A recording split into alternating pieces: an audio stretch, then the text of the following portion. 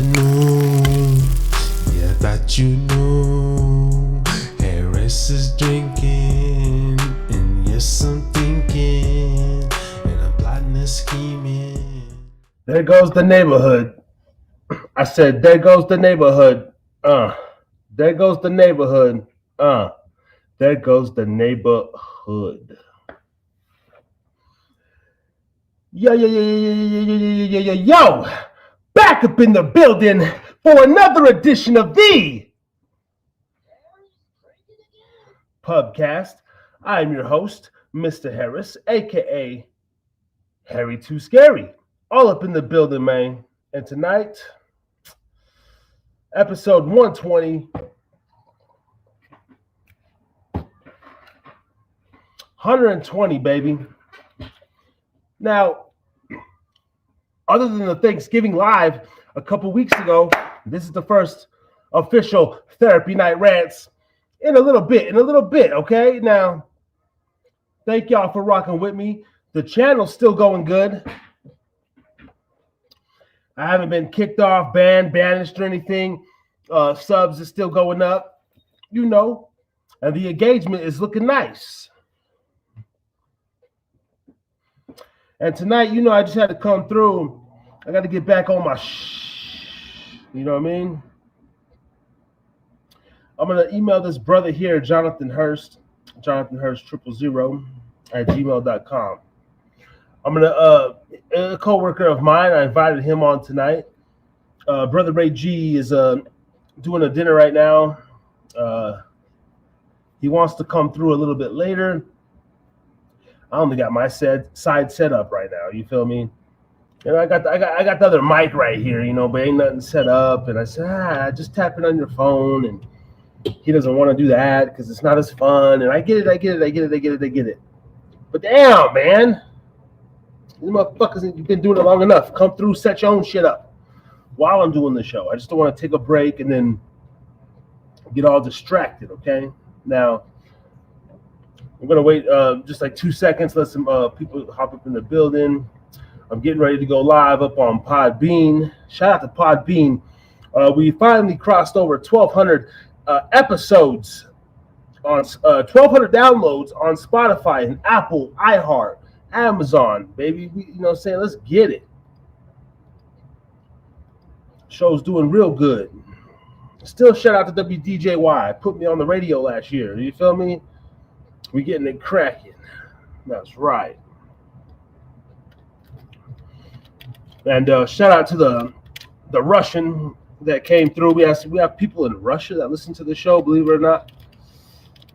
And I've never went nowhere. I'm doing a lot of editing in the background. We got a lot to cover, man. My brother came into town last week. We were gonna go live, didn't get around to it. But we stayed up. Me and Brother Ray did like an 8-hour jam session. Oh, it was beautiful, man. So I'm going to talk a lot about that tonight.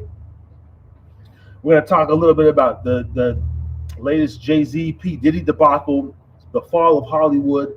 A lot of that stuff's been going on. We're going to cover a little bit of Christmas news. And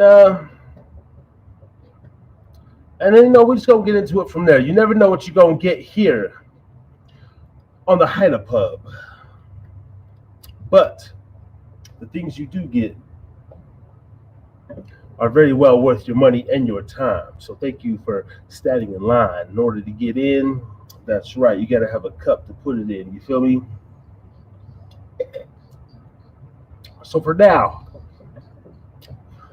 you know, we're sipping on a little bit of Patron Reposado. I am gonna go get my bottle. I don't mess with the Patron, but check it. My girl won. She went to her work Christmas party last week. Okay, let me see. Copy link. I'm gonna go ahead and email this link right here. I gotta put this cat in my email system. Jonathan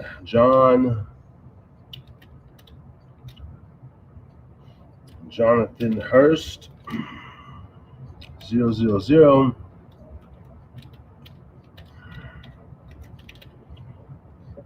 at gmail.com. All right, boom.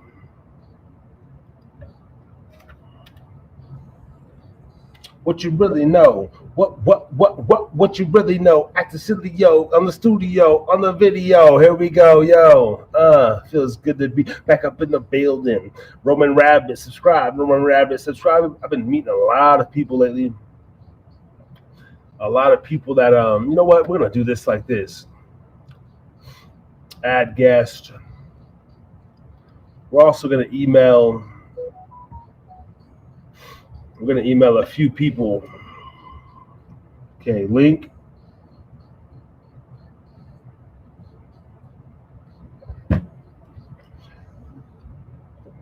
Bear with me 2 seconds here. Check out the beats and the flavor. Check out the beats and the flavor. I'm gonna go get that Patron bottle right there from the top shelf, right there. You see that right there? Boom. We got a whole lot of selections in the Hyder Pub, but we up in the building, y'all. Check.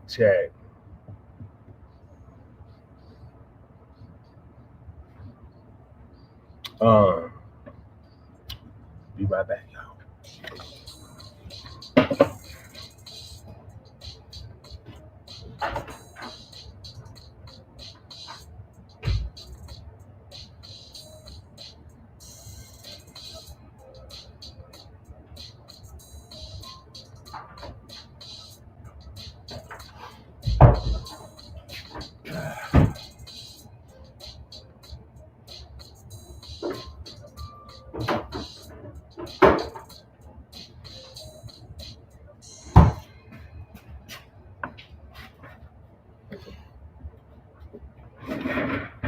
Yes. And the place to be. It's like I was saying, man, my girl had a little Christmas party at work and shit. And she won a bottle of the Patron Silver, the Patron Reposado with the whole margarita bar kit and everything. And I was badgering her, even though I don't like Patron, it's garbage. I'd rather drink some El Jimador, give me some Hornitos. This shit's a little rough. But still, nonetheless, we're doing the Patron Repo with the sugar rim and the orange out of the Christmas glass, huh? Naughty and nice. Up in the building, yes. Sipping on it. And I gotta stay warm out here, man, you know what I mean? Get the ginger ale on deck with the orange slice. You feel?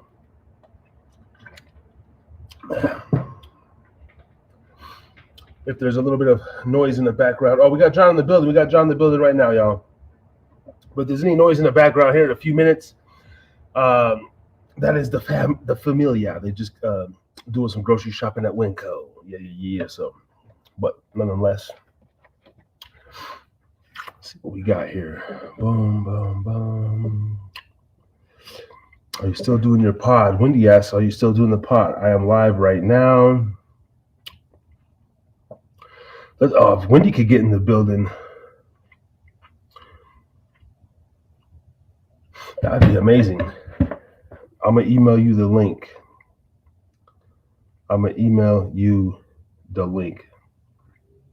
Wendy Lundy, y'all. Wendy Lundy. Jonathan, I see you there. I'm coming to you right there, my man. Right there, my man. Yeah. We're going to have fun. We're going to get into it tonight. Therapy Night Rants number 120. For the new listeners, you know, consistency is my weakness and my downfall. I talk a lot about my flaws here on the show. Drug abuse, substance abuse, fucking sex abuse, whatever the fuck. Wherever we're going to go, we're going to go. At the same time, we try to keep it on the positive note, and we delve into fatherhood, manhood, and everything else in between here on the show, okay? Now, I do not have the one main thing that I need plugged in. Other than that, I believe everything should be a go. I think we're working. My stream deck is not connected because I rushed the show, and that's one thing that I have to get back into is every Thursday night. Let me see. Okay. All right. Audio's good. I'm going to have to pull up some beats here. because we can't go without the beats, man, here in the podcast. But yo, check it out. Without further ado, this man right here, he gonna introduce himself once he gets on the show.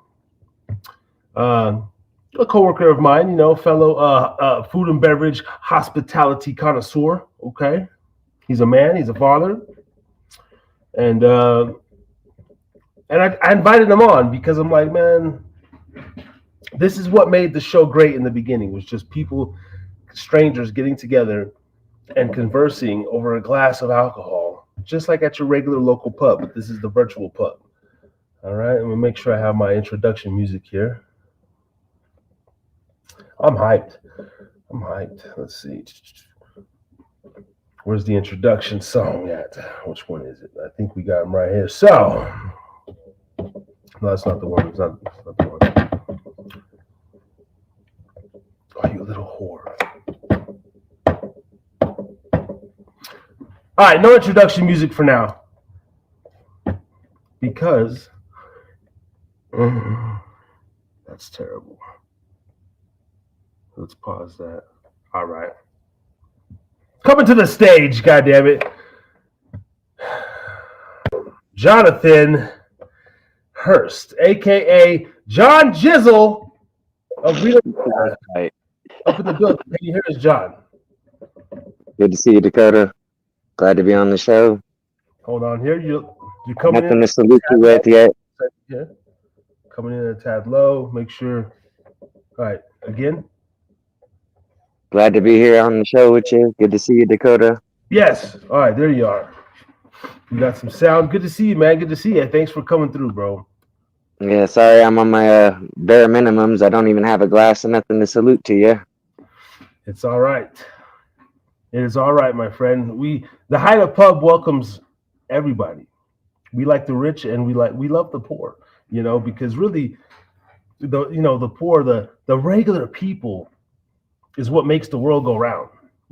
It's like, yeah, we get you're a VIP and a big whale man comes in. But you know what? There's more minnows in the pond than there is big whales. And if all the minnows, like I'm a minnow, if we come together, we're fucking stronger than the goddamn elite.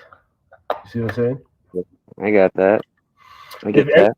If everybody walked out, if we all band together and formed a union at work, like we can make changes overnight. But they keep the small people separated. But here on the Hideout Pub, we try to bring motherfuckers together and just talk shit. So, yeah, man, thanks for coming on. As soon as my sound bank runs out of this tune that it's doing, we'll get some more music up in the building. But anyway, bro, for the people that have no idea who you may be, just give a brief rundown of who you are and where you're from, and just kind of let the people know here on the Hideout Pub about. Right. Well, I come from an area in between Cook County and DuPage County. I was born in Hoffman Estates Memorial Hospital in Chicago, and I lived there for the first 8 years of my life or so. And I've been living out in Reno after I moved out here with family, had more family out this way, and been living here for like 20 plus years. And currently I'm, helping, at Jay's Resort, and I'm a bartend, bartend and cocktail server. I do a little bit of it all for them, like I've been enjoying doing like beverage department related, stuff. Found that the casinos is the most consistent, something I can stand at least for the most part, of, that kind of line of duty, I gotta say it's a hard thing. I was watching that Drink Masters a ways back when it first aired on Netflix, man, and I tell you, like guys like yourself and me and so many others, and gals too, like it's really hard to really consider all that goes into what we do. There's so much about mixing a drink. I realized, I was talking about this the other day, like compared to mixologists and some people that own their own bars and such, it's like there's a lot of love that goes into that craft, of trying to, handle the, current service industry, Yeah. And I'm a bit of a gamer myself. Actually, I was just cruising on old game of mine that I got, digital download. I'm still rocking PS4, so was just not even really thinking about the day and time, and I realized that I was like, oh yeah, he hit me up, and I'm like, it's the show tonight. So I was like, all right, let's see where this goes, and I'm glad you would invite me on to your cast and all, and glad to see how this may play out. Absolutely, man. I'm glad. I'm glad. To be honest, man, I struggle with the consistency, and the first 2 years was completely easy for me to do. I've just misplaced my marijuana, so I'm gonna freak out until I find that. But um, I struggle on the consistency, and I was sitting there. I was like, yeah, I'm gonna go live tonight. I posted like an Instagram story. Oh, I'm gonna go live, and then I'm just like, fuck. I'm sitting there, and I've been partying lately, man. So I've been getting high and shit, man. You know what I'm saying? So like I'm on my cup, like I be tired when I come off the drugs, and I was like, fuck, I just want to like sleep again. And I was like, nah. I started talking shit to myself, like, get your fat ass up, bro, and fucking go do a show, and then go talk about your issues as well. And so I was like, and then Yeah, man, smoke is a tough one for sure, though. Any kind of, it's easy to get in the rut of a negative self-talk, for any of us, but yeah, it's hard to, stick it to it, try to find a way. yeah, and I remember you being interested, and I was like, you know what? No, just go live. If he comes through, he comes through. If not, we'll do like an hour sitting here. I got shit to talk about, Jay-Z, whatever, P. Diddy, all that bullshit. But so yeah, thanks for coming on, bro. That's like a real motherfucker. A lot of people, and even if you wouldn't have, I get it. But I'm in the business of like, even if it's not myself, maybe I have a platform to encourage other people or to shine the light on, you who knows what you were going through tonight or this week, and for me to neglect and to not allow somebody the opportunity or somebody listening to come on, and maybe express that. I felt that was a bit selfish of me.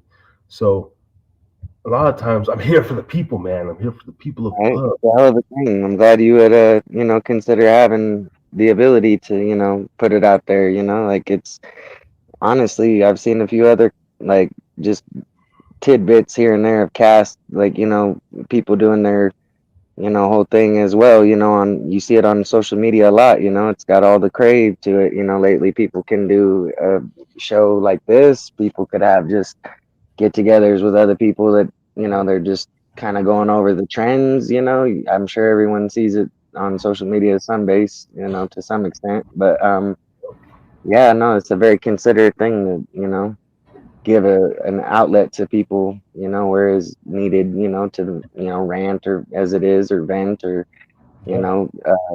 kind of, collaborate, as we're doing, because again, mental health is a big issue, people have far enough to worry about on the day to day, that, it's like genuine outlets are becoming harder to find, so many of us will put ourselves out there before on other things, and then it's easy to feel like, oh man, I don't know about this anymore. It's gone this way, it's gone that way.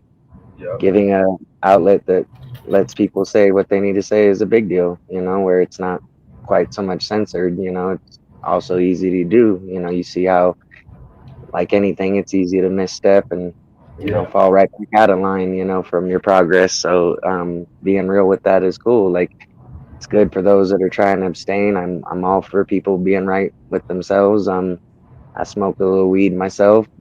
Usually I'd have a beer or something, but like I said, I'm bare minimums right now. I'd put an air cheers up to all the progress up there for everybody on the board. So yeah, it's all right, man. Shit, I wouldn't have this alcohol if my girl didn't win the damn some work party. And the crazy thing is, she won 4 times. Now the employees can only get one. They can only choose one gift. I said, how are you gonna win 4? You win 4 times, but you can only choose one time of one gift that you won. And she had a chance between like a $250 spa package at Peppermill the 2 bottles of alcohol in the bar kit and like some other shit. And I was like, baby, you didn't have to get the alcohol for me. I didn't get it for you. I'm like, because you don't drink. But I'm like, I would have taken that spa package, man. Right. It sounds pretty good right about now. I can't Oh, lie. man. Every time I go to the casino and even gamble like 40 or $50, I'm like, fuck, man. That's like a massage, bro. That's like instead of being in here drinking and gambling and smoking my cigar, I could like take this money and go like heal myself and go like get my feet rubbed and just rejuvenate myself, and I never do. I hear that. Like it's hard. I stay in the rut. It seems, I let myself just get nitty and gritty, and just say fuck it. I'll go with what I got, like it's not the worst of things, but it definitely is challenging because, you're right. We got to show ourselves some love, first, make sure we're on the better regards for knowing we take on all the front line of, every bit of, the in and outs of we come to work, we get it going, it's not easy. A lot of people I had somebody I felt like what was it, a week or two ago, actually asked me, he was like, man, you guys see a lot of dumb crazy shit here, huh? And I'm like, well, it's just, it's people and it's people coming in, and we try to offer them a well enough time for what we can allow, hey, I get you this, I get you that, sure, you're doing your thing, cool, all right, back up, let them do their thing. Some people want to talk. I've learned at the bar. Some people don't. It's like giving them just that fair variable. Hey, I'm, here. You got a question or something, or I see how you and others do. It's a hard thing, like, because yeah, we see Yep. a lot of silly instances sometimes, but I just put it down to it's people being people, man. And it's like everyone just trying to come in and again, some days maybe they don't want to say nothing. I'm just unloading. I just want to see where it goes. It's like, oh, all right, well, here you go. Some days people, I told the guy when he was like, man, you seen all this crazy. I was like, again, people being people, but yeah, I've seen a few people. I've seen those like perfect assholes come to the bar and want to do everything they can think of to maybe get you to flip a switch or something, lose your cool a little bit and break Energy. the composure. Yeah. And it's like, you're like, yeah, I see you too. And, yeah, sure. Okay. Maybe, that has an effect, but, I'm not trying to let it get to being all this and that because you know what? Like you're still a person and you're probably having a shittier day than me. So you know what? That's fact. Let's have it, let's have it and let's get underway. What do you really having? Can I get you the beer? What do you having? The shot? Because you damn sure don't want to look at me and be all, it's probably not in your interest right now. Yes. Yeah. I feel that, man. The ability to that's what helped me with this podcast. I think vice versa. I've been bartending enough to where, and in a year and a half ago in Utah, I was actually the Aggie bartender. Like I didn't like to engage in a lot of conversation, and I got annoyed. Like I was there, and I'm so privileged to have. Fuck, I might go back to that job, but that's nonetheless now. And so, And it can always what be an experience a different way. yes, and what I realize now is usually the ball's in my court. Like it's like you come to me first of all. You're here at this casino, but if I'm not here, it's someone you behind the bar or someone else behind the bar. But like you guys are here in my domain, and I give the same amount of courtesy to everybody. Hey, how you doing? And then I after that I just go off energy, like, and usually it's people that just open up and they want to spill their guts, right? And I always listen. That's why I like this podcast because I'm a great listener, man. I do listen to people. Like I'm still a quiet guy. I'm always quiet first. I like to feel how other people are. I'm not gonna. This show is my chance to fucking dude. I've said every sin I have in my life, bro. Like I really don't have no skeletons in my closet. They've already been said on this fucking YouTube platform bullshit. And and like so that part's nice. And then the guest we have, Wendy Lundy. Wendy Lundy will be coming on. Man, she's cool. She has not been on the Harris is Drinking again in a while, so that would be interesting to have her come to the stage tonight. But it's all about listening to people, man. And I notice I get my best tips when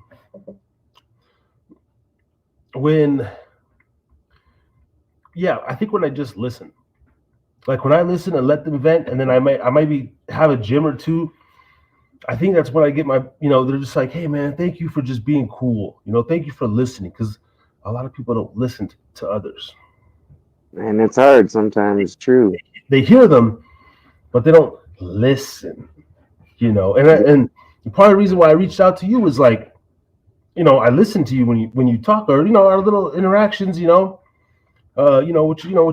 your personal life with your kid and your child's mother. It's like, okay. And so I try not to, even like Maria and stuff, like maybe she has all this bottled up, and I always mess with her. I'm like, Maria, like you need to relax. You need somebody to like take the load off for you. And she give that look like, but Yeah, that's almost like half, aren't you crazy enough to think that, and then half like maybe considering it deep down. But yeah, no, Maria's good poke. yeah, We're all challenged by the same thing though, as we get, like I said, we get so easily stuck in the rut. Sometimes it is very hard to hear something someone else has got that they're saying. Sometimes that, even as inviting as it might be, like it's hard to really like place it in the brain, I guess is what I'm saying. Like we realize where we're at, we get so stuck with what we're dealing with. Sometimes it is a bit of a relief to hear what's going on in someone else's, day-to-day scope. yeah. And just to make sure, you are connected to a Wi-Fi at your crib. Yeah. Okay, that's all right. Yeah, it's a little. We might get some snow out here, and you're a little broken up. I can make clearly of what you're saying, but Yeah, I'm wearing headphones too, so my mic might be all over the place. okay. You have headphones, you said? Yeah, I got just some basic headphones. They got a mic in it. It might just have been a bad spot. That's all right. I can actually hear the audio. The video is a little staticky, but the main part Oh, is the audio. You know, um, but that's what's up, man. So like I guess like would you say my rapport at work would just be like, just I'm just chill. Like I don't know, even no matter what is brought to me. Um, well, I used to have mad anger issues when I was a kid, bro, and I used to go through depression when I was a kid. I was like, everything really happened bad when I was a kid, and if I was going to commit suicide, it would have been between 14 and 17 because I didn't understand life at all. Like I barely understand life now, but like I didn't have no hope. Like everything seemed bleak. You just wake up and you see, bro, life is just bleak. Like, and I have bits of that today, but not. I don't do no prescription drugs. I do street drugs and stuff, which I'm trying to get over that once in a while. But that's the equivalent of me. I was a pharmaceutical baby. 6 years old. and They had me on schizophrenic medication and fucking all this shit, Haldol and I do understand. I had a pretty rough going at it in my teens and stuff and all, and since I was a kid, really, and so I actually have been on the whole tree of mood stabilizers and shit when I was younger. They done put me on everything. To this day, there's not much that I can't be like, oh no, they didn't put me on that. I've been on it, like you was they on the. tried everything. I bet you was on They the tried, on the Depakote and the lithium, maybe some yep. Prozac. Oh, Uh, they threw me on. I'm literally saying everything except for the fact that there are a few things I found out I was allergic to. So early on, I found out so early on that I was allergic to actually penicillin, sulfa related medications. So traditionally, when I go to the doctors and stuff, they can't give me, regular antibacterial, just as it is. I should have put me right to anaphylaxis and I'd be in deeper shit than not. So, wow. and that's funny because, I mean, I've never been allergic to foods. I really, my heart goes out to people that have many different, allergies, because really it is the hardest thing. Like you wouldn't believe, like when there's just this one little thing, and if it's a food, like yeah, it's harder for those out there that have food allergies or other, related, symptoms of, people can break out even just being near something. It's like, whoa, like that shit carries.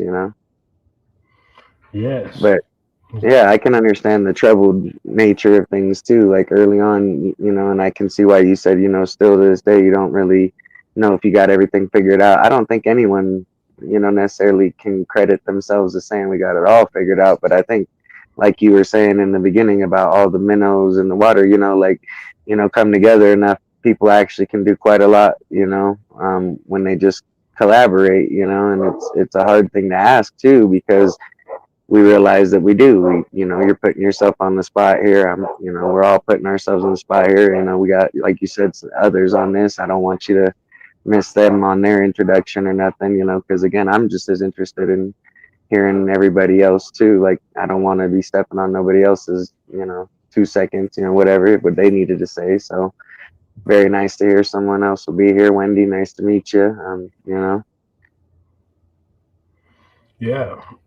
No, absolutely. That's what this. That's why I like doing these shows. That's why I really created this platform, man. In the beginning it was me. I've always been musical. I have musical up there. I used to be a rapper and this and that, and I still rap. I might bust some freestyles later tonight, But my yearning is for, I guess, even though I've made my family, like I was adopted, so I don't have like a lot of adopted family per se. I have great male friends that I've known since 10, 12 years old that I call my brothers.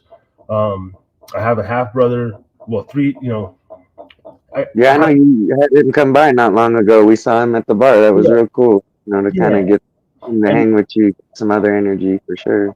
his first time ever coming to see me, and but my whole life I want to build camaraderie. Like in sports, that's what I love the most.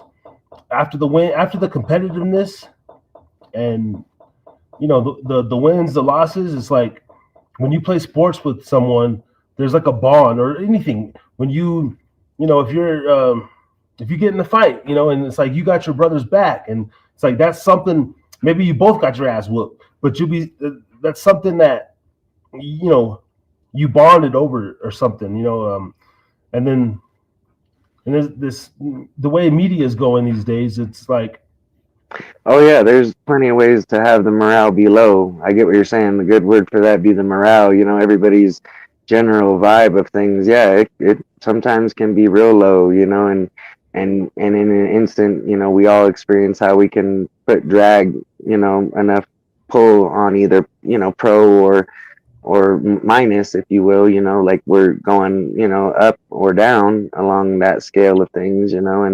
And truly, I'm kind of that guy too. Like I played a lot of sports. Overall, you feel like you want to keep everyone's morale up. That camaraderie does play a big part in a lot of things. Though, again, some people you can't feel it. You can't, say it enough. You can't hear it a different way. It's just how it connects. And so knowing that we do what we can to keep general morale up, it's a hard task, because then by doing so, you're making that choice to say, look, like you said earlier, I'd rather have that spa treatment right about now, bro, for real. Like, let me get my spirits back on the up. Let me get my feeling of confidence back up. It's I think the hardest part is we're taught by society in so many ways, by the therapy, by all these things that is just as much good for us, that it's almost like we have to question ourselves to death, and that's easy to put us and anyone else that we know in a low kind of vibration,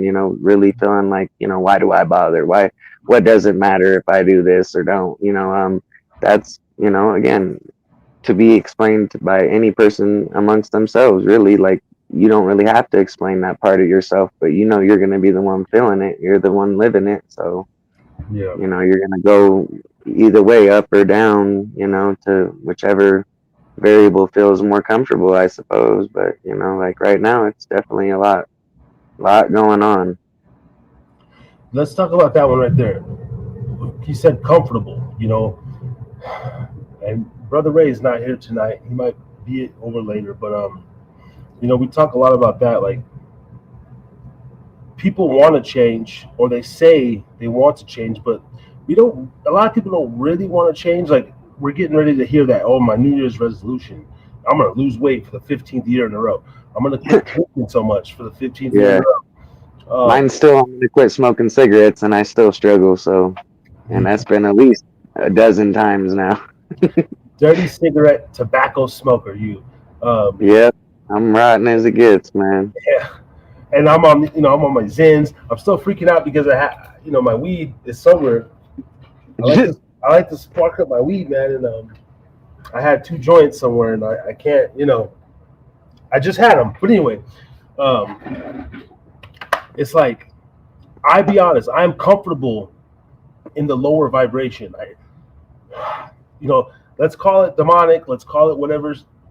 There's that God level within us that we can truly tap into. I've tapped into that through sports, through health, and through nutrition in my life before, and it was a great feeling. It was a great feeling. I haven't, addiction is something I've battled most of my life, but I've had those moments where it's like, oh, this is what it's like to be in the Zen mode, though. Alcohol free, drug free, like working on my fitness, juicing my greens. And then it only lasts for so long. And it's so easy to just get into this Western happy hour, fast food, mundane TV show, lifestyle. I'm just gonna sit here and jerk off and play PlayStation. It's fucking fun, man. And it's like I don't have to worry about having sex. I want to have sex, but I don't want to. It's like I haven't washed my balls today, so I could just lay here and just jerk off to any fantasy that I want on Pornhub or this and that. And I find a solace in that. And I hope that a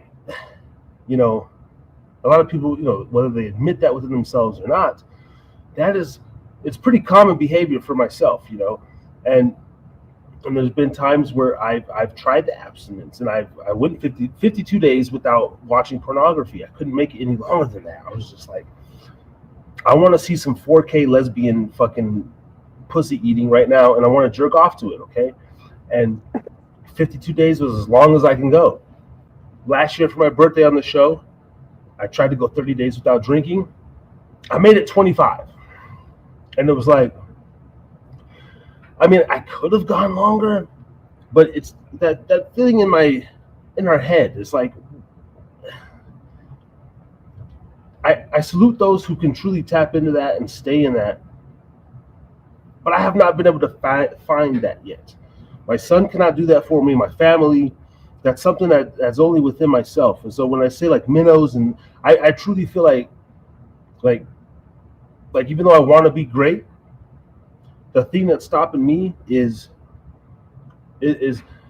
I'm so used to being just a regular folk. I don't know how the fuck I would act if I actually had money, or if I found some sort of success with this podcast, and I had to do more. That fear of success is real within me.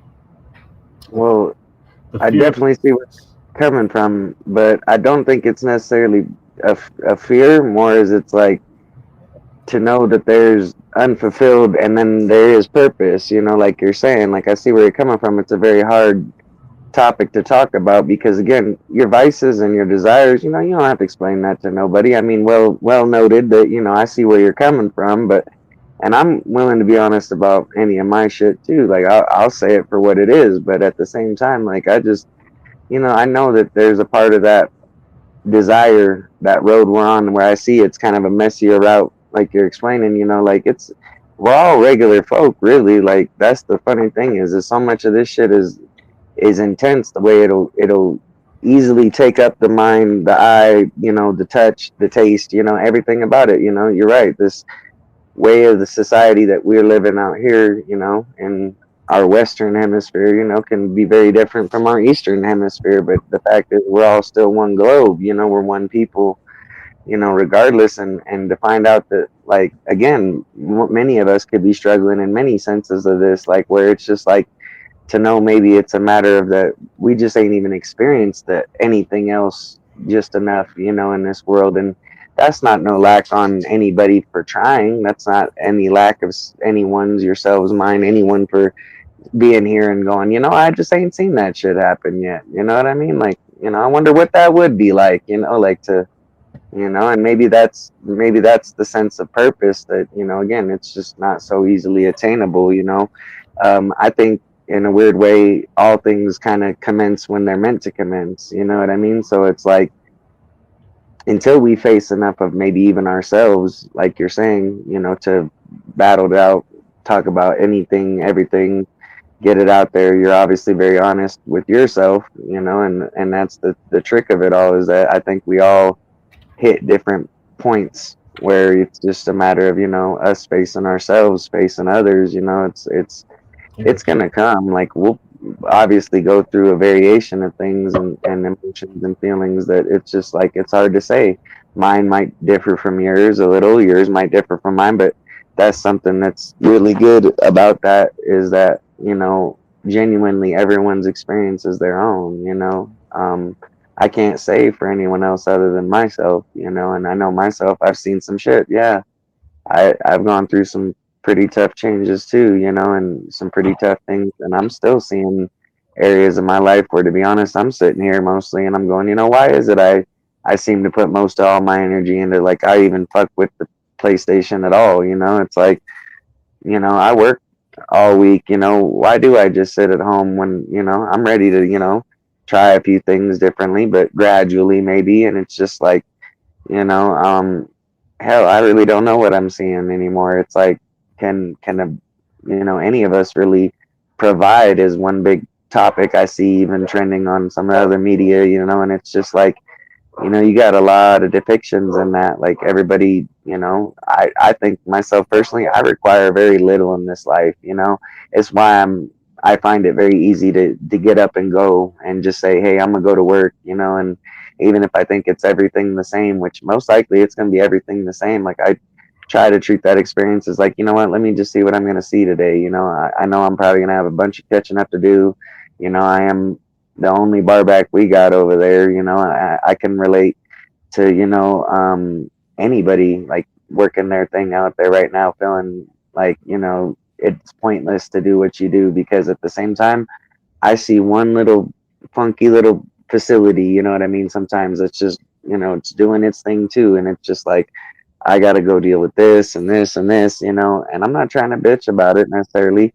I just see it as, you know, like, sometimes I get caught up in that shit too, where I'm like, you know what does it matter if I don't do this one right here, or if I do this thing over there a little bit? And it's like, you got everybody, you know, trying to depict something here, and it's just kind of like, you know, we take it for what it is and we roll with it. You know, it's just, we're trying to make sure the person gets cared for right. You know, hey, they got what they need, you know, from these different variables, and it can be easy to fall short. Even I've realized myself where I'm like, damn, oh, I left so and so hanging over there, I forgot, like, you know, while I was catching up all this shit, I got to go do this over there real quick, and damn, let me go real quick before I, you know, keep them hanging any longer, you know. And it's just, sometimes it feels like an endless battle, you know. And so yeah, but you maintain a good handle on that, man. At least you're aware. You stay in the moment of all that, and that's just very important for people to do. We do have Wendy Lundy, on the show here. She's in the green screen. Wendy, your screen just went black. There we go. I'm gonna get Wendy on here. This is gonna be a very great conversation here on the Hide the Pub. You never know what you're gonna get, right? And this gal that's gonna come on here, old longtime friend of mine, and we haven't seen each other in fucking 10 years or so, probably more than that. But she made a few appearances during the show's inception, and she is back on the show with us tonight. Reached out to me about a week ago, and glad to have her on. So looky here. Without further ado, we got Jonathan Hurst up in the building, and we have coming to the stage the princess of the North Nevada area in Wales, Wendy Lundy, in the building. Hello. Hi. Wow, that was quite an entrance. I tried to give you a little better one, but I'm rusty over here. You know what I'm saying? I'm rusty and shit. No, I thought it was great. Let me turn some more Thank lights you. on Thank you. All right. Yo, Wendy, how are you doing? First of all, this is Jonathan here. We're going to put I like sandwiches and shit, so we gotta throw you in the middle. I'm good with it. I like me some sandwiches and shit, so no, we're gonna throw you in the middle. And this is Jonathan here. Jonathan, one of my coworkers from one of my favorite place to work in Reno. I have a lot of gigs, but one of my coworkers, and I said, man, will you come on my show? Just come on, help me out. And so he's here tonight. He's a local Reno. Wendy has lived in Reno. She loves Reno. I've never lived there. You never lived here? Mm-mm. No, I just visit. Okay, I thought you. But lived here early on. I'm just no. Okay. I mean, okay. I guess I lived in Fernley for maybe a month, but I don't think that counts. All right. Well, from Wells, Nevada. Now, hold on. Last time we even talked, you were like in California, thinking about moving to Texas, or in Texas, thinking about moving to Cali. What is going on in your life, girl? What?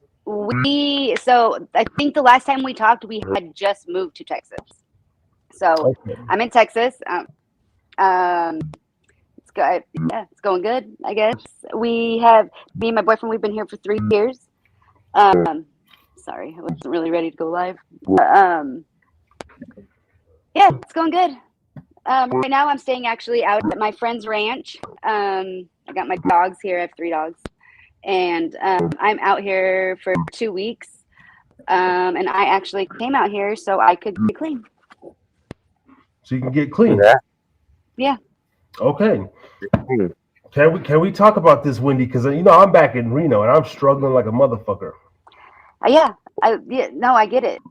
I get it. I was going strong for 15 years, so I get it. Okay. Now, thank you for your honesty. For those people who may not, to get clean, we some motherfucking drug addicts out here in Nevada, yo. Like we grew up smoking shit since we was goddamn teenagers, okay? Yeah, literally teenagers. Literally snorting shit, smoking shit. I went 4 years. We got I'm like, yo, hi to. We got I don't know what that is. On Twitch. Thank you for watching on Twitch. Yes. So you were 15 years clean. I was I went 4 years. No. 15 years doing it. Okay. I'm only 10 days clean. Okay, 10 days clean. Okay. Well, but you've had what's the longest you say you've been clean? And I'm like for me, being sober is only smoking weed and drinking alcohol. Like that's that's being sober to me. So I can't even answer. I don't even think I've ever been. Well, no, I'm not clean. Right. Like, I'm still smoking weed like every day. Yeah. Okay. I wouldn't be able to be doing this if I wasn't smoking weed. But I gotta say, this is the hard topic of this conversation, is the definition to some extent, because that is a growing, ever-changing thing, it seems, and I can understand where there are those.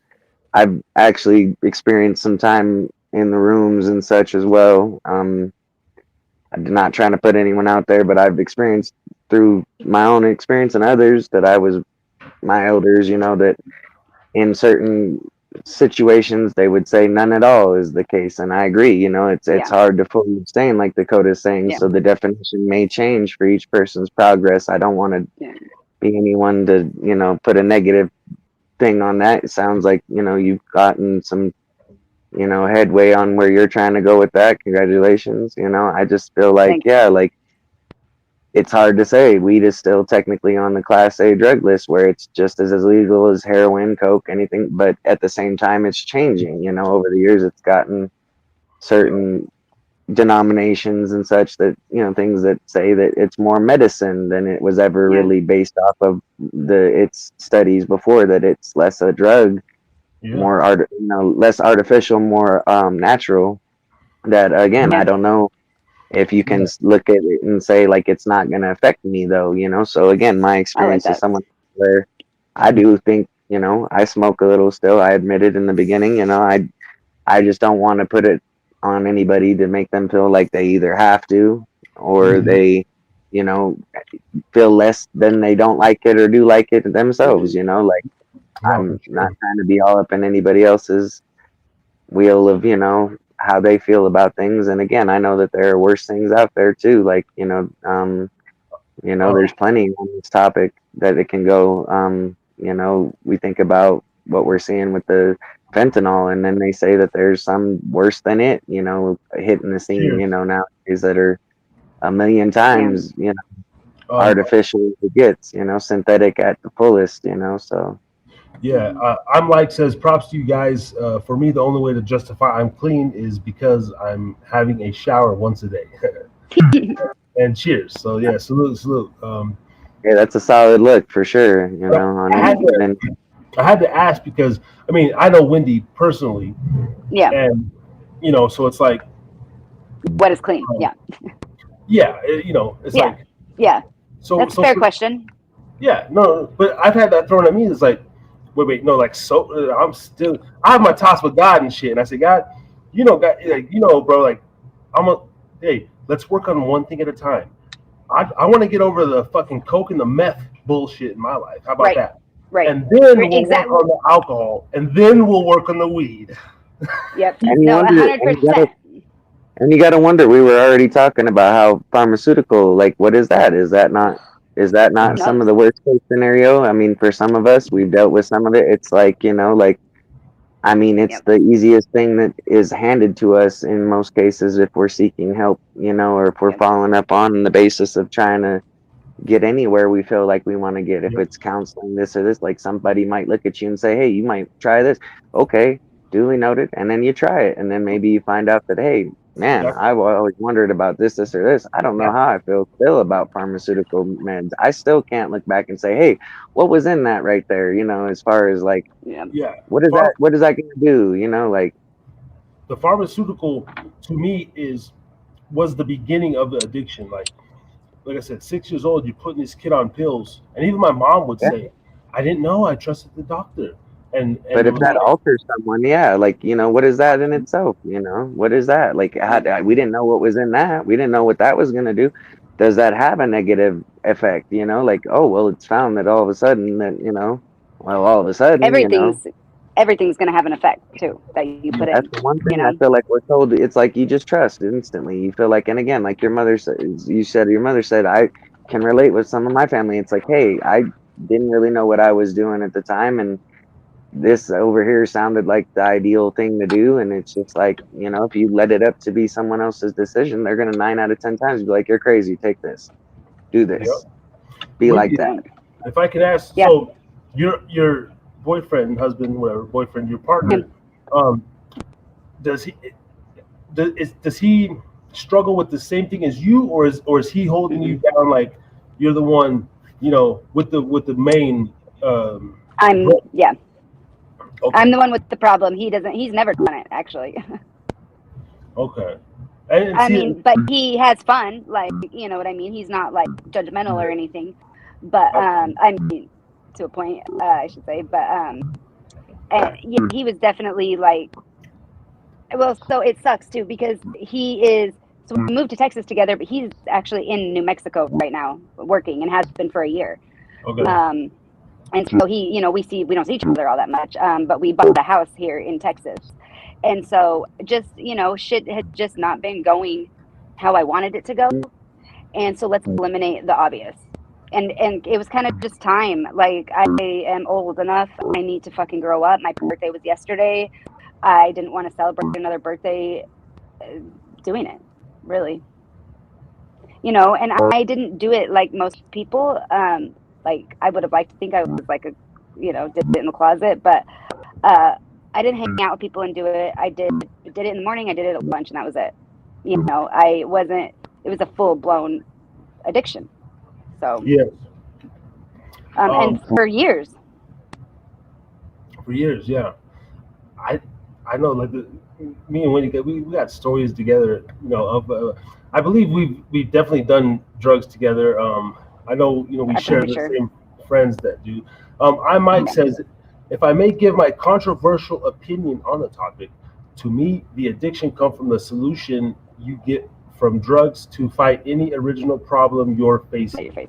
When I struggled finding a job, when I got when I got it, my alcohol intake reduced drastically, not because I wanted to, just I didn't feel wanting it as much before, if that makes sense. And that's kind of exactly, actually, that makes complete sense. And that's almost exactly where I'm coming from. Like it wasn't doing the thing that I originally, I guess, wanted it to do. But when you're 15 years old, well, I guess it's probably been longer than 15 years because I just turned 39 and I did it for the first time at 15. Obviously not every day, but like it became every day for at least the last 10, 15. So, as soon as I got out of Wells and had easier access, I always worked and everything, but I'm to a point in my life where I feel like I could do more than I am doing, and I'm sure it's not helping matters, let alone the personal guilt that comes along with it, because you're hiding this fucking addiction. You can't go anywhere, like I couldn't go anywhere without making sure I had a sufficient amount. And I like to travel, you know what I mean? I like to do fun shit. Come on. Yeah. Sorry, my dogs might be annoying in the background, but it got to a point where it was just not worth it anymore. And so then I met my friends here in Texas who were letting me stay out here, and they're like the coolest fucking people ever. And they were like, and I also don't tell people that I meet, like, oh, by the way, I'm an addict currently. You're not going to meet good people like that. And so, like, these guys, I've known them for a year, and I finally just told them, that I was doing it and that I also wanted to get clean. I don't know, 3 weeks ago. And they were like, let me help, let us help you. Like, they're also like cool as fuck. Like we get down on some Molly, like, you know what I mean? And we have fun still. But they've also like been a tremendous help in the last 10 days. They have a guest house. So I've just been staying out here with my dogs, which is huge, yeah. And I know I wouldn't have been able to do it without them because I would have been home alone. And being alone is very difficult when you're trying to quit something, And you had asked earlier, how long did I go prior, not doing it? So in 2014, I moved to California, and I maybe went 4 or 5 months not doing it. And that's it. Okay. Now, and that's interesting because even with alcohol stuff, there's different levels of it. Like my brother was just here, my brother Chase, and put him on blast. But like this dude, he's about a fifth a day drinker. Okay, he drank all night. I picked him up at the airport. He went and got a pint of Don Julio. He had that smashed by 3 o'clock. I bought him a fucking handle of Casadoras at the grocery store. He had that polished off by Saturday, and we're still he's still at my bar drinking tequila, every night. Yeah. And so he's an alcoholic, right? Now, I believe I'm an alcoholic as well, but I go to the bar. I still only have 3 to 4. Like 4 is my maximum. I can't drink liquor like that I can't get the shakes. It's just, I throw up before that, but I enjoy the alcoholic beverage every fucking day. I gotta have at least a sip, or I buy a shooter, or I have a beer when I go to eat, Mm-hmm. And so I believe that's still alcoholic, Mm-hmm. If we're going to a baseball game, I'm getting a beer. Like anywhere I fucking go, I want to ask, do they serve liquor? Do they? Yeah. I want to know. If not, I'm gonna stop and get some shooters, and I'm gonna drink before I go in. I feel like that's more today's just like wine era kind of thing. Casual. Like back was like kind of the drink and I mean it still has that consistency. It's just it's this generation's version and response, if you will, to saying like, hey, look, like, where's that adult thing that I can do? You know what I mean? Like now that we've hit that threshold where, and then again, once you start on something, obviously people had their whole experience in some other delve. Like I can't lie, I had most of my experiences before I hit a certain point. Like when I was like 8 to 12, I would say like I was already experiencing like my first weed high, drinking a beer, partying, with people that were like double my age, you know what I mean? And sure, like, I could name a million situations for somebody, but it's like, man, like we're just trying to find a thing where it's like, where's that acceptable thing where it's okay for me and my group? But we all know how that goes too far too, especially, you know, I mean, yourself being the, you know, we and myself, you know, others like ourselves that, you know, have some kind of handle on that. And it's not surprising that, you know, in a weird way, I feel like that is why we are attracted to like the placement we're at for work. You know what I mean? For like, I like being around the bar kind of thing. Like most people look at this shit and kind of go, isn't that a negative thing though? Like you don't you get like, you know, I mean, sure you can, some shit gets old, but it's like when you dial it in, like, Mhm. you know, I just feel like there's a reason why I'm comfortable at working around the bar. I know what I need to strengthen at the bar. You know, I know when I need to go stock those damn coolers, not wait to be told when I need to go make sure the stock is good in the back of the house, you know, and Yep. you know, I'm switching over the, you know, necessary, you know, this and that's to, you know, make sure it's still getting what it needs, you know, and it's all in the, you know, attempt to give this place, you know, the good credit it's due, where it's like, hey, yeah, I went to the bar and, you know, there was these cool guys, you know, and this one, he was, you know, telling us everything, you know, that was really cool. We needed to hear, you know, and that was a cool experience. And when, wow, that one guy, he never stops working is what I usually hear the most. Like you can even ask Dakota, they're like, he just stays on go, huh? I'm like, yep, I sure do. Like, I had to get my medicine. Oh, shit. Oh, you're good. hey, Yeah. we found this thing. I was I know, freaking that's out, what I man. gotta go get. I was freaking out, man. Fuck, man. Shit.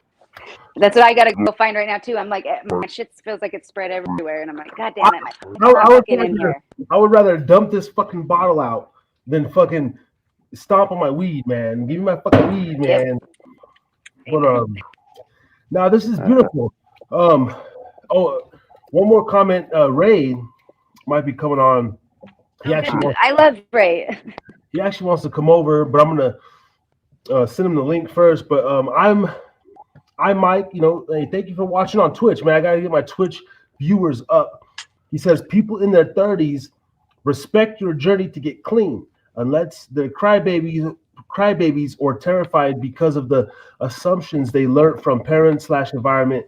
They'll be fine hearing it. You need to share your boundaries to people around you, especially in party places. Ooh, okay. Yeah. And facts. Um, I often Facts. Yeah. I often share my boundaries, like they know. But let's say if you know what fucked me up in Utah, Wendy? Now in Utah, I was more like way more sober. Like I pretty much lived like a sober lifestyle, right? Right. But I'm going to my weed man, and I'm going to him for the longest. But I never knew that he sold other shit, and I didn't want. Right. I If you weren't interested. I Yeah. wasn't interested. I assumed. But one day I go over there, and him and his buddy are just, and I was like, and they were acting weird. And I said, yo, no, like, what? I said, like, why y'all so jittery shit? But he was trying to hide the fact from me that he had a Monopoly board with the razor blade under the bed. And I was like, bro, bust that shit out, dog. I said, Yeah. I'm like, I said, yo, and I started telling him, I said, bro, I be twisting the pipe, homie. Like, fuck that little chalk shit you got. Like, oh, what? You do? I said, well, I'm not trying to stay away from it and shit. Come to find out, his girls sell the Addies. I'm getting Adderalls, 20 milligrams for $5 Oh, no. pill. Yeah, I have never done Adderall. How crazy is that? So look at this. I wish, and I went to a doctor one time, and I would see him probably. Yeah, you can get prescribed it. It's insane. But look, the Adderalls it's literally, it's just meth in a pill, and it's cleaner. It's so much cleaner, right? But I was taking them like I'm taking 100 milligrams. Like I'm getting 12 pills. That's a lot. Oh yeah. Well, I took up to 300. I'll never do that again. But like I'm taking like 240 milligrams, 200 milligrams. So I'm glossy. I'm tweaked out. It's the same shit. Yeah. Does it make you feel the same, or is it like? It makes you feel the same, but better, way cleaner, like way cleaner. It's just weird. cleaner. Okay. And so I'm advocating for, how they give Suboxone to heroin users. Mm-hmm. You and I went to a doctor and I told him this, and he said because I was so honest, he's like, I don't. He's like, narcotics is the last thing I will prescribe a patient. I was like, Mm-hmm. I'm trying to find one of those doctors that's like, yo, doc, like, I said, I have a history of meth use, coke, all that stuff. I said I was on Ritalin when I was a kid. I was on Adderall when I was a Mm-hmm. teenager. I said I would like to be on Adderall because it helps me not to do meth. Every time I get a Yeah. little craving, I take a pill, and the Adderall does the same shit as Suboxone does for heroin users. It's like Well, that's interesting. Yeah. I like it, and it's like Yeah. No, I have not really been looking into it, but just because like I don't know what my problem is. I've been doing drugs for so long that I don't know. Maybe I don't have a problem with anything, But the way I used, like people I have told they're, everyone's like, you had a head injury, do you have ADHD? And I'm like, I don't know, not that I know of. I think I'm just addicted.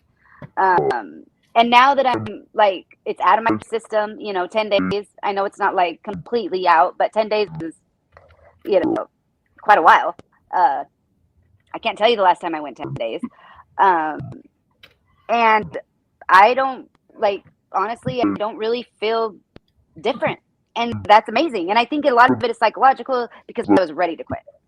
But, yeah, and with like my boyfriend not being here, it's not constant pressure by any means, but like, I mean, it's never like a fun topic, I guess, if it gets brought up, I've been struggling with cigarettes for a minute, and I just got this like pure diffuser today. One of those yeah. I've been seeing on social media a lot too. This one's supposed to help with like gameplay and keep you more focused and less fatigued. And I figured it'll help me with work a ton. Hopefully, if not when I'm just sitting here bullshitting on the game. That's But that's my I've been next goal. struggling with cigarettes for the longest time. I'm still I sitting on know. another nicotine vape while I'm doing the zero nicotine vape, but I keep feeling like the zero nic one makes sense. Like I'm trying to Yeah. work with this thing because at least I need to, again, I Yeah. went a little bit of time, about 5.5 months up until about a little over a year ago now when I just started smoking again, and I just said, Fuck. the same old shit. And I'm like, here Yeah. I am again going, I'm always saying the same old shit. And it's like, and I don't disagree with where you guys are coming from. And believe me, I've struggled with ups and downs with certain medications where the majority of the time I've told these people what I can't stand more out of medicines, than probably what's ever really benefited me. So, I mean, I'm not trying to criticize no one else's, but like honestly, my thing is I want away from so much of the shit too. Like that is the ideal, and yeah, I just find myself struggling where I'm like, here I go, I take like this or I do that, yeah, but the serious harder thing about it is like I realize like, I'm not helping my own case. That's the one thing I won't kid myself on is I realize no matter what, like, okay, I'm either helping my own case or hurting my own case, and yeah. honestly, I'm definitely tired of feeling the parts where I've been felt, going the places I've been going about it. I tell you the scariest thing was for me was a ways back before I really knew what it was, before it really hit the scene as well, was I did bath salts, I guess, as inevitably is what it ended up being. Oh no shit. And Mm-hmm. The yeah, and Florida, the I Florida actually base ended up, zombie shit. Huh? How was yeah, that? I What ended up, about that? I don't know. And I was smoking weed. And I tell you the truth, like I didn't really fuck with a lot of other shit. I had maybe experienced some ecstasy since it was brought up at one point, but at the same time, like I remember these dudes that were getting some stuff. And I tried it with them because I was actually Cheers, in a Wendy. place time, and these guys got me on something I'd never tried before. And the only other time I've been on something like this, I also ended up in the hospital 2 different times, Crank and it they up. told me they didn't even know what the hell was in my system, basically. So I look back on some of those ones and say, you know what?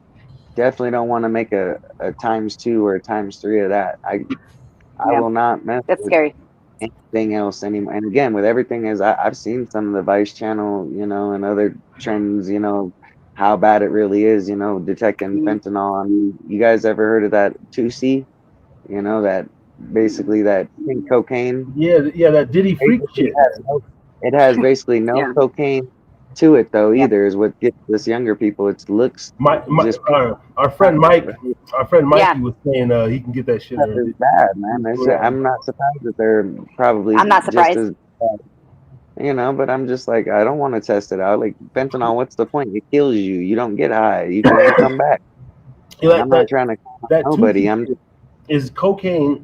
That's all synthetic. It has no cocaine. And it's all broke down. Yeah, it has everything broke down synthetic about it. It's like take another pharmaceutical, but it keeps your cocktail. dick hard. That's the only thing. See, on the other shit, I ain't got nothing with that. Really, man, you be sitting there and shit, and see, you gotta be doing it with a girl who understands. You trying to go to fuck one of these regular girls, and she pulls down your pants, and you got this little shit fucking sucked in your. It's like, yeah, I'm on the shit. So it takes some time for that thing to grow, man. Yeah. And it's embarrassing. It's fucking. That's what I'm trying to tell you. Is it's bad. What's bad is it's synthetic hell. When we're putting our bodies through, whether you're talking about just caffeine, nicotine. I mean, again, like it's like we're 90% water based. We're like a walking cocktail with everything else in it already. Like, what the fuck is that supposed to appeal to? Dracula of the fucking New World? Like, what are we scared of? Like, that bad, like it's sometimes that's what I'm saying. The battle is really inward, I think, for sure. No. That's my battle. Else what I was saying to clarify his question, I guess. No, I full blown have an addiction issue, but I guess other people are speculating that, like my friends are speculating whether or not it is more than an addiction issue. But I mean, no, we're not doctors, but that's what I was meaning. But no, I definitely have an addiction issue. Right. No, I get you. And it's like what is the root? Okay, like for me, let's go into this. Like, and I've said this before. I'm not gonna fucking go into it.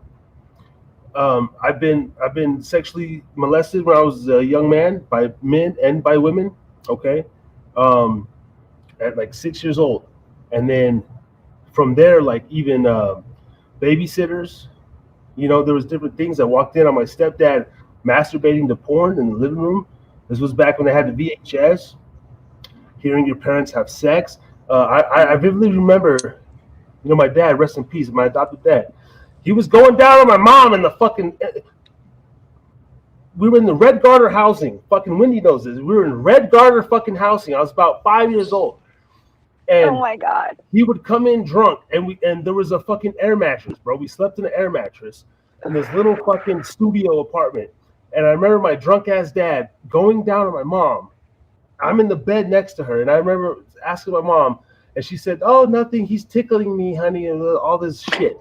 And I felt that little thing in my chest, and like this little like feeling anxiety in my balls. I always get it.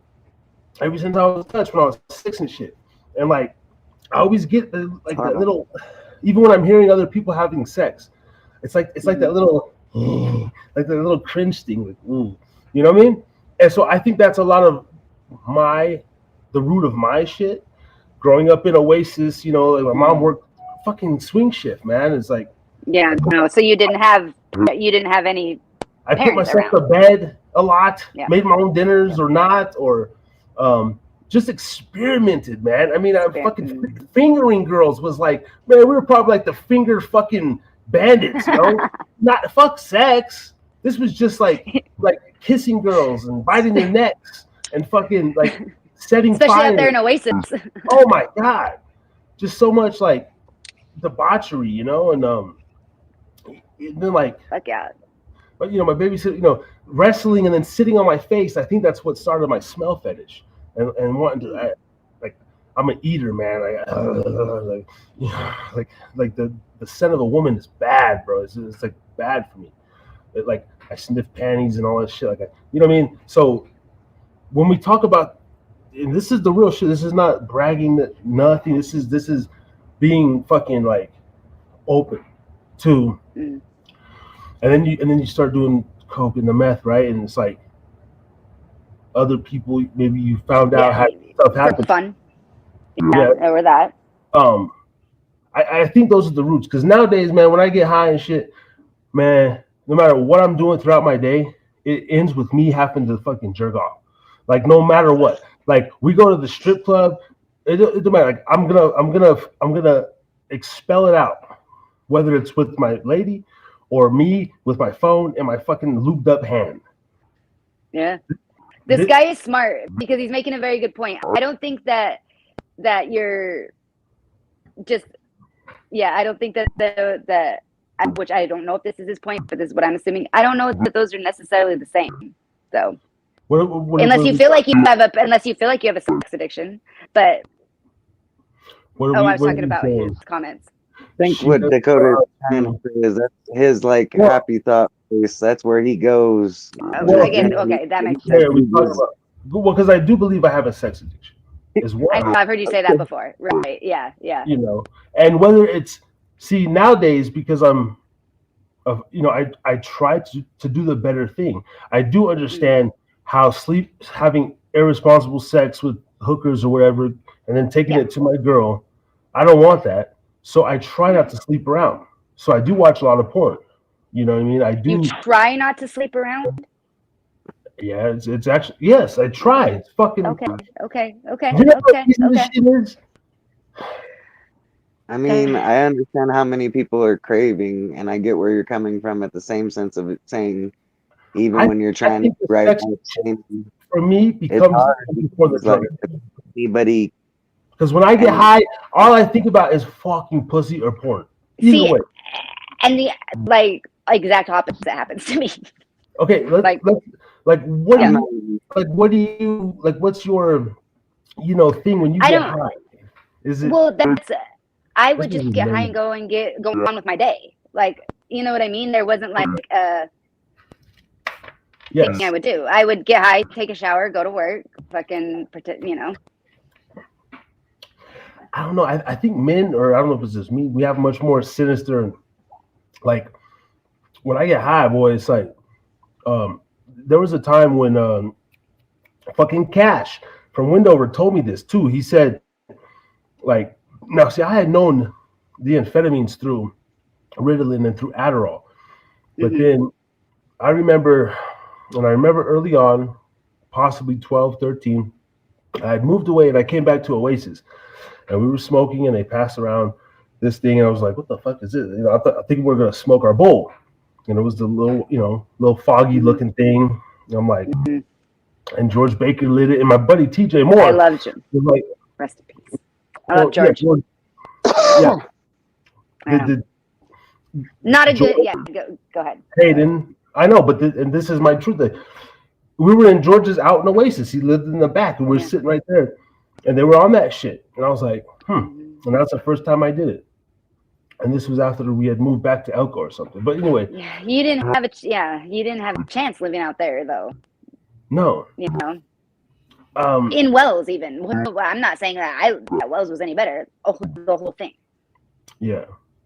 I think from what I'm hearing from you both is what I would say is like, again, it's the shitty stance of being in these situations from early on, like again, some of the best anyone could do, and look where we're at is one thing, but realizing like again that I think, to be honest, what Dakota's saying also is that the way he prefers to attribute certain things, so obviously it's like the chase and the high to him, you know what I mean? Now it's like I want to make sure for he's like, I like to reach this point here, this is more the ecstasy point now. This is something to strive for. This nirvana everyone's trying to find, the genuine, peace along the way. I mean, no one can knock his variable. Again, I can't tell anyone how they're gonna interpret, And I think the thing is he's saying for himself, that part is still necessary. It's right. Even if I'm away from everything else, that's, the hindrance, how do I avoid something so much as this as well? And like you said, I can understand how in any other situation. It's the like thoughts. You are always very hard on yourself though. Like you are. I know. Yeah. I don't know why. Like I was even listening back and I'm like, you just need to relax on yourself. Like you were very, very hard on yourself. and you kind of you need to not be like you're doing good. Not be, yeah. I mean, Yeah, I don't like don't be so feel hard on yourself. Like just because you like sex doesn't mean you have a sex fetish. You know what I mean? There's a lot of very sexual people. Now, there are sex fetishes, so I'm not saying that doesn't exist. And maybe you do have one, I don't know. But like I'm just using that as an example, you know. But honestly, the whole time I've ever known you, you've always just like you didn't seem as a person who couldn't go on with their day if they didn't do drugs. We, of course, like for the most part, when I have been with you, we've been having fun, so we are either doing them or looking for them. But I mean, I just think you were so hard on yourself, and you just need to give yourself a break. interesting. It sounds like Yeah. a lot of us probably in the same boat in some way or form. I think because the way the way of the world, Hold on. I feel like if I'm not, down and if I'm even less hard on myself, I feel like I'll even go more off the fucking deep end. Like I'm very. Sounds What like makes you think you're going off the deep end at all? You like, yeah. It's like it's. I would say it sounds like this whole channel is to you. It's important to get yourself out there and do what you can. I think that's the thing is like, it's easy to see why anyone can fit a certain level of like socially awkward. You know what I mean? Because it's like he's been and socially understanding awkward, about but we all yeah, are. a lot of like what some of his story you just shared with us, was really deep Yeah, like- because a lot of people can say like the same. It's like, look, it's somebody that's like, okay, I'm trying to find the way, but also remember the way I see it is I'm clouded, because I have experienced a little bit of difference here, so it's almost like I think all it is really, in my opinion, is Dakota, is that you kind of just you're craving a sense of direction. You're like, And that's you're trying to break a cycle also. you're lending an outlet, by having this channel, you're putting yourself out there, right? It's Yeah. like you're going kind of collaborate with, and that's an interesting factor because that's what we're doing.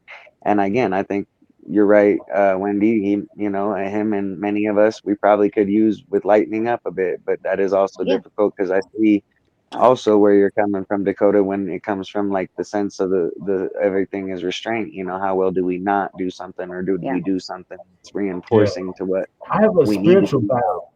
Not doing Mine, not to cut you off. Mine is a true spiritual. I like Ray. It's a goddamn most devout I like Ray. dude. I wish that he was there already because he has very good points. I know he has the link, and I told him to come through. And I hope he said he's on his way. He's on his way. He will be here in a matter of minutes. But I don't have the other mic set up and shit, and so we're gonna have to deal with that. Have to tag team. But like, I'm recently, like, I've never been. I went down the satanic realm and all that evil shit, right? And I kind of like cling to that more.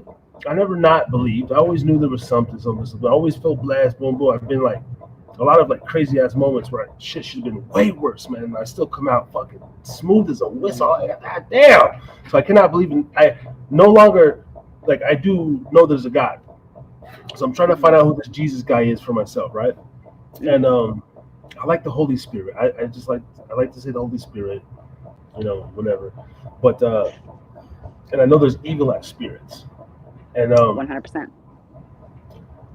And so as I near 40, 37, I'll be 38 and 25. And when do you be 40 this year? In 25? No, I just turned 39 yesterday. So. Okay, but yeah, when 25 though, next year you'll be 40. Right? Yeah, I know. Okay, I know it sucks, but as we're closing out this realm, yes, it's very important for me. And I go so hard to be a fucking dad, man. That's the only thing I truly love and care about. But then there's still this voice like, well, if you really love your son so much, why do you keep putting this fucking chemical in your body? If like that's why I'm hard on myself, is because like, and Mike, I see you. He's probably. I know, I do too. This guy's smart. He's very good. Thank you for tapping in. Yeah. Because it's been tough for him back in the day to be vulnerable without being criticized for it. Any conservative, very good fucking point, would justify it. Hey, don't cry, men don't cry kind of place. Also, growing up, so many mix vulnerability and weakness. 38. Salute. And I know why he is hard on himself, but I don't want him to be hard on himself. Right. I mean, I am and I'm not. Like, I do like the Marine style. You know, I like the coaches. You know, and I had coaches that would call me fucking dumb fuck and fat ass, and you know, Harris, get your ass in the line. You know, Harris, move your fat ass. Let's go. Yeah, it was like it kind of stung me as a kid, but that's what I identify with now. And so even today, I was like, man, should I do this show? I don't really want to do this show. I said, man, get your motherfucking punk ass up, little bitch ass, you know, you little fucking fat. Yeah. I just chilled, and I got up and I did it. I struggle with positive self-talk. I will admit that. Fuck yeah, I hate. I am right there with you. I am like, yes. It's so hard. No, I am self-talk, self-thought. Like I am my worst enemy by far. Yes. Yeah. And I my know I brother, mentioned earlier, I don't think you were with us for that, Wendy, but what I was going to say is that it's kind of with what I'm saying here too, is that with that being said, that anyone can struggle with positive self-talk because for an instance, you feel good about what you're saying, but then if you really think about what you're saying, it all sounds like ego. And we don't want to feed the ego more so necessarily because then you start to get really too comfortable with letting loose, you know, and that's a whole different variable from the sense of ego. Like when you actually feel like, you know, if you let loose, then you're gonna go right to that problem area, you know, and so we can't be okay with that. But in a weird way, like I've got to say, like I've struggled with it, but what I see the positive self-talk as being now is not an outlet which only leads to ego, but if I check that ego while I'm doing it, it's the repetition of confirmation that you're telling yourself what you really need to hear, which is that like you're saying, what I'm hearing you say, Wendy, is that it sounds like Dakota's already reached milestones from where he was before. That's where come back, and obviously between you two, you have this story where it's like, you know, I'm the outsider, but you know, you guys can say, hey, look, this is the progress and growth that's come from you're not as hard on on yourself as you need to be, but you're also being responsible. Obviously, like you said, you're trying to be a good dad. You know, you're holding yourself to a good standard here by saying this is what I'm consistent for, rather than like, you know, you're letting the shit really get to you. So again, I can see why from that standpoint where you have much to lose, it's where I feel very similar. You know, like I don't want to mess it up for sure. But from the progress level, if I don't look at myself and say, hey, look, like she's saying, hey, I did really good with where I came from, with what I dealt with. You know what I mean? Then I'm really only hurting myself more because I won't give that appreciation for where it's due. You know what I mean? Little by little, that's how you get better too, because you got to keep yourself on track with saying, hey, it's not to let it go right to my head and say it's just the ego that takes over there and that's where we go. But it's just saying, look, this is where you've done better each time. Like if you do a little less, or if you've done it, you didn't do any, you know, again, it depends. Like there's a lot of different growths out there to be had, little different like notches up, you know, as you go. Like, you know, you can't always be too critical. I like that. We got Ray here. Yay. Brother Ray. All right, I'll open up. Well, actually, just go through the front. It should be unlocked. No, it is locked. It's locked? So, yeah, you know, hold on. Let me check the front. Yeah, it's locked. All right, I'll open up the garage. I got you. All right, ladies and gentlemen, I got to open up the garage. Brother Ray G up in the building. Hey, thank you for being here tonight, guys. It's only going to get better. Yeah.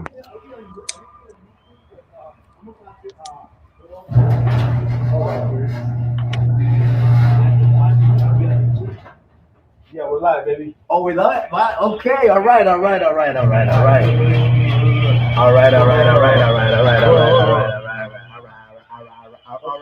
Brother Ray, you just come and sit in the captain's chair. Oh, sorry. You just said my shit. Oh, sorry. Okay. Hold on. Oh, wait. No. That's Wendy. Oh, yeah. Remember Wendy? Wendy, she was like, I mean, it was Sorry, I'll be right there.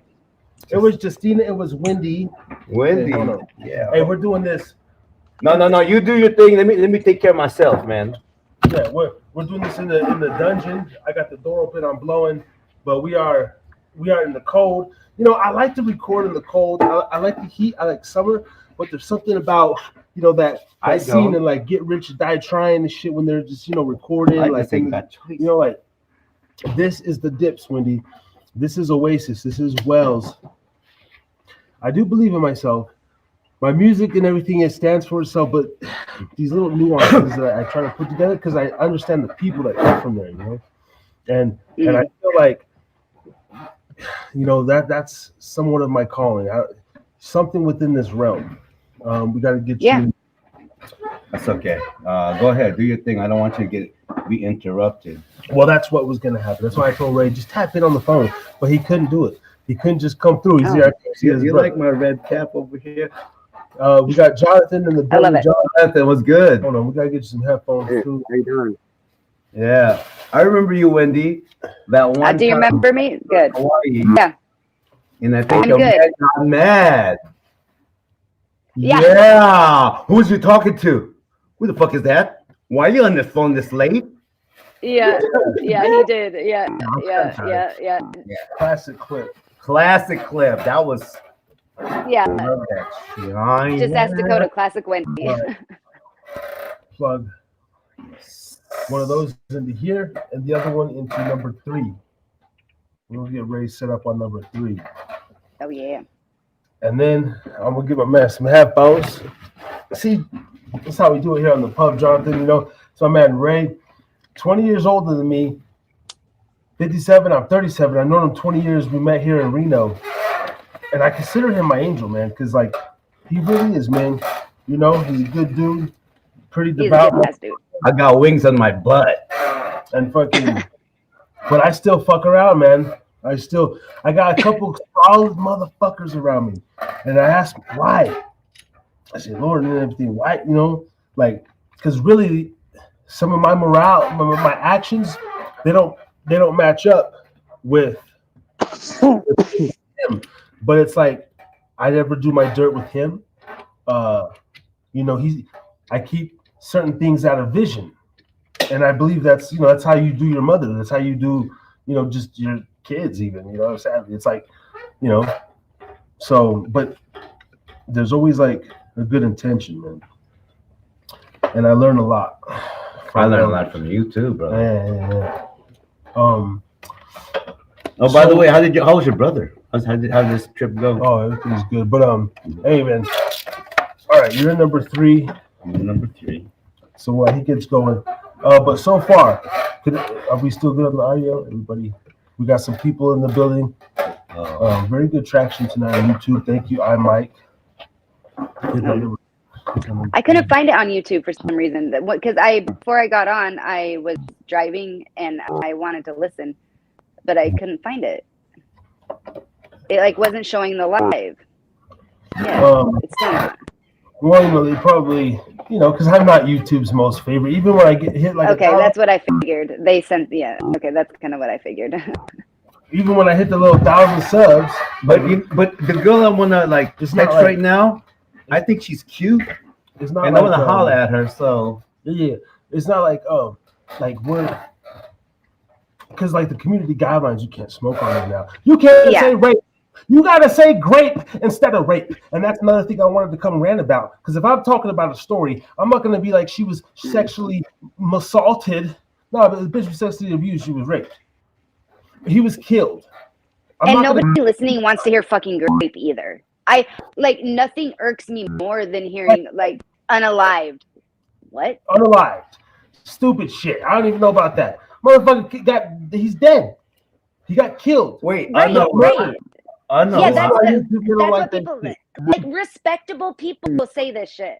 Unalived. People that I listen to. It's insane. It's insane.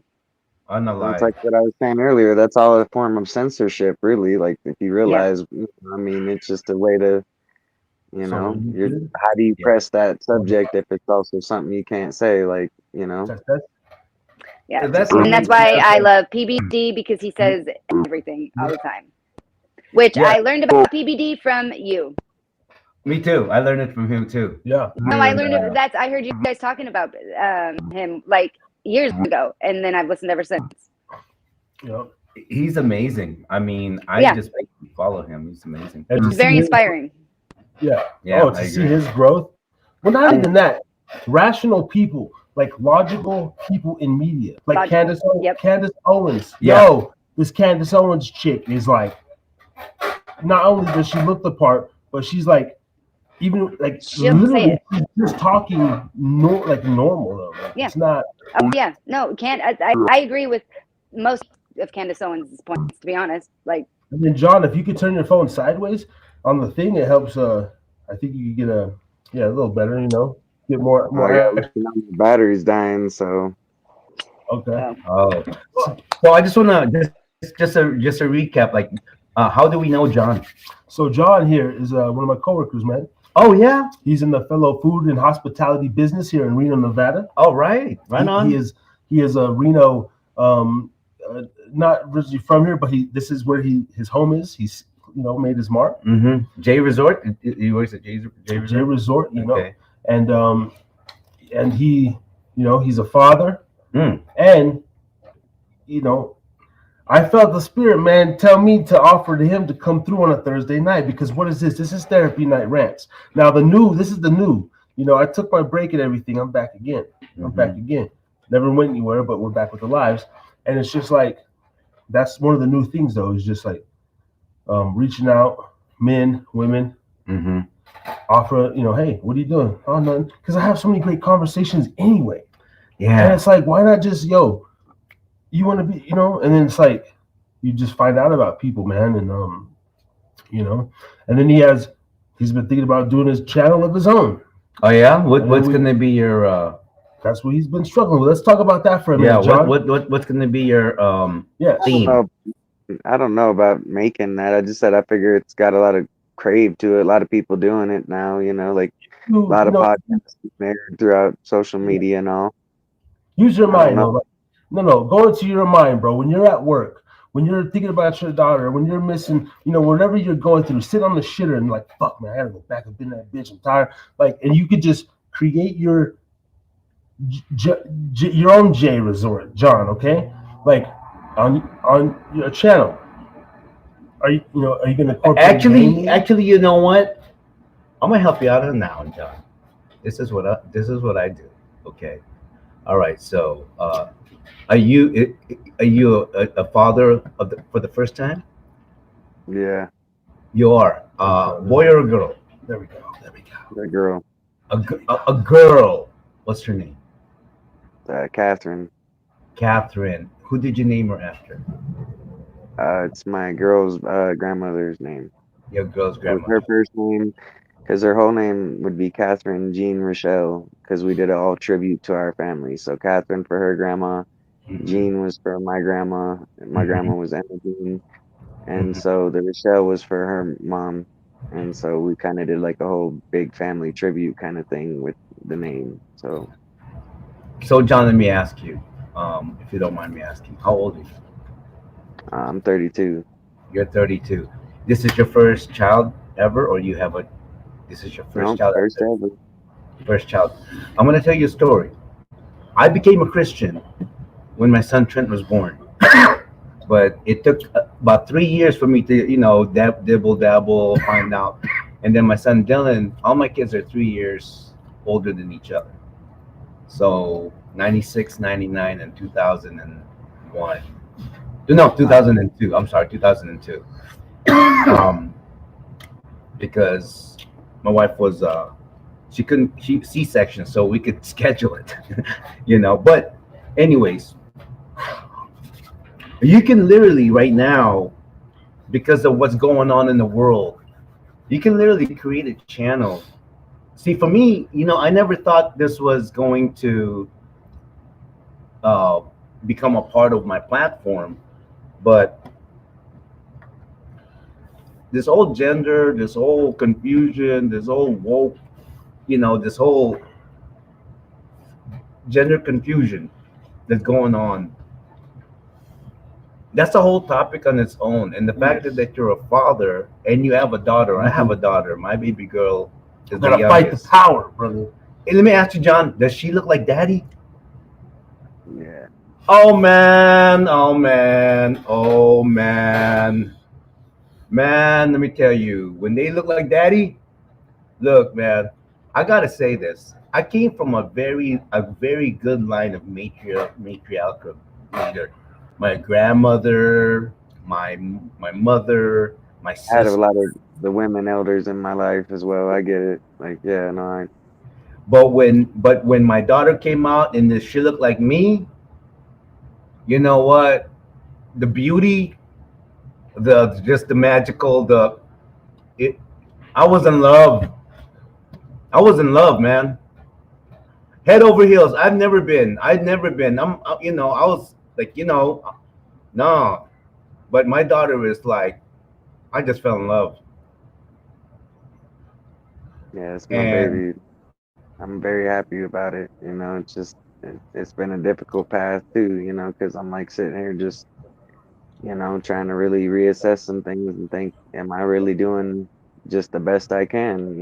Like I gotta nod and give myself the respect I'm due by saying like, yeah, no, I'm standing the part and I'm playing my part and I'm doing what I can. But sometimes I see where Dakota is coming from more than not in a way when, it's like, you got to really sit there and go, hey, man, well, what the hell else do I do? What is the thing I can do here that, like whether it's just this outlet or, the way he sees shit, excuse my language, but, like it may not go hand in hand with being the way I think, but it's just like I respect him for it because at least he's attempting to put himself out there. And, it's like, Oh yeah. I appreciate him bringing me on the show and all. I feel like again I'm a very conscientious person too, so it's like it's very hard to not take notice to certain distracting things and put myself too far out there.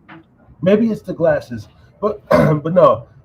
You seem like maybe. Do you like to read, or is there I'm something like intrinsic about you that like maybe secretly you know how to play like the fucking tuba or the flute or some crazy shit, or like or Man, I really don't think a lot of anything I'm doing is all that worth recording over, to be honest. I honestly hardly even record.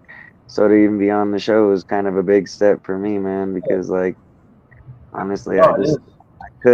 I think Thank there's you. plenty worth talking about and I'm a Yes, big sir. kind of advocate kind of person. So I'd rather, be on the person's side of, like, hey, this is what we're going through. I could see where you're coming from with that, where it's like, hey, this is pretty realistic. Like I'm telling you, I came from bare minimums. I'm doing with bare minimums right now. And so it's like, if anyone really gives two shits about my opinion, not that they have to, like that's cool. But man, honestly, right now I don't think there's as much worth fighting over right now in this day and age. And I think that's the problem is everything's so volatile. We're also Yeah.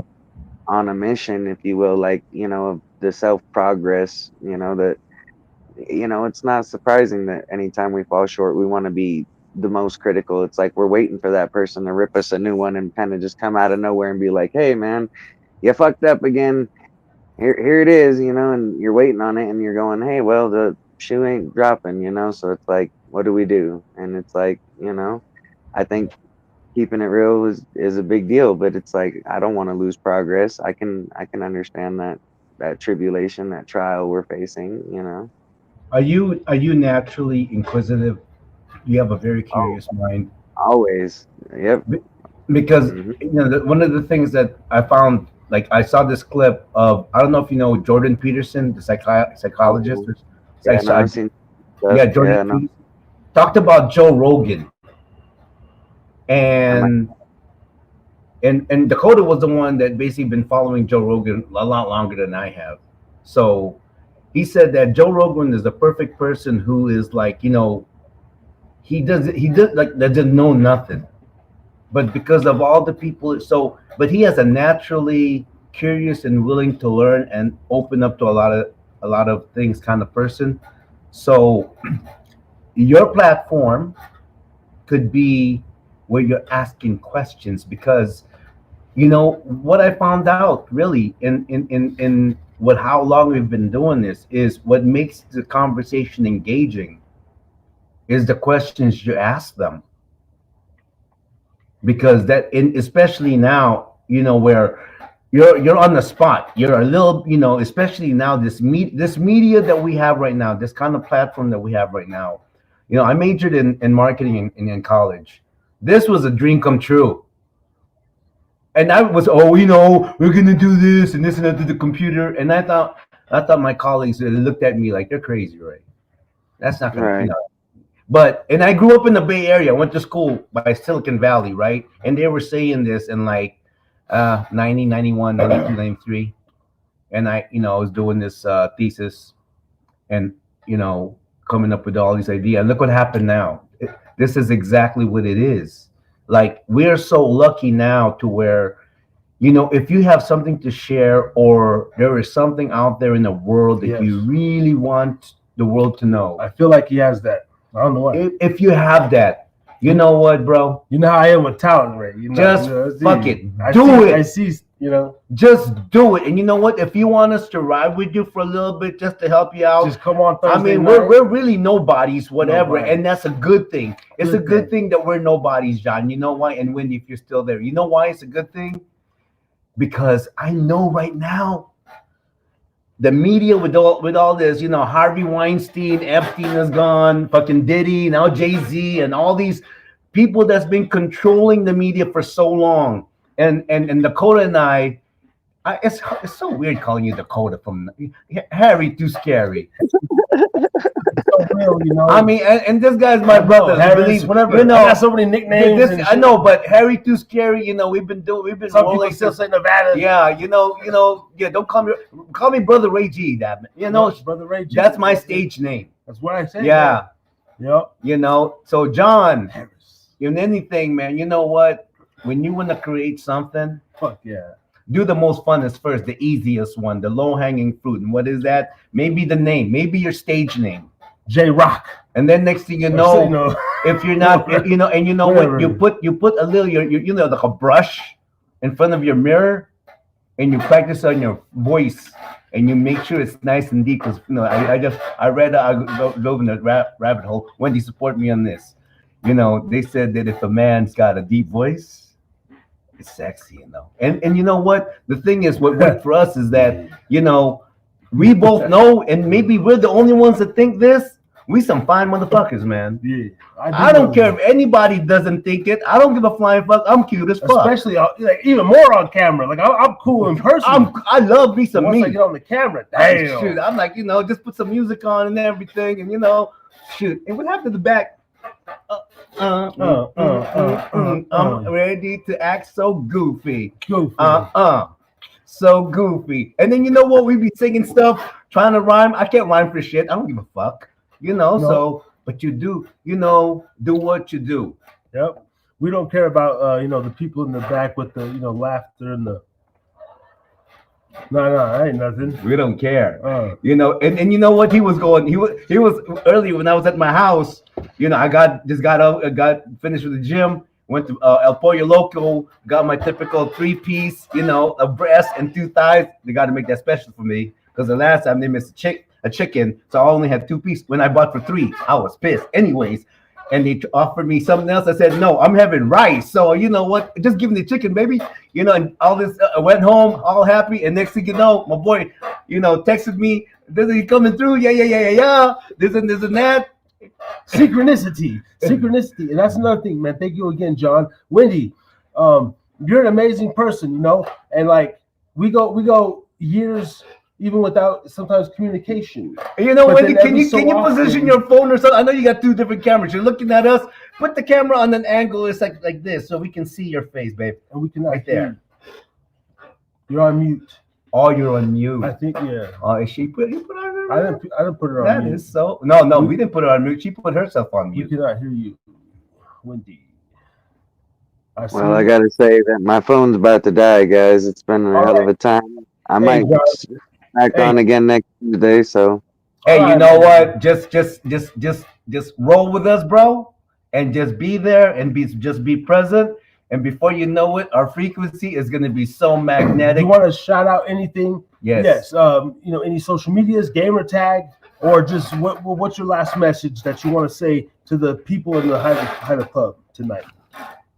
Just hope people are making it through their struggle, man, and that all your effort is well noted. It's like none of us are really out here alone, and I think people should be just as good as they can, and be considerate of others, along their path too. Just know we're all out here hurting a little and struggling a little and trying to make something of it. And peace.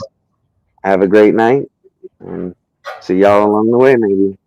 Right on, man. All right, and you know what? Man. Good luck to you, man. God bless you, man. Congratulations. I'll see you Saturday, man, at work, and but hit me, man, if you need anything, Nice to meet you, Wendy, and you, sir. Nice meeting you.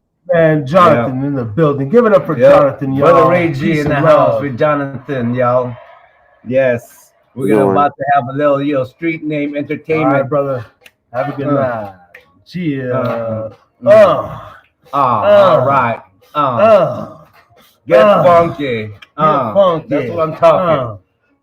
Get funky. I'm getting sweaty. Get sweaty. I don't care. It's cold in here. I'm taking off my jacket. We got us a racket over here. A racket. And then when I freeze, hey man, you know what? Can you make some tea, son? All right. So Wendy, I can hear you. So what happened to Wendy? No, she's right there. Right on. Yeah. No, we have to wait for my girl. She's out grocery shopping, and then so I'm like, standing there 10 o'clock. Ain't back from grocery shopping. When she come home, bring the heater out here, baby. Please, I love you. And turn on the coffee pot and bring us some coffee, and then some snacks because we just went grocery shopping. Yes, and some snacks. And we're gonna keep this party rocking all night long. Now, I gotta give some love, man, to the viewers and the watchers because I don't know, Wendy. If anything, look it. What's going on? I'm gonna boot you now. Use the same link to come back in because I don't know why. I can't even hear you. Hold on. What's going on? Okay, come back. Same link. For real, man. Because I don't know what's going on, man. At one point, we had about 9-10 viewers up on here, and we got homeboy over here on Twitch. Mike. I don't know if you're still with us, but man, salute to you. This is the Hyder Pub, doing the damn thing. I'm gonna call my girl live up on the show. You know what? I was gonna. No, I don't know. I'll. Look, now we got some people over here on Podbean. Okay, thank y'all, man, for making this possible. I met a lot of cool people recently. Almost going to the 700 Club. You feel me? Really? 700 Club. Now, I've said some things that maybe aren't preferable to the thing, but shout out to YouTube because people are responding. Okay, there we go. Oh, we got Wendy looking all professional. Oh, look at that! Look at all. Wendy, can you this is Wendy or whatever. But that's this is the Wendy Lundy show. The news today is that the weather here is going to be amazing. Hey, first of all, let me just say, you're back. Like, you're in Texas. I love the wooden. I know. Isn't it? Any more Texas? Like, no, it's beautiful. Yeah. Gorgeous. Oh, wow. Damn, I feel like I'm man, you know what, right now? I feel like Laura Ingalls from Little House on the Prairie. Oh, wow. And I'm just in the guest house, you guys, like. And she said, I'm just in the guest house. Yeah, where we are? We're at the outhouse, okay? We are at the outhouse. It's very rustic. I wonder, can I switch it? This is oh, wow, I don't need to switch it. I'll just turn around. So this is like, it's like, this is the main house over here. And then obviously it's dark, so you can't see the rest. But yeah, it's like a little ranch. Come on. Wow. Like, where in Texas are you at again? So I live in New Braunfels, but I'm in Bernie, Texas. It's Bernie, yeah. It looks like Bourne. We would pronounce it Bourne. Bourne, but it's pronounced Bernie. Burn. So yeah. Yeah, that's about 33 south of the radar out there on the 17th. Wait, are you on the Amarillo side and the west side, or are you on the... No. We are definitely. So I'm in south, like South Central, basically South Central Texas. And by south, I'm like, so San Antonio. We're the greater San Antonio area, basically. Oh, right, San Antonio area. But New Braunfels is like an hour, is like right in the middle of of San Antonio and Austin. So and that's where I actually live. I'm just staying here for a couple of weeks. Okay, turn that down. I can't stop looking at the wood. You need your headphones on? It's so beautiful. I know. I can't stop looking at it either. But no, that's too low. Yeah, a little high. Okay. Okay, that's perfect. Okay. Yeah, it's very good. That you have a wagon wheel on the. A wagon wheel. Yeah. I sensed that there's like a head of a bull or a bull or something. There's actually not. No, not here. But I think there might have used to been. Because there used to be something. How do I say it? There we go. So that's beautiful, man. That could hold, some horns. I don't know, but no horns here. I've always felt like if I go to Texas, I won't want to leave. I know, just based on even the Texas rap, the Texas, the influence, the culture that I've received through music and movies. I would be so at home there. I think the whole it's the whole Americana vibe that they bring out over there. If I go over there, it's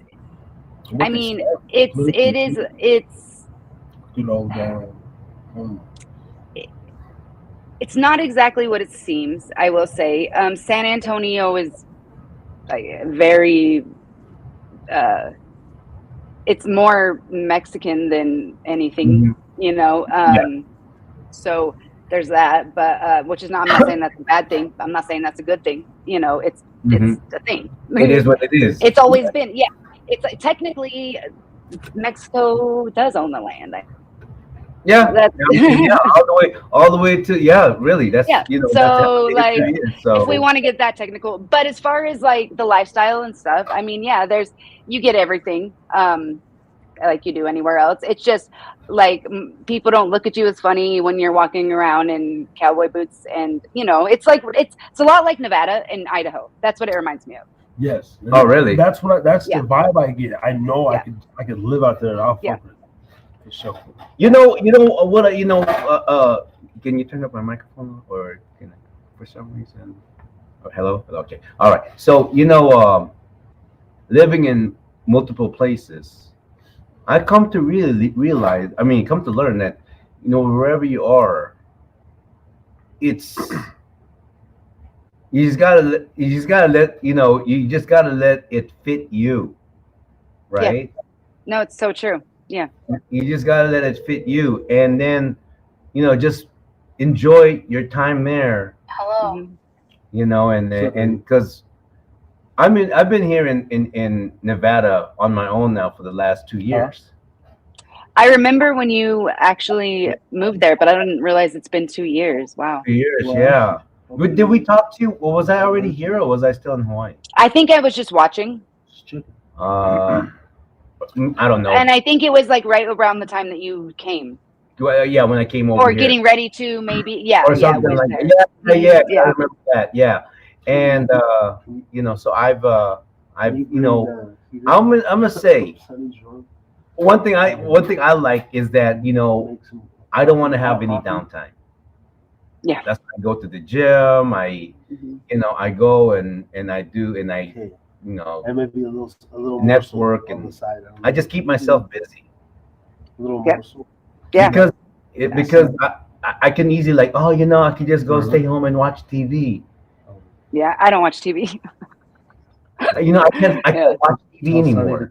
No, I drive people crazy because I won't just watch TV. So what do you do? I've been here for 2 weeks and I haven't I turned the TV on one time, but then I couldn't. I couldn't get to the show that I wanted, so I just was like, "Oh, screw it." So I listen to podcasts. Oh, you listen to podcasts? I listen to a lot of podcasts. I watch YouTube. YouTube Premium is pretty rad. And honestly, that's what I watch a lot of, like pretty much. If I'm watching anything, other than that, I'm, doing something around my house. Yeah. No, that's good. Cleaning. Good for you because Thanks. it's like now you have the option and to watch whatever it is that you want. It's not like they're just dumping it on you and whatnot. It might be laziness though, because it's not easy just to find something to watch anymore. Yeah, that's true. Maybe that's why I spend a lot of time in the gym now. I wish I could say that. And even when I'm at the gym now, I'm going, okay, what am I gonna work on today? And then I do the petty motivation. I know whatever it takes, though. Yeah. Would you like to at least you're at the gym? Or do you want to hear some of my pettiness?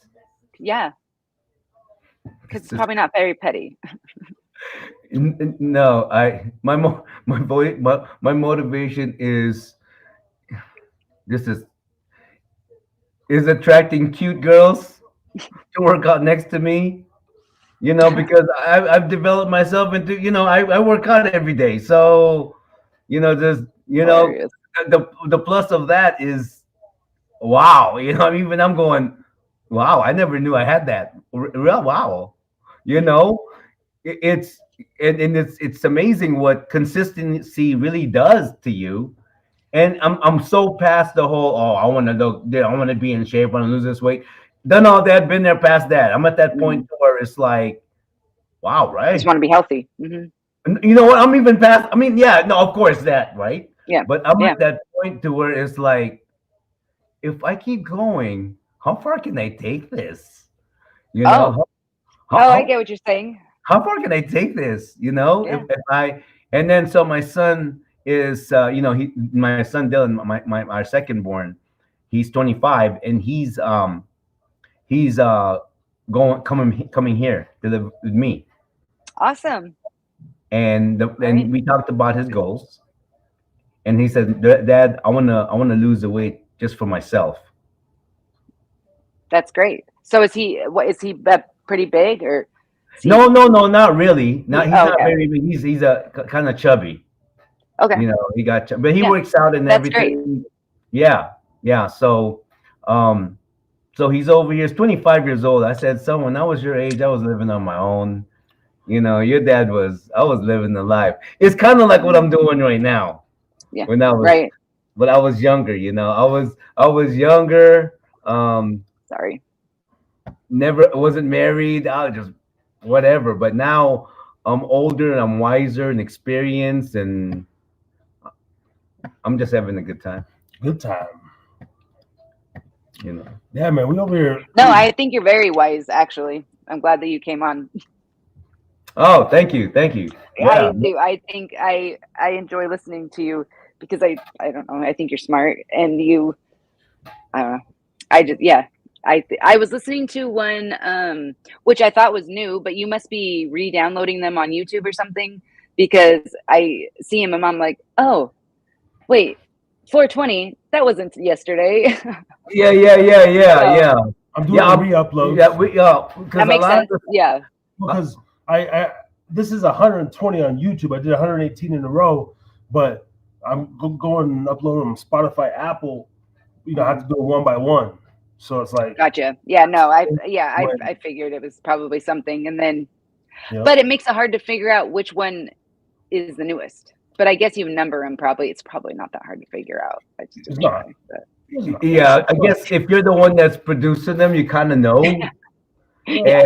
And it looks confusing, but once we get caught up, it's like it's just a lot. I was also driving, so I didn't really focus on it. So yeah, it doesn't matter. It's still content. It gets people. Yeah, talking. That's the thing. It's great.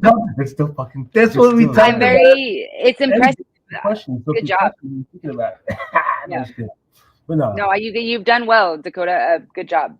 You're a large part of that.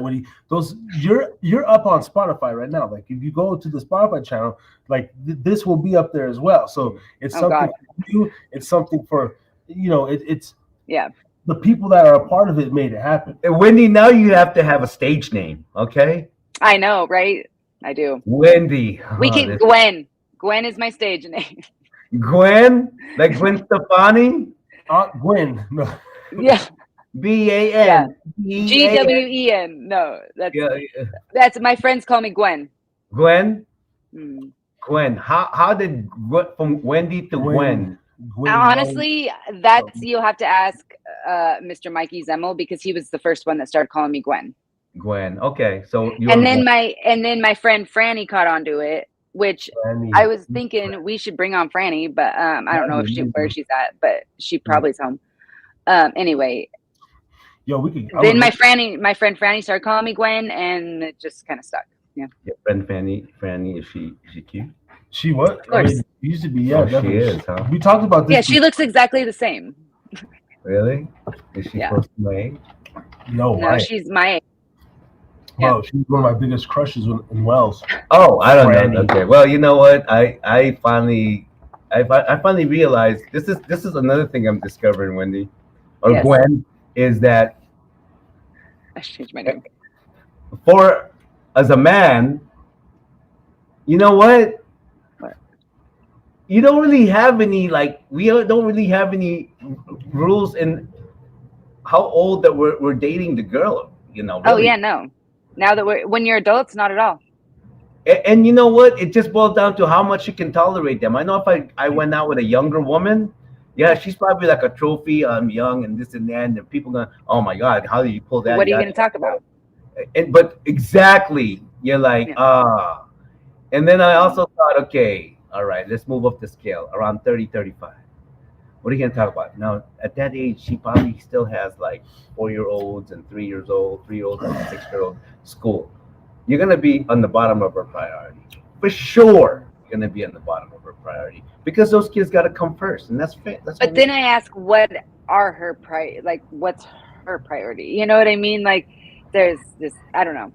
Well, because I also know, like a single mom, she's human. Okay, a single mom, that makes sense. I guess I think 30 and I don't think of a person with kids. Yeah. So, why. single mom, know, and she's, and then maybe, her relationship didn't work out. That makes sense. And her kids, now when they get into their 40s, some of the kids are probably 18, 15, something like that. Okay, I can deal with that. So I'm kind of like thinking about, okay, if I was to hook up, if I was to have a relationship with a female, that I wouldn't mind if she had say a 10-year-old or a 15-year-old son. Yeah. My boyfriend has a 16-year-old daughter, so yeah. Yeah, so because I've been a dad, I know how it is, and when they're that age and you get along with them, imagine you're a part of them kind of helping out their future. Oh, for sure. Yeah. Right? No, you're giving them like that baseline, that base. You're creating the baseline for them to live their life off of. Providing that the dad is cool with it. You know, and I thought about that kind of stuff because I was talking to a woman who's like my age, and it's kind of like, okay, I understand that, but at the same time, she wants to have this business. Well, whether you're the parent or not, we're not. If you're around, it's influence. It doesn't matter who you are. If you're around that child, that person, it's influence. So it's influence first and foremost. I didn't mean to cut you off. I apologize. And no, that's okay. And then we kind of had a little falling out a little bit. She ended up calling me an asshole because I go, all right, if you want to talk about business, that's something that I'm familiar with, and especially like starting up a business, I can help you out on that one, and also the online stuff is kind of that's kind of like a forte because I have a team that can do that. And her response was like, oh, I don't need your help and yada yada yada. And I know it's a petty thing, but I kind of go, I guess when you get to my age and you've been through it, and you've been married for so long, to where really, a woman will go through different changes. You Yeah. guys are For sure. un 100%. will go through some changes. Mm-hmm. So it's really no different than a guy being married or having a relationship with 10 or 15 women in his lifetime, as But compared it's to a just guy one. being married to one woman, because that one woman is going to go through different changes and yada yada and this and that. Mm, It's like wow, she's very like true. 4 different women that I remember. Mm. And I guess that's just, there's nothing wrong with that. That's just the way you guys are wired. We don't have a choice. That's it. Yeah. That's it. The only thing is that I don't know. I because I've heard, now that I'm in the single scene, where a lot of times, as much as I don't care for looks and this and that. That's fine, great, okay. Oh no, height doesn't matter. Da da da da. Okay, great. And then even the money doesn't matter. Yeah, okay. So you say, Yeah. but the minute some of the finances gets a little abrupt, and it always does. Always does. It always does. No matter how much money you're making, Mm-mm. Yep. something goes sideways in one's finances.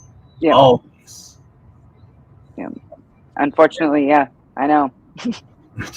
Yep. And so how do you keep that up? And I know a lot of women, that's part of their affection and attraction and whatever that comes along with it. And my good friend right now, my best friend in college, he's going through right now, where he was making really good money as a respiratory technician, and he got a stroke. Oh no. Yeah. And he's talking about, like, yeah, I still, for my disability and da da da da, I still can manage. I said, but Dave, no, it's not like that. It's not about that. I said, I thought that too. It's you. And I know this sounds bad, because you're still recovering from your stroke and you're getting better and better. But it's, I guess, as a man to a woman, when your woman knows that you're doing something, like so you're getting up in the morning to do something, job, work, whatever. It's their safety net. So Yeah. he's trying to talk to me about, oh yeah, but I still, no, no, no, no, that has nothing to do with it, because on that one right there, that's already a known fact, and it's not their fault. That's just the way it is. I said, Yeah. but when you're not able, but I can't. I said, that's it. That's really what it is, because that's what happened to me. It's like, for some reason, when I was in Hawaii, and the COVID happened, um, and one of our business partners crashed a car. It was rough. It was really tough over there, Wendy. And um, and nothing was opening up. I was applying, through all the odds. Yeah. Nothing was happening. And little by little, I mean, the marriage was already, my ex has been over me, over there, and whatnot. I think, and it almost seems like, I think she did that because it's, of course, in a woman's life, this is just what I think, fulfilling yourself to be a mom, some of them, that's the biggest gift that they can do, they can get. Right. And I get that. So I will never try to separate my kids from my ex-wife in terms of their relationship. Of course. Because that's their mother. Yeah. That's their mom. Yeah, exactly. That's their mother. She's the woman that bear my kids. So that's going to be a lifetime of respect. Mm-hmm. And we have no animosity towards each other. In fact, I just talked to her a few, because her aunt died, and I knew how bad it was when she took her dad passing away. So I said, so are you going to the reservation? This and that, no, this and that. And then found out she did go. And so I'm just glad that she's doing good and everything. But there's no animosity between the two of us. That's good. It's understood. You know, that happens. I didn't know that just happens in a relationship. I guess. You know, when the kids are grown and you Yeah, guys. I wouldn't know. I really wouldn't know either. But I mean, I guess if the only reason you were together was the kids. Sometimes, yeah, you know, because and when the kids are grown, then what? I mean, you can go back together, but you know, and another thing too is that because she's not really a church goer and I am, Mm, you know, you know, so yeah, I guess we weren't really equally yoked in that matter and whatnot. So right. you That know, makes Mhm. but it's kind of nice that you know, not nice. You know what? It's crazy because I'm kind of at the point where I'm going. You know, I've never been in this situation before. You know, Single or I was single before for a long time, but you know, but then kids, you know, yeah. after 30, What situation are you meaning? meaning I'm single again Okay. at my age of 57. You Yeah. know, Yeah. and I'm at that point to where what the fuck am I gonna do with myself now? You It's like know, starting over again, huh? I yeah, it is. It's Yeah. like starting all over again, and but So it's like a second chance almost too. you Not know that what? like you needed a second one, but like who doesn't want one? Yeah, and this I time, could take a couple. I tell you what, this time, Gwen, I'm gonna get what I like. Okay, I'm gonna Yeah. pick the particular model. I want her to be, you know, with those Whatever tires, you want. Yeah. with that paint job, and the skirt. I want all that, and you know, it may be delusional, but damn it, that's what I want. And as long as you're upfront and honest with it, there's nothing wrong with that. Well, introducing. Oh shit. Hi, Oh Neen. shit. You're not tired, right? Don't you say What don't. if I just say I was tired? No. I was just kind of like assuming, you know. Don't always assume. Okay, so yeah, okay, yeah. So here I am. Yeah. Oh my gosh, I got two women next to one and Janine. Oh, Janine, is that your name? Janine? Yeah, Janine. Are you Yeah. Dakota's girlfriend yeah. or whatever? I don't know it. I know it's always awkward. Wife, I guess, technically. Oh, Like, thank you. Are you from Wendover also? huh? Are you from Wendover, right? Too? No. I'm originally from Utah. Oh, okay. Yeah. So I wouldn't know you. Hi, I'm Wendy. Nice I've to- known Dakota forever. I I'm call her my fine. lifelong fiance. You know what I'm saying? Yeah, She ain't got no. My fiance. Yeah. I kind of have one of those too. It's okay. This is actually her first time. Just being Whoa, on the wait show a like minute. that. Hold on. We got a new look over here. What? Janine, man, welcome to my host. Harris is drinking again. This is The Janine. background is the best. The background is the best. Yes. It's ridiculous. Yes. Yes. So Dakota. You're lucky we have witnesses. Also, I figured you would still smack me. For sure. Yeah. You're so lucky we have witnesses. Nah, I don't know. She holds it down and shit, and I'm just still me. You know, she lets me be me. Someone has to, right? Exactly. No, well, that's awesome. So what were you talking about? You want what type of girl do you want, Ray? Are we Might have like to get being closer, like, A 10. you know, like No, no. are we You being, know like, what? No, super, attendance. like picky or what? I'm not picky. You know what? Actually, I know a particular in my mind, and you know, I A think specific person or particular kind of? I don't know. I don't have a specific person. Okay. All right. But a I don't have particular type though. You know what? Type. Okay, when you say type, is that like features, physique? Or, I mean, All of when it. you, I mean, we already had this conversation before. Like, I may have changed it. Okay, you I may have changed it. you want the type of girl that you know is about family, which is a good thing. You want one that has morals. That's another good thing. Yeah, you're good. You want That's awesome. I want someone who will read the Bible with me and who will pray for me. pray for you. I want someone that will go like this, sweetheart. You know, everything's gonna be okay. You know, you're the king, and I love you. And damn it, you're so damn sexy. I love you. I just want to put you in my pocket. No, put you in my bra and just keep you there and I'll jiggle it so like now that. we're being conceited. If that is the word that you would like to use, yes, I don't, am. Don't toot your horn. I'm gonna toot my horn as loud as I can, Janine. You know, okay? sometimes because no one ever toots my horn. Okay, once in a while a man needs his horn tooted. I haven't had my horn tooted in a long time. Okay, so yeah. That's a little TMI, but. So you see how you try to return that on me? So you try to return that on me. You're glad. You know what? You are so you're so lucky. I love your cooking. Okay. Everybody. See, that's conceited. Love that. Love that. That's when you can cook good. I love that. Yeah, you should brag about that. I can cook. I can get down. So can I get back to you again? No. Oh, see, here we go again, being conceited, all about you.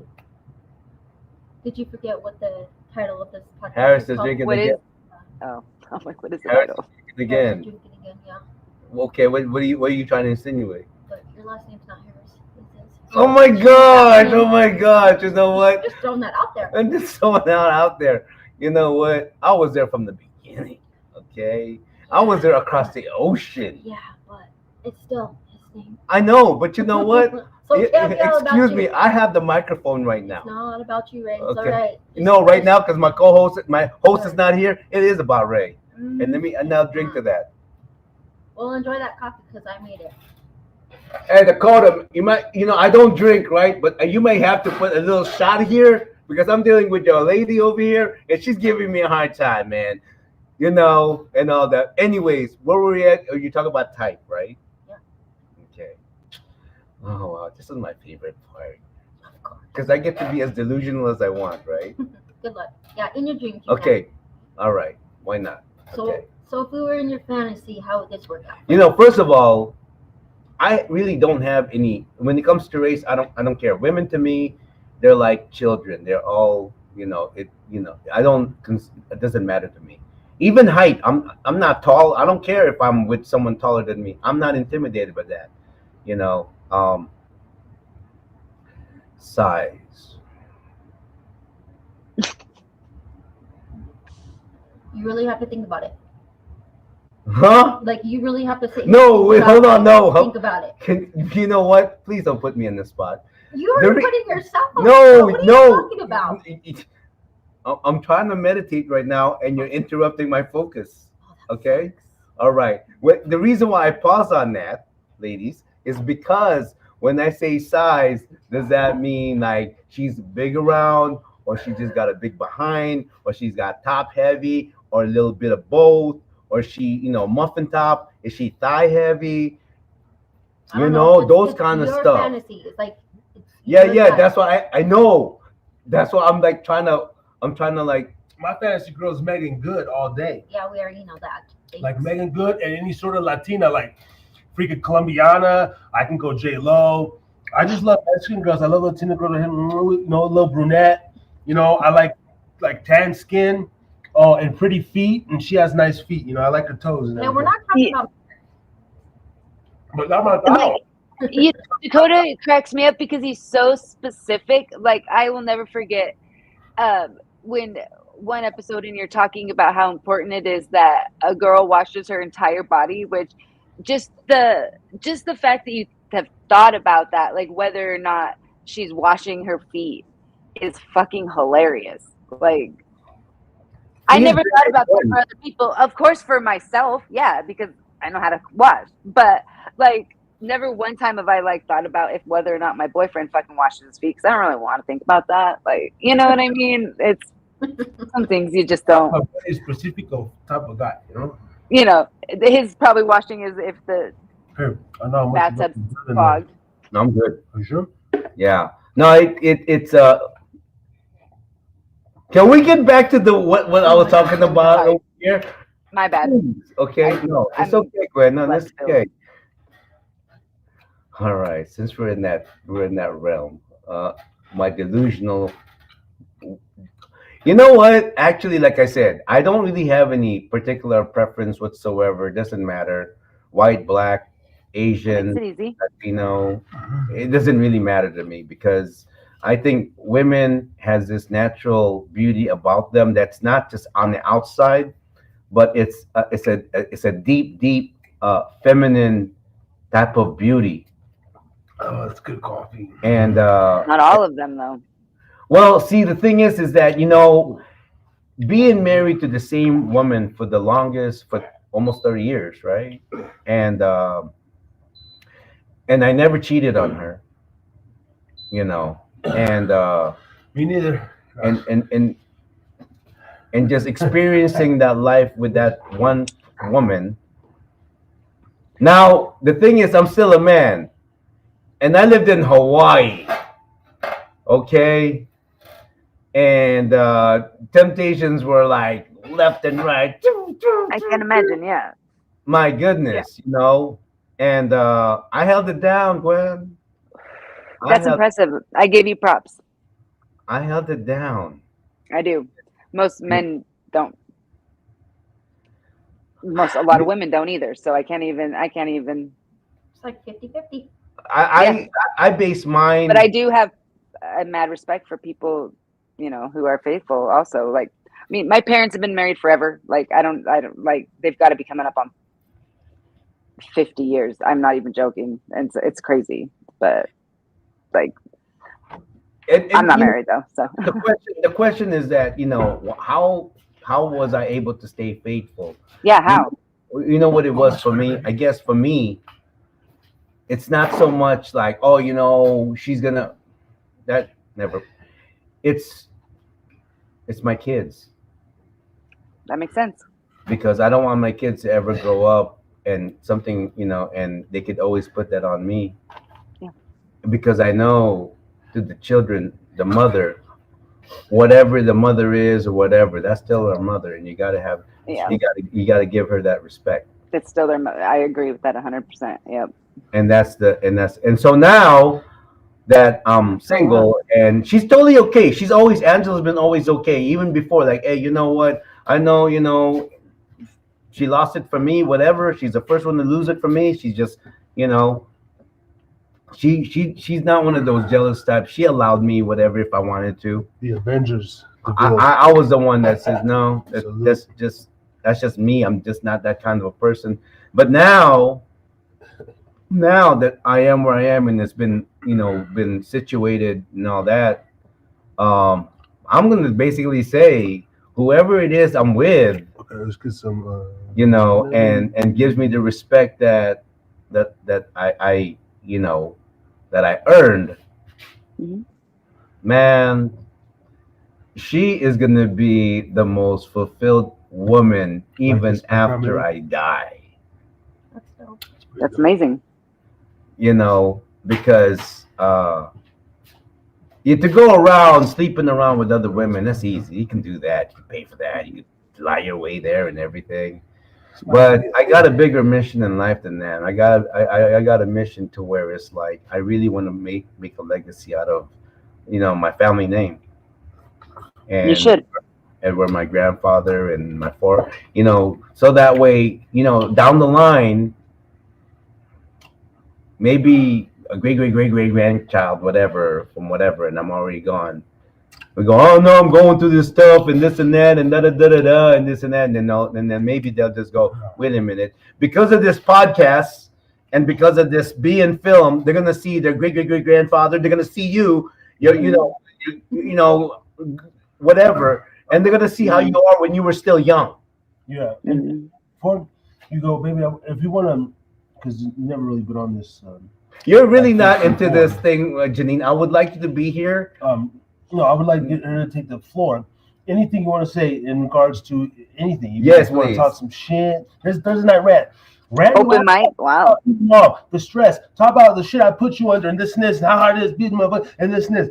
So anything that's ailing you, baby, get it off your chest. I would appreciate if you stop hitting me like a dog. Jeez. My gosh, look at like a dog. I mean, God, she's giving you attention though, and all that. Do you like Let her to go. Baby, You know what? Right now, This is Janine. Thursday Night Rant. You need to listen, though. There's no point in her doing it if you're not gonna listen. You know what? Wait, Right now, just let her go. Just let. I Sorry. need my mic. Baby, the floor is yours. God dang. I Get your talk rant. shit. That's just what I do. Don't mimic me. I'm not. I'm Okay. just, Anyway, so did you like cut yourself shaving today? Because you got like little, I'm just asking. Oh, a little I'm just throwing out. I'm just oh, throwing you, out. are you saying because you see a little bit Well, of I mean, little there's cool like, sword? yeah, is that like, like you beach could- fuzz? No, I mean, if that's all the peach fuzz you can grow, I feel No wonder sorry you touch for it, you. Janine. I'm good. That's like growing mustache. Okay, I do grow them. Yeah, Uh-huh. well, looks like you cut yourself shaving. I was just asking. I may have cut myself. No, I didn't shave. You didn't? Mm-mm. Mm-hmm. I haven't cut. Is there any big? Is So, there any, Yeah. So, what do you want to complain about? Yeah. My boy. Like Yeah, would like. the work party Yeah. yesterday. Listen, this the floor is yours. Go. Honestly, I don't need to put him on blast. I'm not You don't have to put type me of on blast. person to put him on blast. You can like put. that. You can. You know can what? praise I me. totally so Praise much me. respect that. Me too. That I was mean, yeah. the issues that I have with him are just the issues that I have with him, but I don't need to put him on blast. Oh, like You that. know. Like, I'm not. Man. I'm not that type of female to throw my man out Look at on you know what I'm right in front now of people or on air. Like that just makes me a shitty person As by your- doing that. Like women to sit there and downgrade their man on a podcast or In public. or on social media makes that person look like shit. I'm not that type of person. and that's why you're a queen. Yep. Props. Good job. So That's what a queen is. You know what?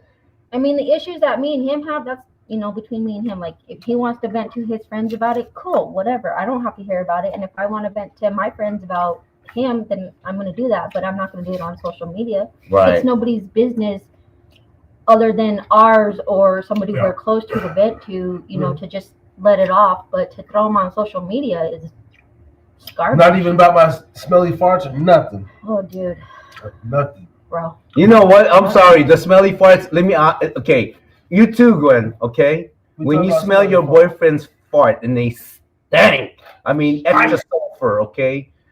You know what? You're like, oh, that. But you know Yeah, what? don't get me wrong. When he does do that, yeah, I just want to. No, you want to but- do that, but you go, but that's my man's fart. Okay. No, That's I feel like my I'm gonna man's die, fart. or I just want to like, You know what? go like this, right in his neck, What? or Right. No, you're like, like I'm trying to live here. I ain't trying to die anytime you're soon. not gonna but- die from a fart. Have you ever smelled his fart before? I don't want to smell his All right, my fart. point But exactly. but you know what? I don't live with him. But that's your man. I love him. You guys fart too. Women fart too. Oh, I know. I'm not saying we don't. And you know what? Your fart cannot smell cute. Oh, I know that. I'm not. But you know what? To us claiming my men, fart to us smells fucking roses or men, anything. I'm we're not like, saying that at all. this is how we feel. This is how we feel. Okay. Baby, that's sweet and pungent and rank. Makes me want to hit somebody, but you know what? Because it came from your ass, I'll accept it. In fact, I accept it so much, I'll even do this. I'll even give myself a charge of your fart. Ew.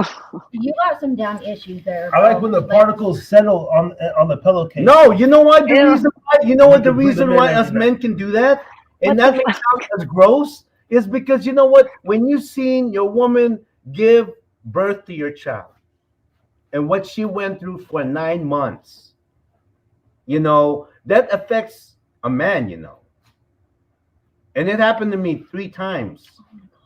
So it's like, no matter what, for a man, a king cannot be hating on his queen. Now, he may be doing some fucked up shit like, little side here, little side there, whatever. But no matter what, he comes home to you and he pays attention to you. No matter what, you're the head matriarch in his household. Ooh, that's prolific though, right? Well, see what happened to Gwen, man? She left. Oh, I thought she like. I don't want to get him. I don't want to get him Outta here. kicked off YouTube, so I don't want to smoke on it.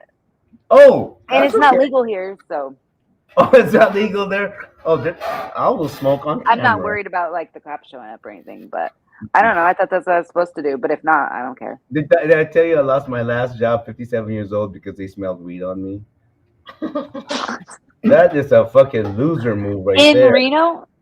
In Reno, yeah. And you know what? But I got another thing why I think I got fired in its Wait. In Reno, at the most stoner fucking job of all time. The a fuck? pizza delivery driver. Come on, man. You know, pizza, weed, anywhere. Pizza and weed and Get the delivery. fuck Come outta on, here. man. It's almost a requirement, right? The I can't fucking- believe that you got. That's insane. I know. I did. And I love that job. I need to. It's not People about the are bacon. dicks. Yeah. Maybe it wasn't really the weed that they smelled. Maybe That's- they just felt. Well, it's almost like I don't know. My appearance. Yeah, 'cause it She does- makes a good point. Huh? I don't know about your appearance, but Wait, maybe what? it's something else. No, now she's saying about my appearance. What is about my appearance, Maybe, Nene? maybe it's just something Well, that they can- felt off expound, of you. please. Oh, they didn't like me. You know what it is? Because I'm too happy. Maybe that's not even Maybe. what it is. I'm too happy. I'm happy. I'm always, I told them, because I told them, I said, you know what? He always said, oh, like, man, I'm Filipino. I can fucking sing and laugh and dance and stuff and still be up to par like everybody else. It's, we're Filipino. We got to be happy all the time. We can't be fucking down there and this and I'm tired. Yeah, I don't say that. Are you making that tired assumption to me? What? I did not say I that. saw your eye look. What?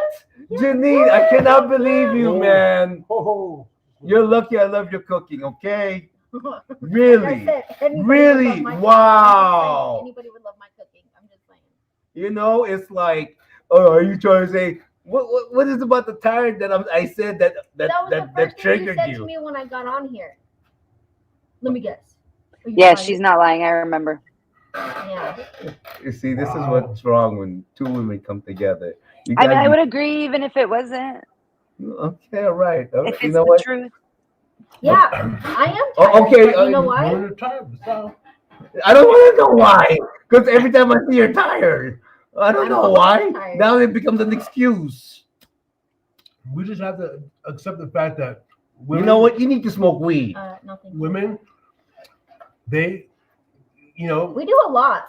We take do a on different lot. than a man. Fuck yeah. But our duty is to never really recognize the tired. That's what they do. Okay, hey, you're tired.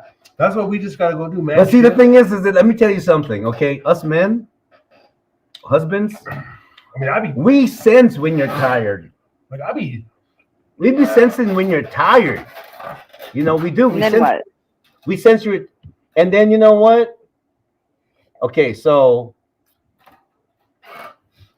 so when you're tired, if your man is a really sweet, kind-hearted king, he gonna run you that back. he'll do something like, "If you want me to rub your back or scratch your back, babe, Give you that massage, or even your feet, rejuvenate you, thank you. yeah, would you like me to like massage your forehead, and things like that?"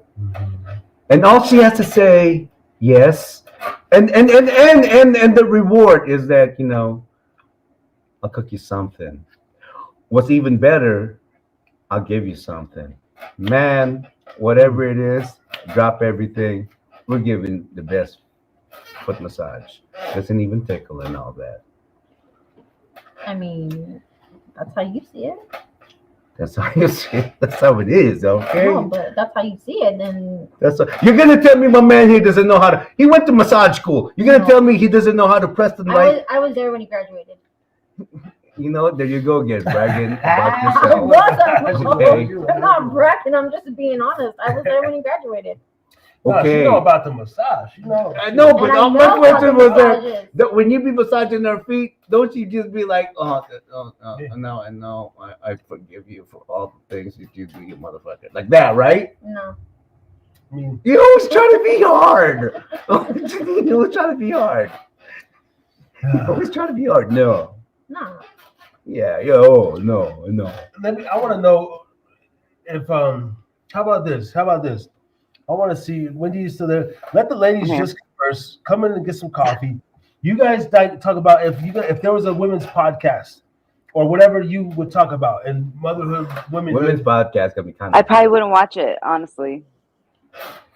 Well, hold it. Why? No. I want to know before.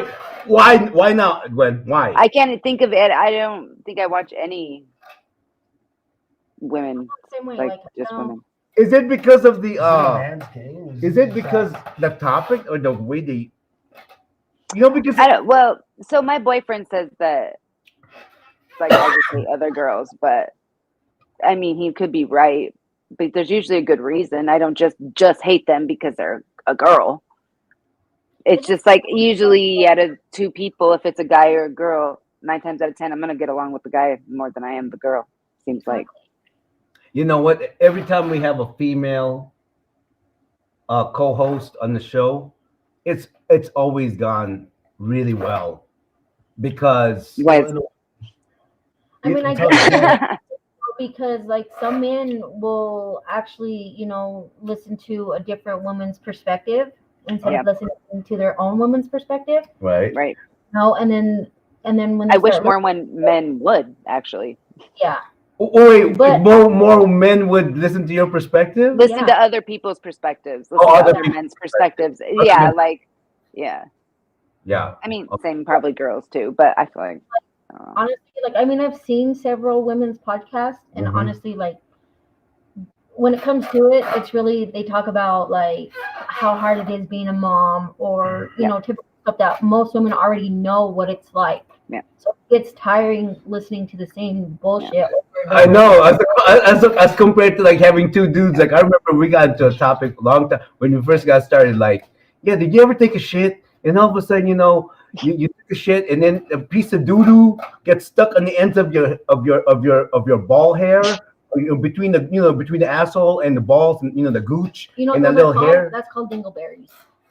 Okay, dingleberries, right? Did you ever like have a piece of doo doo like stuck in that thing and it just hanging like a like a punching bag and shit like that, and then it kind of like, and then you wiggle a little bit. And we were in that topic. See, men can talk I about believe it. that. Yeah, but I mean, Yeah. it's different. It's a different type of, I don't know, attraction listening to two grown men talk about bullshit that we already know. You know what I mean? So it's like we're already used to it. So when we hear it, we're just like, man. But I'm talking More about entertaining. like having the doo doo on your dingleberries. I mean, I don't know. I don't have But balls. yeah, that's I try not to even Yeah. talk about it actually. No, but as just a listener, would you like look at these two dumb gorillas just talking about some stupid shit? No, because it. We're funny, okay. It's when you just fast forward. It's when you just fast forward. Yeah. Huh? That's You just when fast you're like, forward. "Oh, I'm gonna skip a couple sections. Yep. A couple Yep. seconds and ignore that I part. do that a lot. Shit, you guys will be like, oh yeah, okay, that's funny. No, because honestly, to me, okay, this is what I tell you this: when women do their little silly whatever, and you guys do, like, you know what? Men find that so cute. Yeah. When you're like on your cute and like bubbly whatever. We don't like it when you're so fucking. Oh yeah, I'm so serious, and yeah, you're like Donald Trumpish like that. That's a turn off. But when you're like goofy and all of that, hey, even when you're clumsy and all that stuff, we Well, you tolerate. like it better when you guys are goofy and fun too. Yeah, It goes both ways. Right? It's not just. Yeah. it's not just The not, life, yeah, not like goofy and you fun. guys get always. up with the Dudley do right, like yes, ma'am, and yes, and this and that, or you kind of like the, kind of like the, kind of like me, For me, like honestly, let me just speak on this. For me, honestly, I like when I'm being tested. Like when he tests me, I'm just like, okay, it's like a challenge. I'm up for challenges. That's we're gonna how it is for disappear me. for a little bit.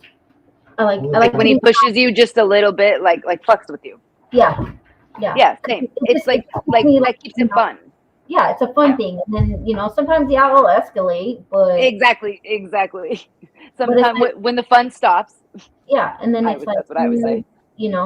Okay, well, when it starts getting a little serious, then you're like, you started it, but I'll finish it type thing.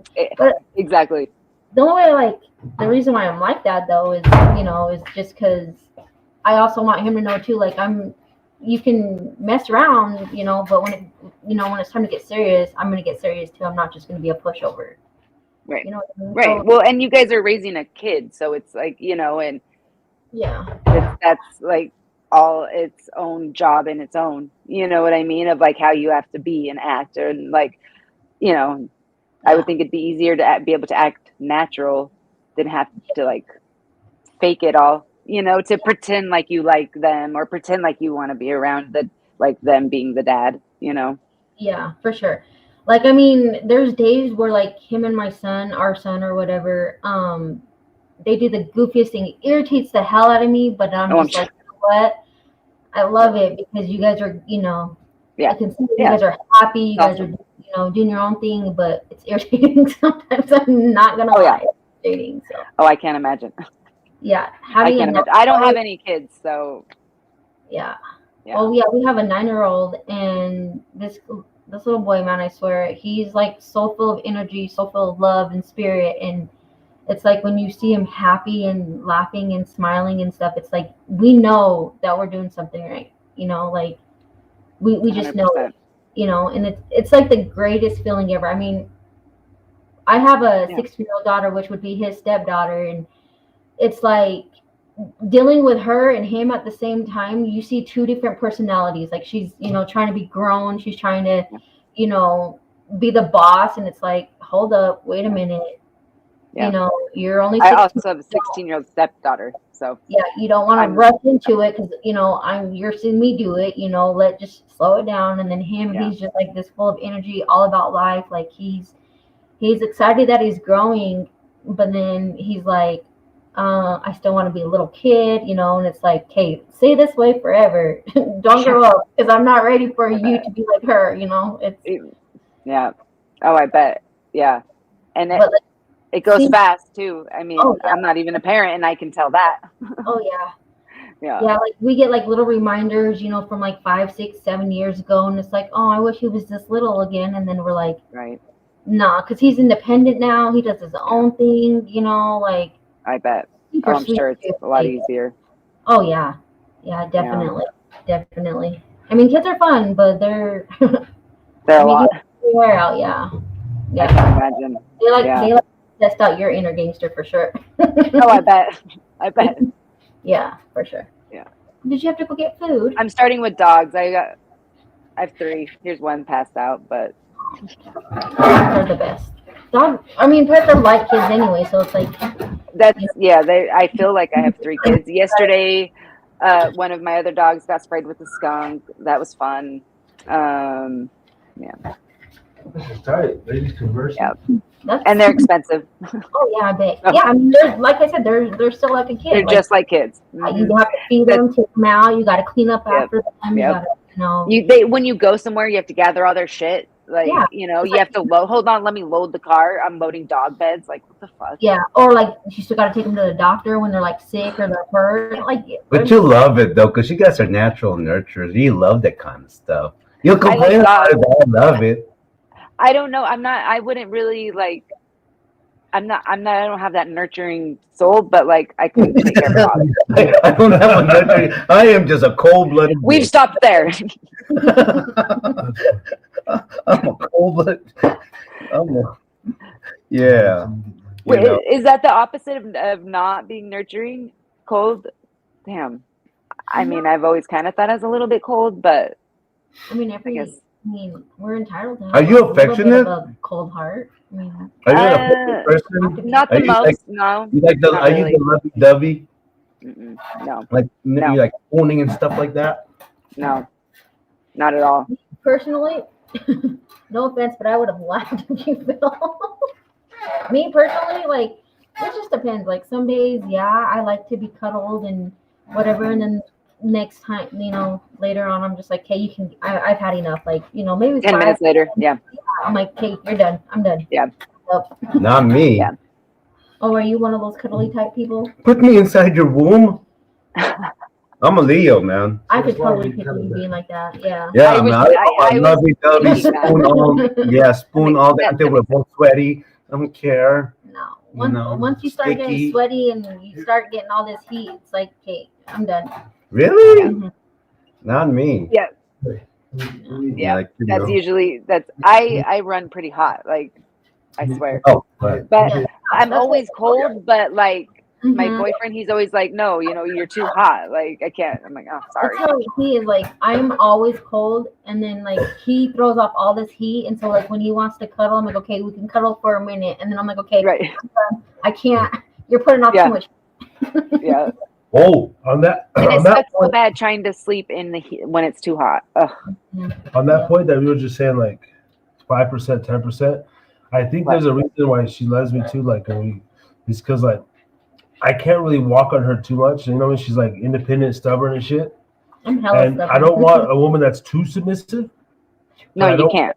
I don't want one that, won't let me get nowhere either. And it's like, so it's like this. You got to find that perfect medium. Yeah. Makes And sense. I know she wants to be like, I'm sweet sometimes, then I'm goofy a lot. So like I make her smile and shit. So, Don't even stop.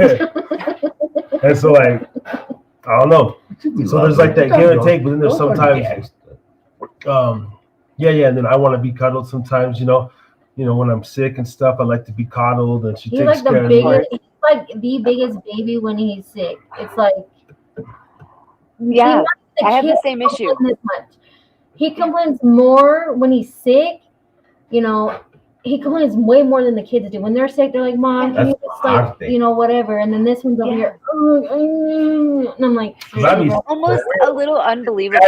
Because it's probably when you're sick, that nurturing from him is probably not the same. I'm like, when I'm And I'm sick, it's still like, doing stuff. babe, And I'm what are you still making for doing dinner, babe? The kids want you. Babe, I'll can be we like, go to the store? And I'm like, I'm sick here, I'm and fucking sick. but yet you want me to cook dinner, you want me to clean, still tend to the kids, but I'm sick here. Like, You can close that door if you want. Now. Right. It's is crazy. fucking Yeah, crazy. no. And that's like the whole like part of like woman equals mom part that I'm like, no, I'm good. Like, I don't want that to have to be my job every day. Like, it should have to be your job too every day, if it's just as much as it's my job every day, I agree. Yeah. Fuck. I agree. But it's crazy though, because even when I'm here and he's here too, it's still like, Mom, can you do this? Mom, come here. Mom, this. Mom, this. Your dad's right here. Like, what do you need me for? Yeah, I noticed that with parents actually a lot. Yeah, it's like, I need a break too. Yeah, What do you think about this, baby? It's the first time you've been on the Hylapub. it's the first time ever. Really? Yeah. Wow. We just do random He things. gave me the opportunity to come on here and talk shit, so I was like, I got to. Yeah, Just for like- sure. And it's a large part of me coming out, my different thing. I like to keep. I'm pretty open with the family stuff, but I'm still private, Yeah. And it's like I think you're pretty open. Yeah. You're open enough to where, like, I think. I mean, that's my opinion. I also kind of feel like I know more about you, so maybe that it connects more dots for me, I guess. Oh, yeah. I mean, yeah. So, I don't know if my opinion is really that good. And that. Well, I think you're on one episode saying, like the bullied me or whatever, kind of like that kid who's that really insecure fucking kid. You know what I mean? Yeah. No, yeah, you were. Yeah, it was bad. It was hella picked on. You were hella picked on. Trying to find my, Yeah. way or not. You know what I mean? But even And you were at that age where that happens, also. Yeah. Unfortunately. Now let's don't get picked on for like punked or anything. I mean, but that at that time, that was just what was going on. We were going, I got a story. Fucking George Baker took me on a ride on the goddamn 4-wheeler.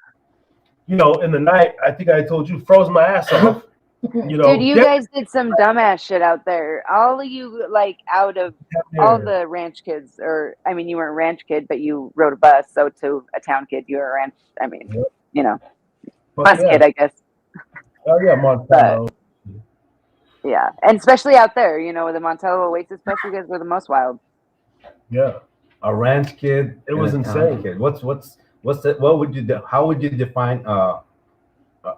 Just someone who lives on the ranch and buses into school. Yeah. Oh, okay. But is there like their attitude and their personality or whatever? Are they? No. Sometimes, but for the most part, no. Yeah. And I don't know. I just considered, because I've always been everywhere. Even like when I lived in Wells, right? Lived in Oasis. I was there every night. I don't know, or every Friday night, and then like in Reno, it's like I'm in the Monte Ranch. I'm in this part of town. I'm in fucking Sparks. I'm in Salt Lake. We live in Ogden. You know, so it's just like I experience everything wherever I go, really. And but like, yeah, it's interesting stuff. And I don't know what are most people from our generation doing? They just stayed put, or is there? Having kids and staying around where they're from, Nobody- I guess, which isn't bad. I'm not Comfort. dogging There's no great. Nobody became great out of that whole era in Nevada. Like, there's no great nothing. No fucking leader, senator. But then maybe some of them are like, you know what? I'm thinking, hold on, there might be someone. We got to make sure we don't cut someone out. Or maybe there is. I mean, did you know? So, did you did you know Wade Carner? Were you? Wade Carter, I know the name. Okay, well, he's like an attorney general, I think, or works for he's a lawyer. Like, he's not the attorney general for Nevada, but like he is, I think, works in the attorney general's office. Maybe, but he's pretty high up. So that's cool. Good for him. For not for Reno, but for one of the counties out there. Right. Oh, nice. Yeah. There was that dude from Wendover who was the first Latino and gay mayor of Wendover. But he was like from our class, like, or like even younger. He like graduated like 2010. Good for him. Yeah. Daniel something. The youngest mayor. He was a cheerleader, I feel like, right? I'm sure. I'm pretty sure. Yeah. But Mexican, gay, and 25. I love it. So like that's why I know that we can get into politics, right? Oh, for sure, we have to. I'm gonna run for like 2030. Yeah, and I will run your. There's a lot of gay people in politics. Yeah, there really is. Yeah, you know, it's a lot of. Yeah, a lot of people. I don't know if I can though because I'm trying to go towards the light, and I don't know. What is? Why not? I feel confused. I feel like in politics and this industry, politics is not towards the light. No. No, that's what I'm saying. Yeah. No, it's not good. No, It's, they have a dark side to them. Yeah, that's what I'm saying. Yeah. I feel like they're all dirty. You have to get your fucking hands dirty. Yeah. Yeah. I mean, it doesn't matter how good you are. Like, you go in there. Like, I would like a little perks. You're a good mind, but then. Let me be just the mayor of Elko. The government.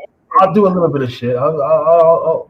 No, but my question is that would you just want to be a mayor that's just having a job? But if I want to run for mayor, can you guys confirm this? I heard that there is no Uber in Elko, Nevada. Not that I know of either, because it's too. Like, it's not allowed. it's not allowed. Is there Why? DoorDash and all that? Oh, There's wow. also no taxi. So what the fuck do people do? They get pulled over. Yeah. You mean like? How can they allow? How can they? And I don't know if this is true. This is just what I heard, that they don't allow Uber to operate in Elko. That's fucked up. There has to be a local shuttle or taxi, you would think. Unless, what are they trying There to has do? to be an alternative, right? There has to be. If not, then I'm gonna go there and If say, not- Yeah, man, I'm all over there and create a taxi, I taxi find company. it hard to believe that not a single person in Elko wants to drive for Uber. It's fucking easy. Why wouldn't you? Especially in Elko, the smaller the town, the easier it is. You know, you might not be busy and be making a full salary, but you'll make money. Maybe it's just big. I don't know. Maybe it's because it's. But they do weird shit in Elko. Yes, Is it that small? they do weird shit. Yeah. They fix prices on gas. They do weird shit. I mean, I could see That's the only thing I know for a fact that they've done. But Wendover's small. There should still be Wendover's green. Yeah, it's at least the option they're all. for like 2 or 3 people to sign up. Hey, you know what, bro? If you're gonna run for mayor, man, don't go for the small town. Fuck, go for the big league. Go for Go Reno. for the big town. Go for the money.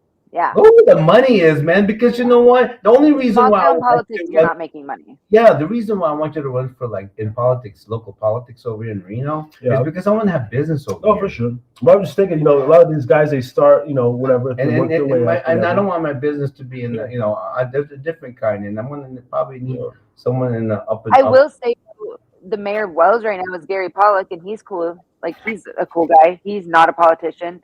He ran and got it, and so I don't know what he's doing, but he's a good friend of mine, and he's not the person that you would have ever expected would have ran for mayor. So that's good, you know. Yeah. Like I don't know if I don't really know who you remember. Like I mean, he ran with like I don't want to out him, but like Ty Patterson, you know what I mean? They were all good friends. He was like that age.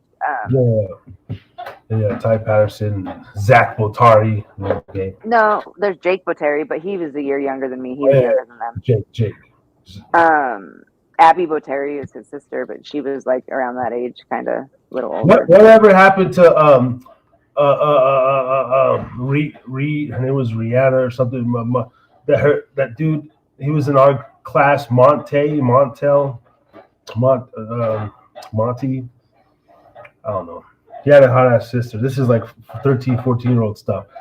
His sister Rihanna or oh god. Oh my god, Rihanna. She had dark hair and super dark. And she had, I don't know about fucked up. What kind of big teeth? Like the front tooth. Yeah, dark hair and big teeth. Dark hair, big teeth. Oh, Montez, Rihanna Montez, and her brother something else Montez. And he was running back. And then when we played football, he was power forward. I liked him. He was a cool cat. I was never gonna get him, but just like she was a cute older sister. How much older? Yeah, like maybe like junior or whatever. Junior, senior. Yep.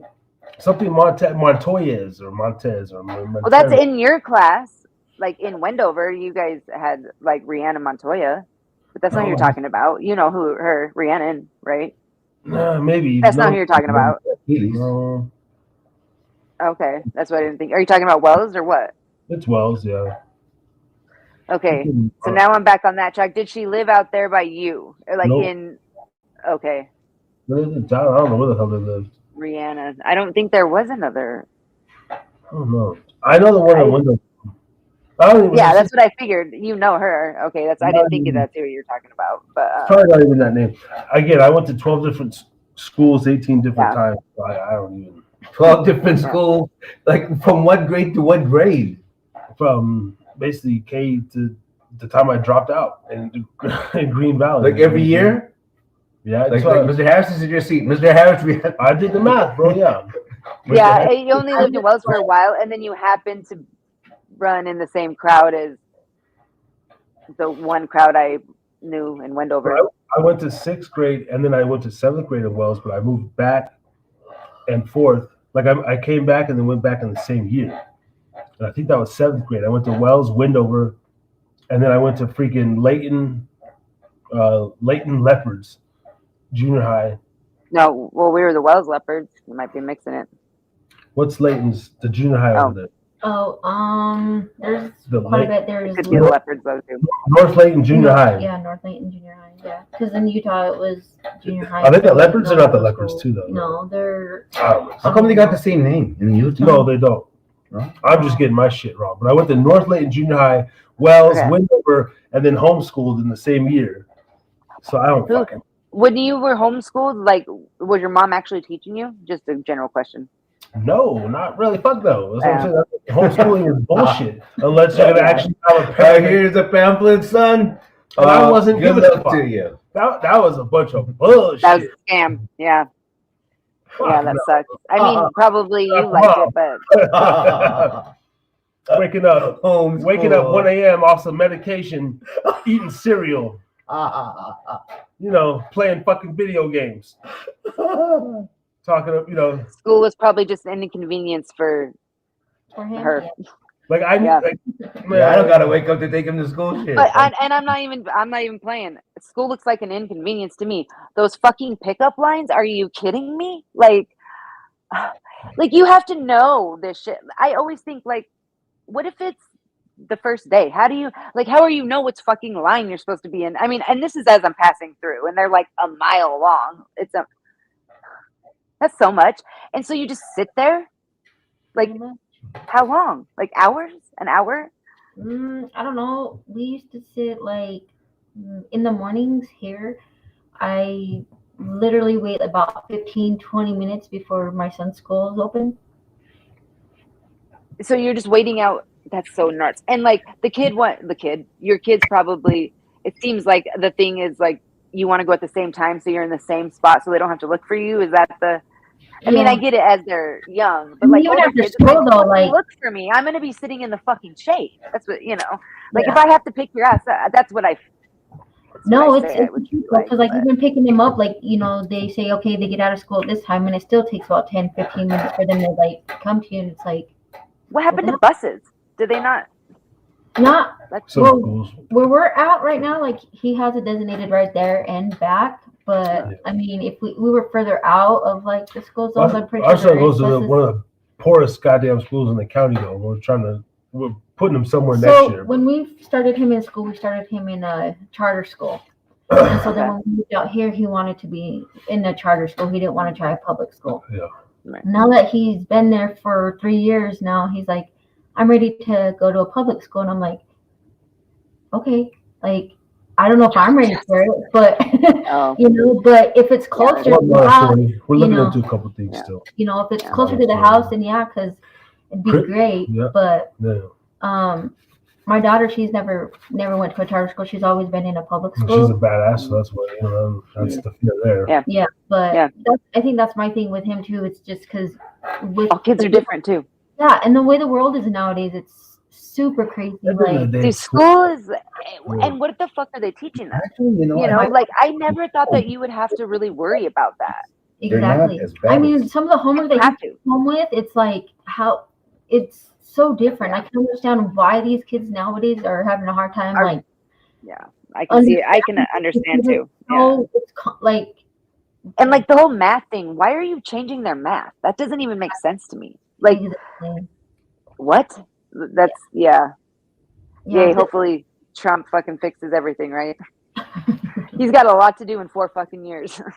No, we're up for some change. But that's why I like being a dad too, because I even tell him as it is now, like, bro, just because you're a teacher, I make him question shit, right? And I let him in on certain stuff, and with time, I teach him here at the house, and he's questioning, like, we talk so much and so deeply that at least I know he's gonna be able to like express exactly. Dad, and that's so important. This, and then we fact check shit and stuff, and like our generation, I like how I grew up anyway. Like you didn't talk about that. Like you didn't talk about feelings. No one was asking like you how you were. No one gave a fuck how you were. You were how they told you to be. It's like, and I'm not saying that they knew any better. They were wrong. Maybe that's how people want their household to be, but it's not fun. I can tell you this: you're not raising confident kids. Exactly. Exactly. I mean, there's times where our kid, like we know when he's in the mood or whatever, and we do whatever we can to, I do tell him to express himself, like express himself. like let it out. Like who cares if you're crying? Like who cares if like let it out? Yeah. Don't be afraid to like hold it in. I don't think that's bad. No, shit. Our son is like super wise. Like I think, and respect. That's like another thing that's very much lacking is what I noticed is respect. Like it's not only that kids don't respect adults; nobody respects anybody. Exactly. Anymore. But the way how I see it too is like, I've had a couple of times with my daughter where I've had calls from teachers because she's being disrespectful, and I'm like, well, were you respecting her or were you being disrespectful to her? And she's like, well, and I'm like, no, respect works both ways. Like if you want a kid to respect you, you have to give them the same exact respect. Right. They're not just going to give you respect just because you're a teacher. Like they have values too. Like they deserve to be respected just as much as you deserve to be respected. And they're like, oh well, I wasn't trained that way, or I wasn't taught that way. Well, that's a problem nowadays because figure it out. You're a teacher. Exactly. Like teachers nowadays too seems so young. Yeah. I mean, of course, because I'm getting older. I think that's how it works. But it's like, oh, I don't know that I want some fucking woke 20-year-old teaching my child. Yeah. I bet that's who the teachers are. And even the people that I know that became teachers, it's like, oh, I don't know. That good people, not exactly teacher material, in my opinion. But and I then there's bet. some people who should have been teachers and aren't. Yeah. I just talk with the school and I let them know, hell, you know, as long as there ain't no fucking drag queen story hour type shit, you know, Yeah, you're dude. not, Like, let's keep it fucking you're not exactly. giving them books with like same sex, like Your job's not to teach them about sex, actually. Yeah, and so far we've been good on that shit. You know what I mean? And Utah really don't play that. Nevada really don't play that. Yeah, I had a feeling. But and I don't so- know. You guys got a weird governor now. He's like way too friendly with old Gavin Newsom, the one that just got voted in. governor of California. I don't know who just got voted in, if it's the same one, but To be honest with you, Nevada's turning. I don't follow politics. I follow lost any of that California. stuff. I don't really either, but it's just what I noticed not being there. You know, you kind of just pay attention. You see what they want you to see, or like what you hear. But yeah. Oh yeah. It's also they don't when they're talking about Vegas. Or Nevada. We all know they're talking about Vegas. So Yeah, for sure. All right, well, it was good talking to you. I gotta go in and put kids to bed and go be a mom. yeah, Super go be a late. mom We usually don't have the kids up this late, so we're Thursday. because mom's out. Yeah, they don't have school tomorrow, right? Do they, or do they have Friday? No, do. they No. oh yeah. Yeah. Yeah. But you know, Oh, well. she's got back from grocery shopping and stuff. And Yeah. I hear you. you. Shopping. Yeah. thank you, baby, Yeah, no problem. for coming Yeah, on. good That's time. crazy. Nice to meet you. You too. Have The fun. world. Yeah. Sorry, I'm trying to please, wait.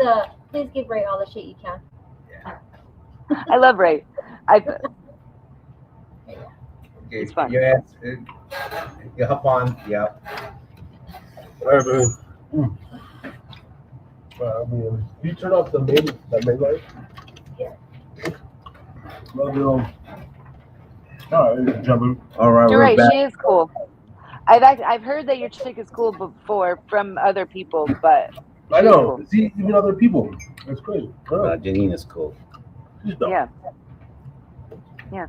And that was just Sadly, though, when I say other people, like the people that I know that you know that I'd be referring to, sometimes aren't the most even credible fucking other people. So it's like, fact, right? Fact. Yeah, I talked to old Mikey the other day. Jesus. Yeah, he's going through a little battle of his own, as far as I know. So you know, Yeah, he's he's doing denial. fine. He's fine, but he's in denial He's about a lot of shit. That fucking guy. You know, he Not Mikey. He can put on all that shit he wants. He's fucking in denial. I know, dude. Oh, you're talking about Mikey? Fuck Yeah. He's complete. He might have been born in denial. He's a fucking fuck. He's a fucking fuck. I dated Mikey for a couple years. Oh yeah. That's how I guess I stayed in touch with Dakota, maybe because they're his friends from Wendover. I'm friends with a bunch of them. Yeah, are you calling them right now? No, I'm just putting on some music. Oh, you put some music. Yeah, he won't answer. He's a fuckity fuck. Fuckity He fuckity. wouldn't answer. He won't answer. No. Fuckity fuckity He's a fuckity. Charlie M. I love him. But nah, I What guess is it, Charlie M. What is it? Now you have to define that. What is it, Charlie M?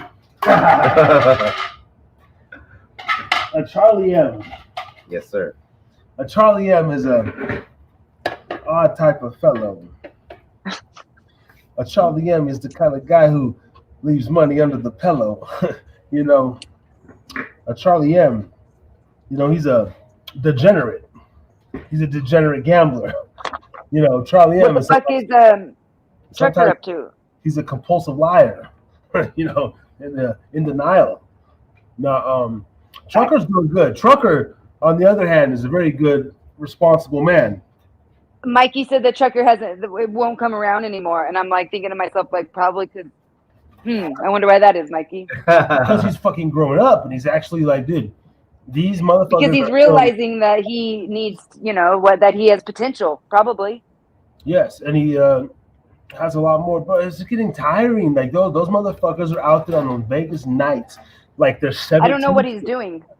What is he? Where is he working at? Yo, what I'm saying though is like they're out there partying like they're 17. Oh, and they're going on fucking 40. I know. That's So like that's not doing good to me. But I'm not judging because I'm. No. I guess it's the like I think that shit's sad. My struggles are fucking pathetic. I call them for what I see. All of them? I believe so. At this point, there's nothing that we've actually done in that realm that's like really, you know what I'm saying? That you cool. haven't already done. Yeah, it's like why still chase it? But it just seems from their end, it's just kind of more like ha ha ha. Yeah, like it's like a no, like don't brag and boast no more. It's like it's just I'm on that like yo, I'm sorry I keep doing it. You know, I don't know. Yeah. I want to No, kind I of get put my, Interesting. kind of want to put my 2 cents because we talk about this all the time, right? Yes. Because right now I got a roommate, and he's 30, 34, and like Okay. what you're saying, pretty much they don't know when to stop. But at And- 34, You know what? Actually, let me. Okay, let me piggyback off of that, Gwen. Okay, so I told Dakota because one of our good friends, he just turned 40. I said, in a man's life, when you reach like past 30, Mhm. there's a changing Mhm. that's gonna happen irregardless whether you like it or not. yeah, I think you're right about that. It seems like you guys finally grow up, kind of. Yeah. Something. But it's up to us to go with About that 30. change, Mhm. or Yeah. but for women it's even a lot sooner because Yeah. the way your brain is when you're born. A woman's brain is kind of together, or it's already in sync. That's why girls are more astute. They're more they catch on fast. That's why Yeah, they she's so mature faster. yeah, I know because Yeah. I got 2 boys and my Yeah. baby is a girl, and Yeah. Tyler was sharp. Yeah. But your girls probably, they She's surpassed him or what? 4.0 student. She's a traveler. She's independent. Yeah, all that crazy. stuff, right? Yeah. She doesn't talk to her dad. Breaks my heart. Anyways, Oh, but don't do but full meat. but what I'm finding out is that as they get older, Yeah. then it's opposite. The men's brains are just now coming together, and the women's brain now starts to come apart. That's really And- rough to say, come apart. It just Not come changes. apart. I mean, I don't mean that in a come apart like like it's just Like the we way. lose our minds. No. Yeah, thank you. I It's appreciate that. it's just the way the brain is, and it's not like Yeah. it's not one better than the other. It's the same No, thing. It's no. just two And it's different. constantly changing. That's the, And it's constantly changing like the Yeah. universe. Correct. yeah. And all this stuff. Oh, no, that's baloney. Your brain grows. Yeah. as you Well, and get I older. also think that as we learn more about that as like a society, it needs to be more put in the front, because back in the day, like literally my grandpa, his ex-wife, Mhm. he just dropped her off at the hospital, mental institution because she backtalked. Right. All you have to do is say they're crazy. And you know what I mean? Back in the day. Right. So it's like that's all you had to do. Like, and it could have been like, for one, I know my grandpa, Uh-huh. and I would have been, if I was married to that man, I would have been full blown crazy. So like, you know what I mean? It's insane. She probably just disagreed with him, and Right. you know what I mean? And then as life gets, as we progress and we learn more, like you would think by now that it would be more like understood, I guess, from men's point of view, but maybe that's like wishful thinking. Well, no, you know what? Women It's, barely understand it, me included.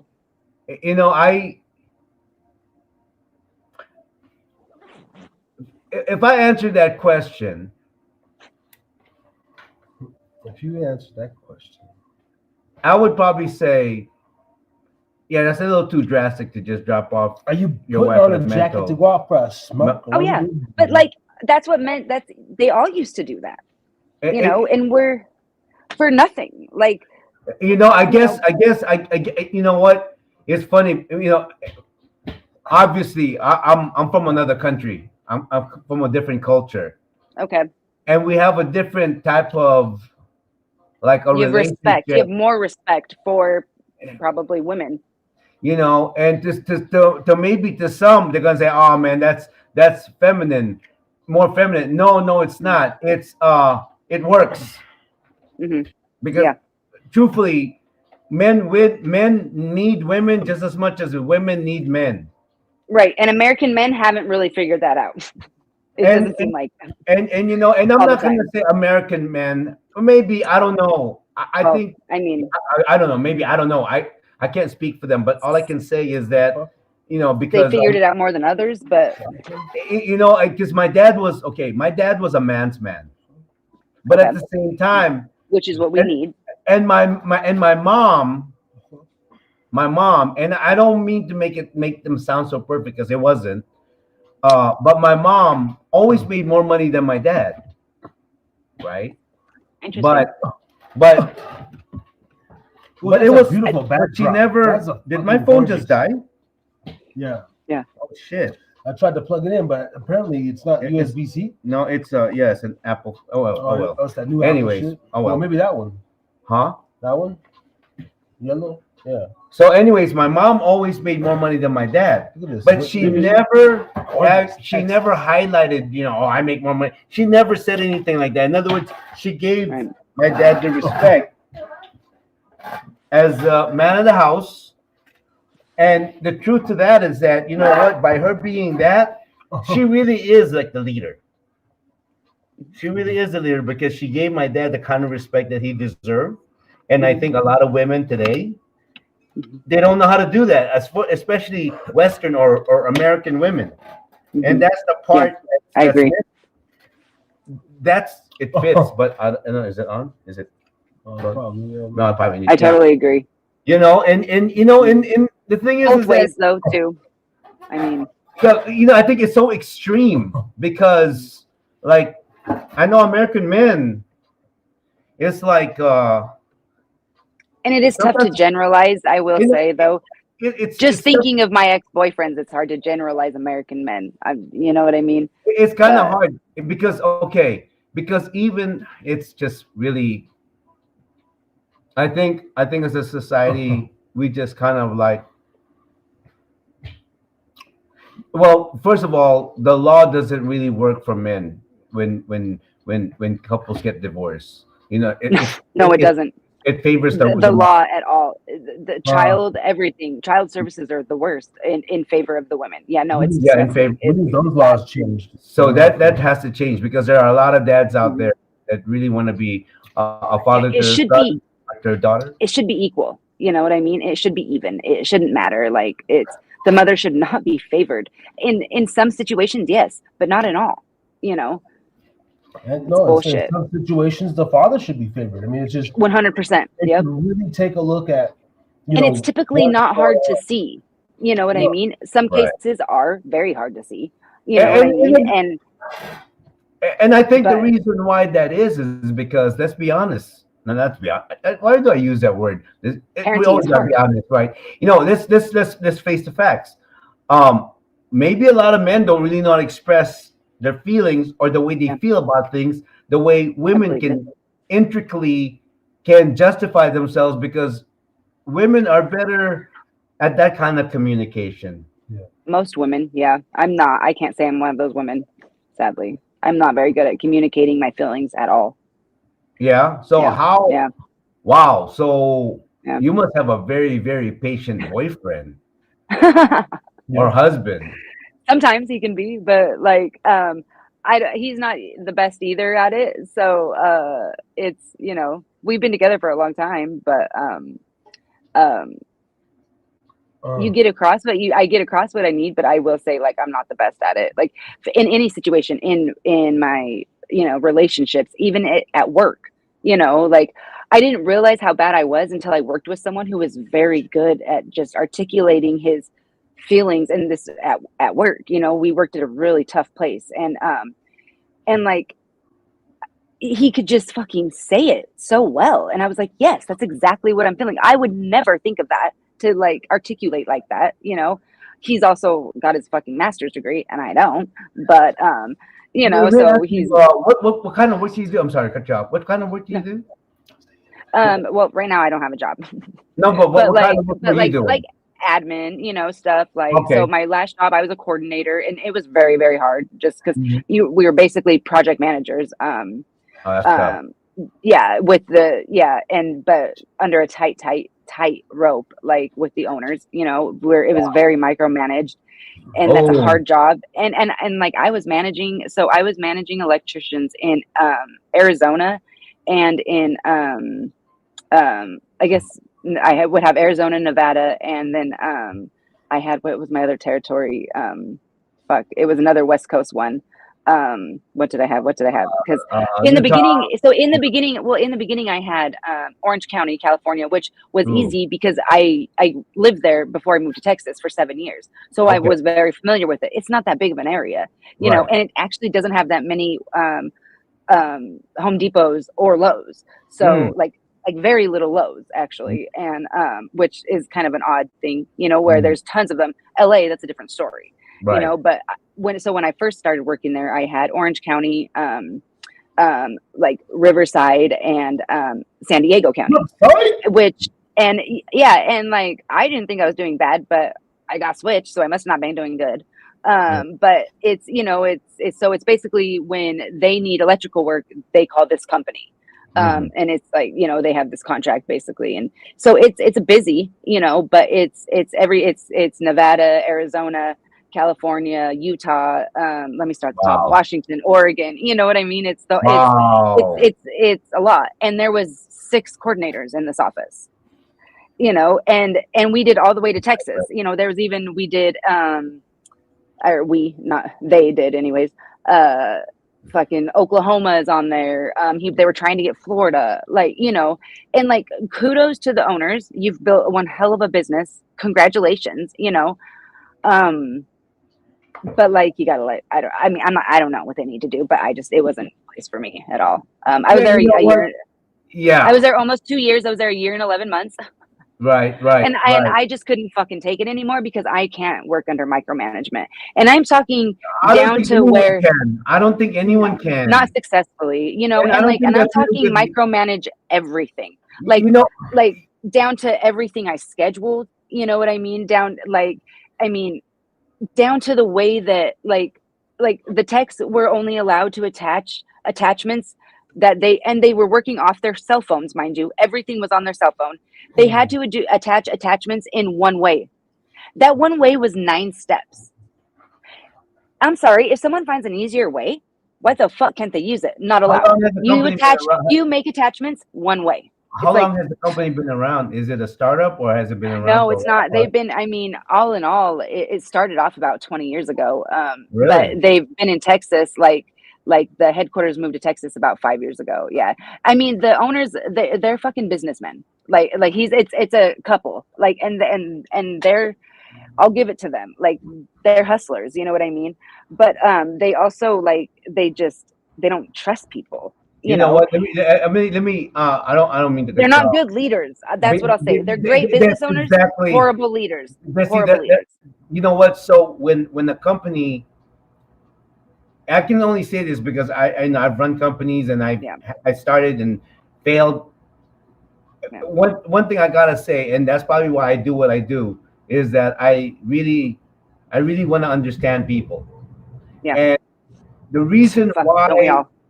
Possibly the reason why they are that way towards their employees, micromanaging, because if you micromanage, you're not really exactly what you said. You're not really what you call a leader, because a leader should be duplicatable.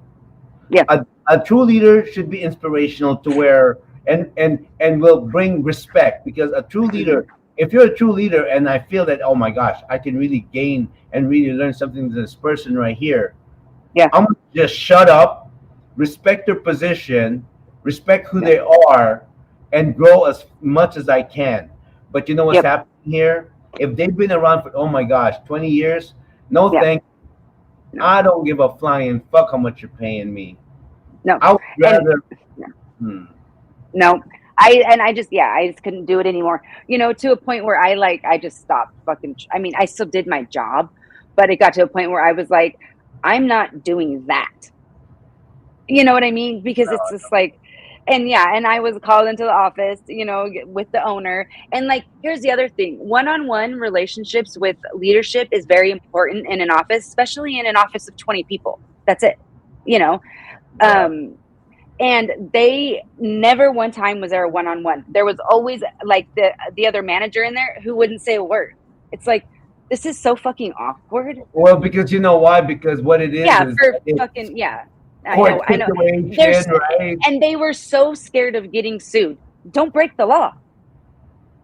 You know, like, you know, I recorded every conversation more so I can go back to it and listen and see like, okay, what do I need to do? Because I did this, you know, I tried in the beginning. It's like, what is she telling me to do?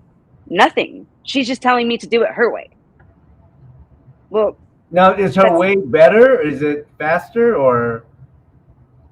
I mean, on some stuff I understand, but like as far as like personality, I'm not a dick. The way I choose to manage people is different than the way she chooses to manage people. Got you. Also, she's the owner. I don't have as much pull. No, exactly. It's you know, and these electricians make 3 times the amount of money that I do, and Yeah. they've also been working there 3 times the amount of time. So they have a relationship with the owner, you know, and so it's just that's a really tough thing to you know, the kind of work that they're in.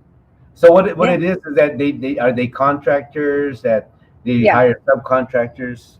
Yeah, they hire subcontractors for, you know, when you need additional work done. Like basically they all electrical, they would handle themselves. Yeah. And then like if, you know, if it was like parking lot lights were out and there's a break underground and you have to fucking trench, then you're going to hire a trenching company.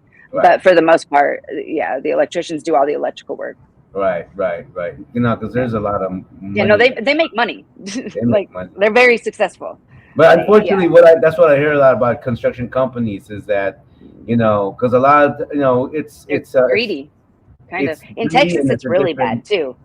That's, you know, you always hear Texas is great for business owners. It's not great for employees, though. It's not. So I haven't found another job yet because they literally advertise jobs here in the state for $8, $12. And then they're going to require that you have to have some kind of degree. What the fuck am I going to work for $12 if I'm paying off student loans? You know, I can't even pay off a fucking mortgage for that. And the cost of living isn't that much cheaper. It's probably no cheaper than Reno, honestly. I mean, the housing prices, yes, but the housing prices in Reno are very inflated. So. Would you move back this way if you had to? If we could have, yeah, oh yeah. Like if the construction, because Dustin, sorry, I didn't want to say his name, but my boyfriend, yeah, oh yeah. If we could afford to buy a house in Reno, we would have bought a house in Reno, but we can't. But you guys got a house over there. Yeah, we bought a house in Texas. Yeah. Right. Yeah. Well, you know what? At least you got that out. You know, you got that done.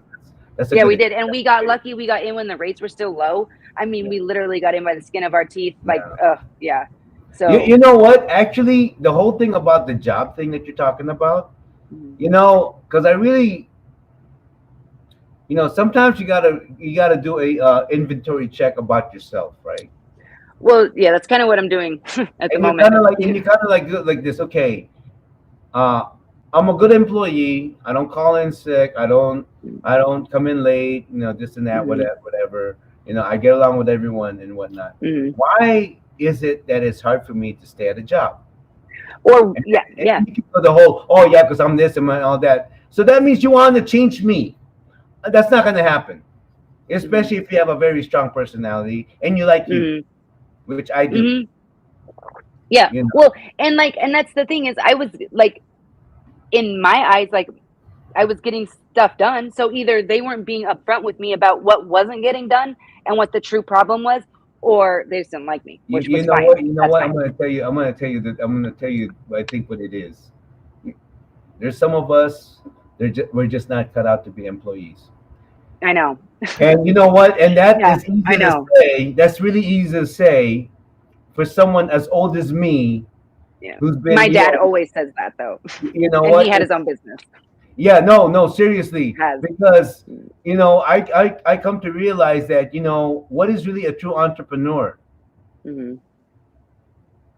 I tell you what, I'm better when I'm on my lowest, when I'm over here just fucking trying to find my way out this hole. Oh, I'm amazing at that. I'm, you know, I yet need to learn how to be like when I'm on top and I know how to manage Maintain. maintain, right? Yeah. And the only time I was able to kind of do that for a short stint was when our embroidery business. Can I have some water? When our embroidery business went up a little bit for just a short while, 2019, before the whole thing started. And I was like, oh wow, okay, I made it. All right, man. We're making $25,000-$30,000 a month. All right. Wow. Yeah. And all because of because of the way we treat our customer, the way we market ourselves and whatnot, and the way we did our work. So I was able to, feel that. And but I the only thing was that it wasn't long enough for me to really would be my next thing. But I come to realize I'm going, you know what? I'm 57 years old.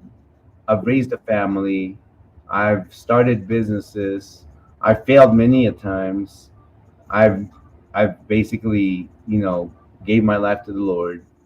And I'm doing this, I got a media company because I'm doing this because number one, I think I really am a businessman in my way. I'm not one of them handy guys that can fix shit.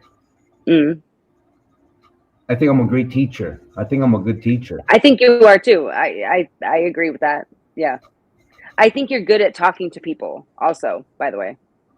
And that's because I'm interested in people. Yeah. I'm very and you interested. seem interested, whether you are or not. You seem like you are. So I am, because I don't know what it is. It's like I get my energy from people. That's good. Yeah.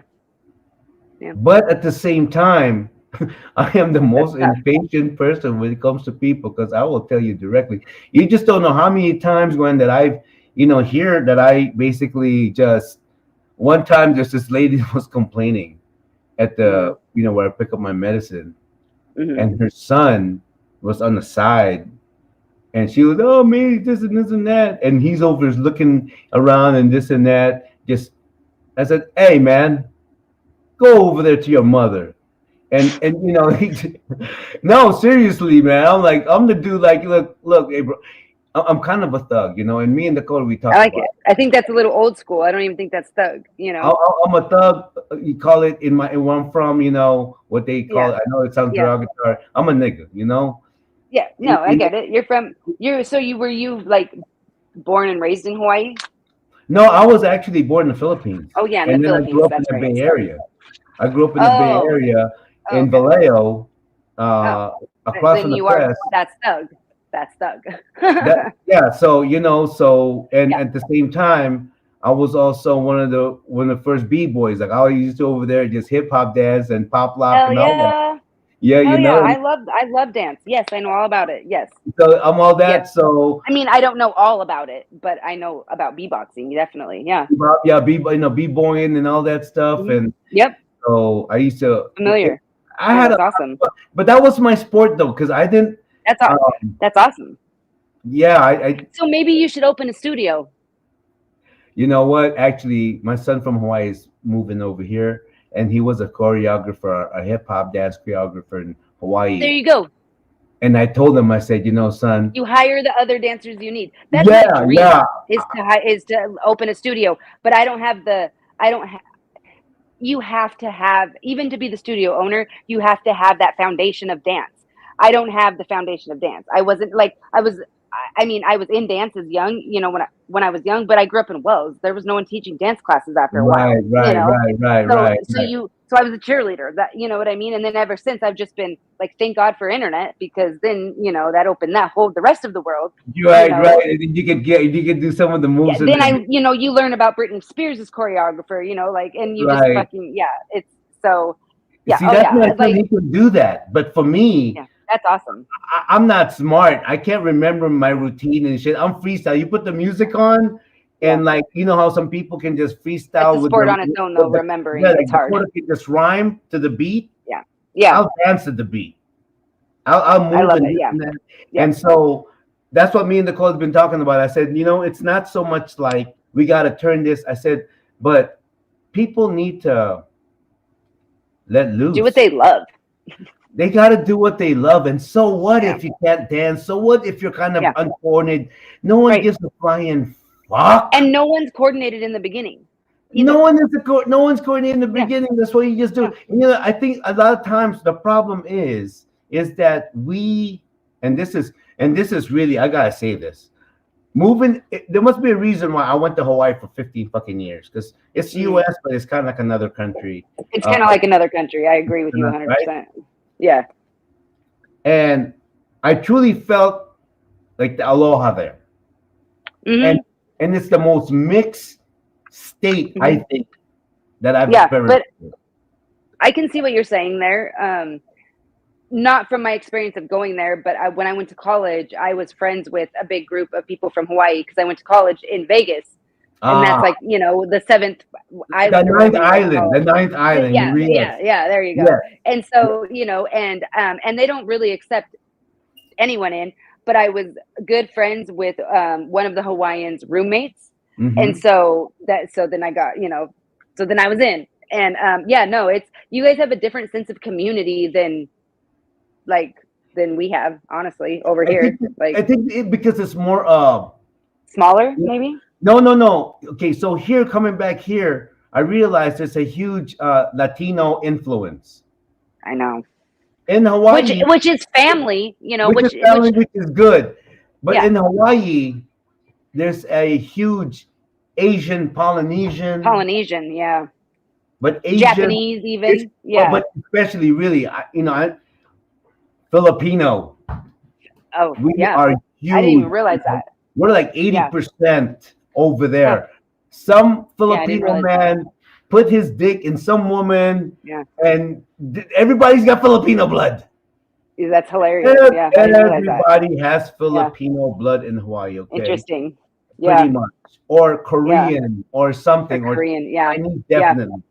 Yeah, so my friend, she was Japanese. Like, that's it. Yeah. I think she was like full Japanese, actually. But I don't know. I could be wrong.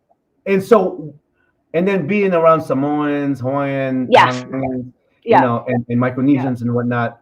And also there's other parts in Hawaii. There's a huge Portuguese. They're the funny people. Funny. They always talk. They talk. Yeah. They talk. Interesting. I didn't know that. And then you have there's even Puerto Ricans that migrate to Hawaii, Koreans, and it's just a mix in everything. And so it has more of an Asian Polynesian type of click to it. Yeah. And the way they are is that they're just natural entertainers. Okay. Comedian. I didn't know that. Yeah. It's definitely singing. Yeah. Dancing, but singing. Mm-hmm. Man, which coming here after 15 years, and it's something that I never thought. I thought everything would be the same, but it's almost like a culture shock. I'm going, wow. America needs America needs the aloha spirit. Big time. Yeah. The one thing that sucks about America is we're just not very kind. You know, like, I wish people would just try to be more kind. That's it. Y'all drunk. I think there was a time when we were kind. Talk about Jay-Z. I know. I was just reading that too on the comments. Like, what? Shut up. Y'all drunk. I think that's crazy. I think America at one time, there was a time America was kind. And then when the people got tired of it, of being tricked and fake news. Mm-hmm. Yeah. One thing I got to tell you about Americans, you know what? We're goofy. We're this and that, whatever. We're kind of annoying. We're kind of like self-centered, privileged and whatnot. We all are fucking are, whatever. Yeah. You just become. We all got problems. Mm-hmm. We all. But you know what? We're amazing people. I but think so. but it's like anything else. You can have the most beautiful, amazing, just wonderful child. But if you keep hurting that child and lying to that child and just They're not going to be disappointing wonderful. that child is going to turn out to be not a very No. kind person. No, Because you're so right. the child basically like, you know what? Fuck it, man. Whatever Yeah. I do, man, I'm wrong. So fuck it's it. a disappointment. And that's what Yeah. this country has done with our past leaders and the way it Mhm. was going. And I'm Mhm. I'm hope and I think we can have I think because I truly believe. I mean, yeah, they say, oh, because Trump, no, Trump's a big part of it because he's put a lot of good people together to change everything. But as people, as individuals, you and me, I believe that this is the time that because a lot of things are going to get exposed. This is also the time to really like what you're doing to yourself, what I'm doing to myself, is really do a really self-analyzation and then reinvent and re-love and understand your mindset all over again. Yep. And try to flush out all the bullshit of this world. It's gonna be there, but for you, you do what you believe is the best for you, because that's my only answer. You know, Yeah. this is the One second. time. This is the time to do that, and that's. I say that because my situation just around the corner. You know, I'm turning 60 here soon, and no matter what. But at the same time, what I'm trying to do is I'm trying to really prove the whole reverse aging and doing it naturally by the power of your mind. Wow. Yeah, I Wow. hope so. This Yeah. sounds you look really cold. Are you like is it freezing over there? No, I'm just kind of a pussy. Oh yeah? Like 'Cause that's I grew up over there. I grew up where it's actually cold in Wells, but or in Nevada. yeah. But no, I just had to no, it's probably fuck, what's the temperature here? I don't know, but it's probably 26 55. 55. Oh, 55, really? Yeah. And you look like you're like brrr, Oh yeah, yeah, I brrr. know. Yeah, I'm kind of ridiculous. It's cold for here, but Yeah. it was really cold last night. But tonight it's actually not too bad. Yeah. But you gotta always be prepared, you know. Yeah. So now our host Sorry, is back. I had to go over to the house for a second. Yeah. Nah, you know, just letting you guys, you know, shoot the shit, talk it over, fill up some content. It was great, man. Great being in the building and just listening. You know me, dude. I'll fucking chat.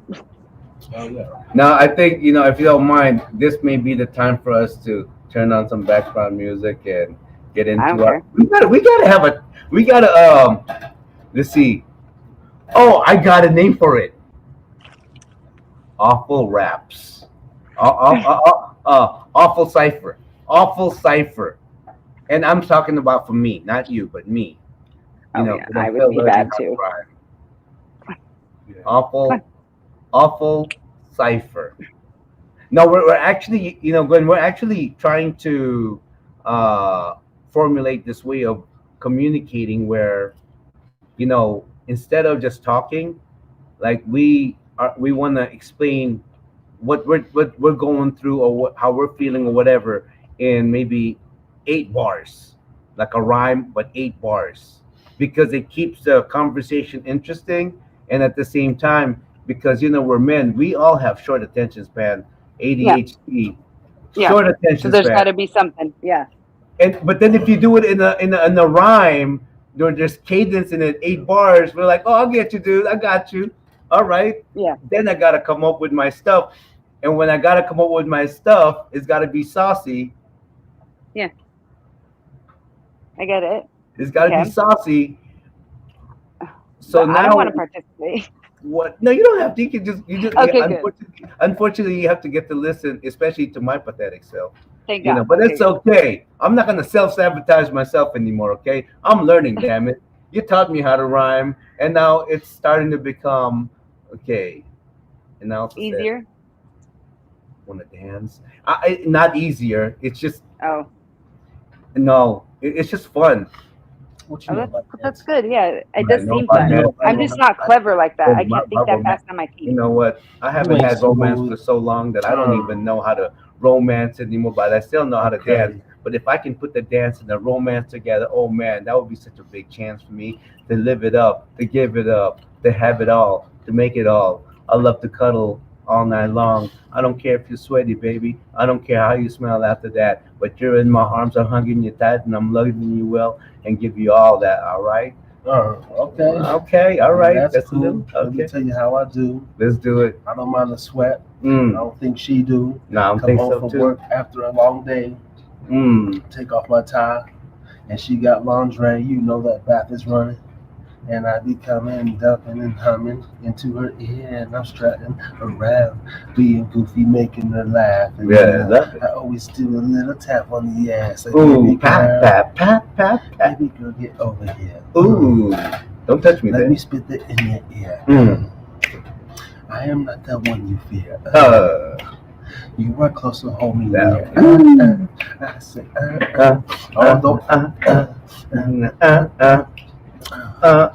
Before you know it, we're on the cha cha, la la, ha ha, ooh, la la la. la la la la, ooh, la la la. Pretty. Oh, that was good. Okay, we're getting warm A up. little warmed up. That was nothing. And that was nothing. You know what? I gotta get some water. Hold on. Get some water and some coffee. I'm gonna sort. We get the boogers out of my chest. Yes. Yes, that was good. Sorry, I forgot I was muted.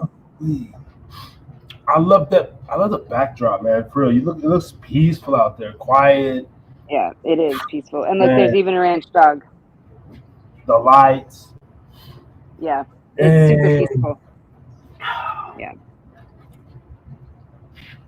Yeah.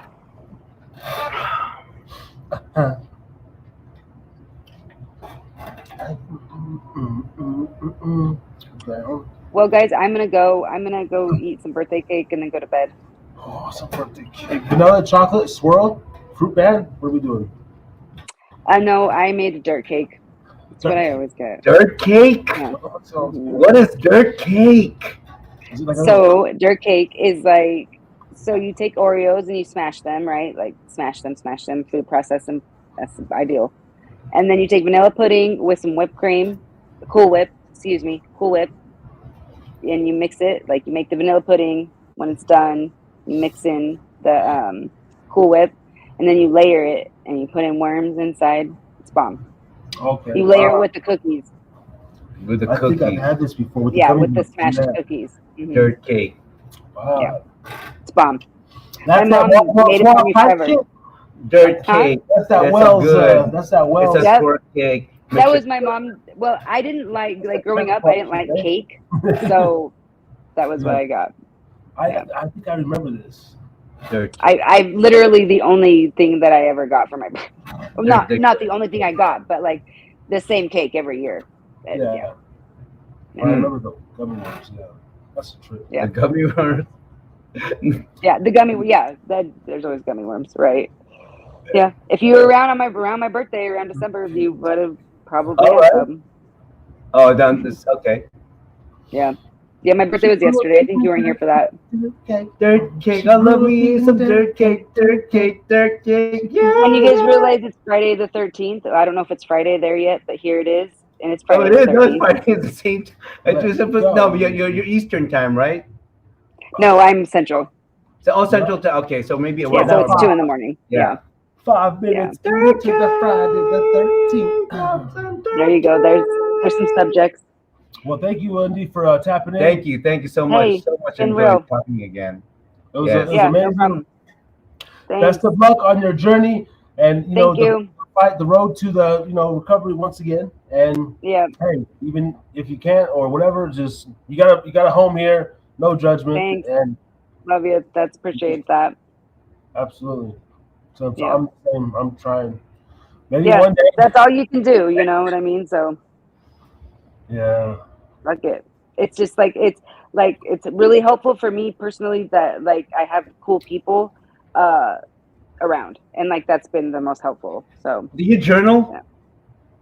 No, but I should start. I think that every single should. fucking day I'm like, I need to journal. I need to You journal. know what? It's amazing because Is it I've been journaling is it for clarifying like in your mind? Does you know what it is? like, There's something about writing it down, mhm. and then after you write it down, for some reason you just forget it. That's and then amazing. you read, and then because you forget, I guess it.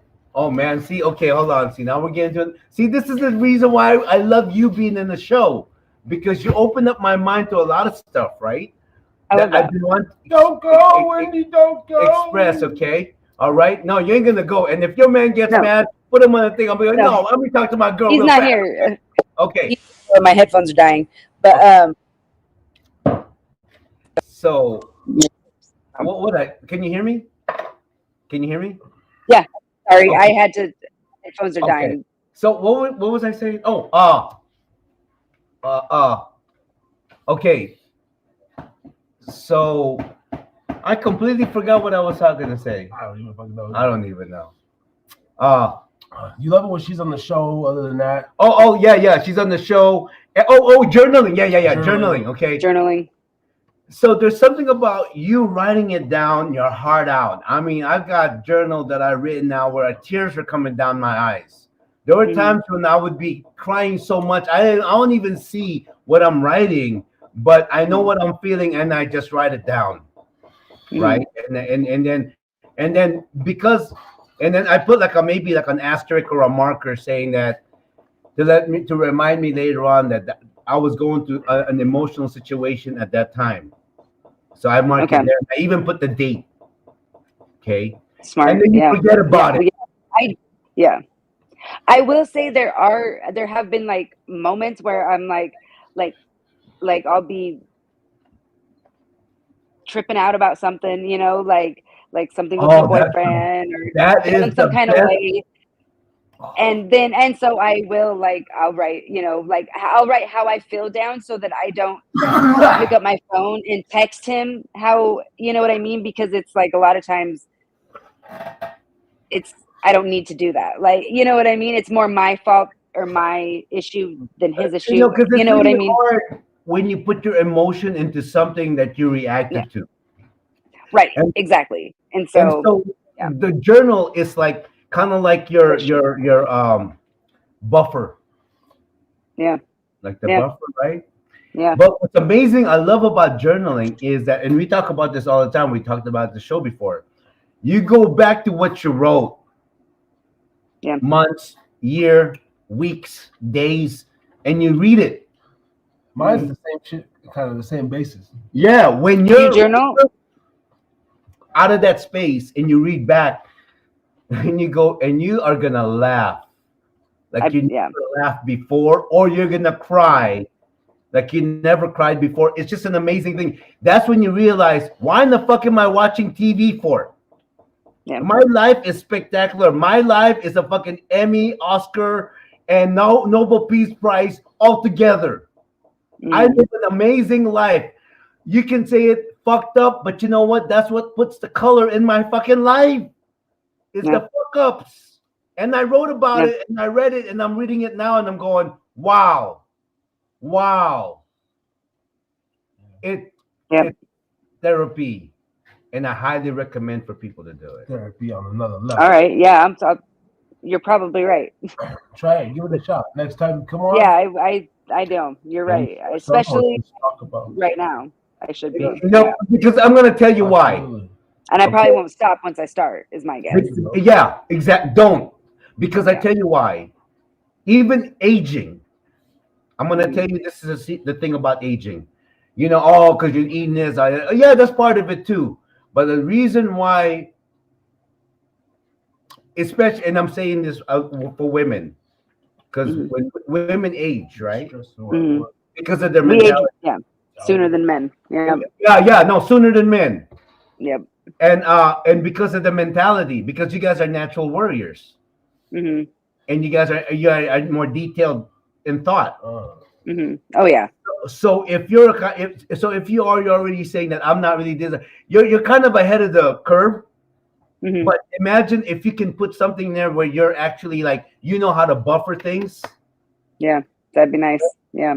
And when you so people say, oh Ray, this and that, you just said you can communicate.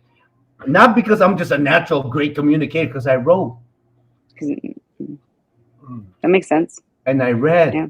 What and I you wrote. read. I was gonna just say that, and you must read. Yeah. Good. If you do it, I tell you what, oh my gosh. So anyways, when you're ready, I highly recommend journaling is Yeah. therapy. Yeah, I appreciate that. Yes. Yeah. More than happy. All right, guys. Share it. Yep. All right, Wendy, we have a good night. Blessed night. It's been real. Yep. And All right. as always, okay? Wendy Lundy in the building, guys. Gwen Lundy. See you later. Gwendolyn. Yes. Gwen Lund. Sending light and love. Her Yeah, way on this yeah. Beautiful December evening. She's so lovely. Her name is Gwen. Gwendy. Wendy Lundy. Are you ready?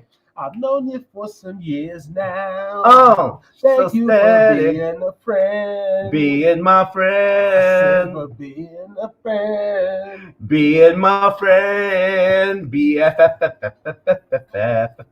You can use my best friend. I want you around all the time. And this is my best I said friend. my best friend. Mm. That's right, you and Franny. The cutest little thing. That's the day, that's the day, that's the way. Harry, too scary man going through that lots of change. Wickedness off in my brain. No, why is that? Stop that saying, stop that thing from coming through. And stop that saying. Here we go. Once again, try to hop on the flow, put down the gin. Once again, be positive. On the road to awesomeness, with the Ray G. I don't know what fools be trying to fade me, because they can't. Here we go, once again, I take a stand. Dakota Harris, just ripping it. I've always been embarrassed, not come through like a damn Ferris. Wheel spinning, man, I'm cherished by some people that love me. Sipping on that bubbly, passing it to my right hand man, Ray G. Oh, yeah, it's lovely. Chop suey. Wow, talk, gotcha. I don't know what I'm saying right now, but I don't care because I like that. I heard that shit. That's what I know. I was on in the zone. Oh wow! You know what?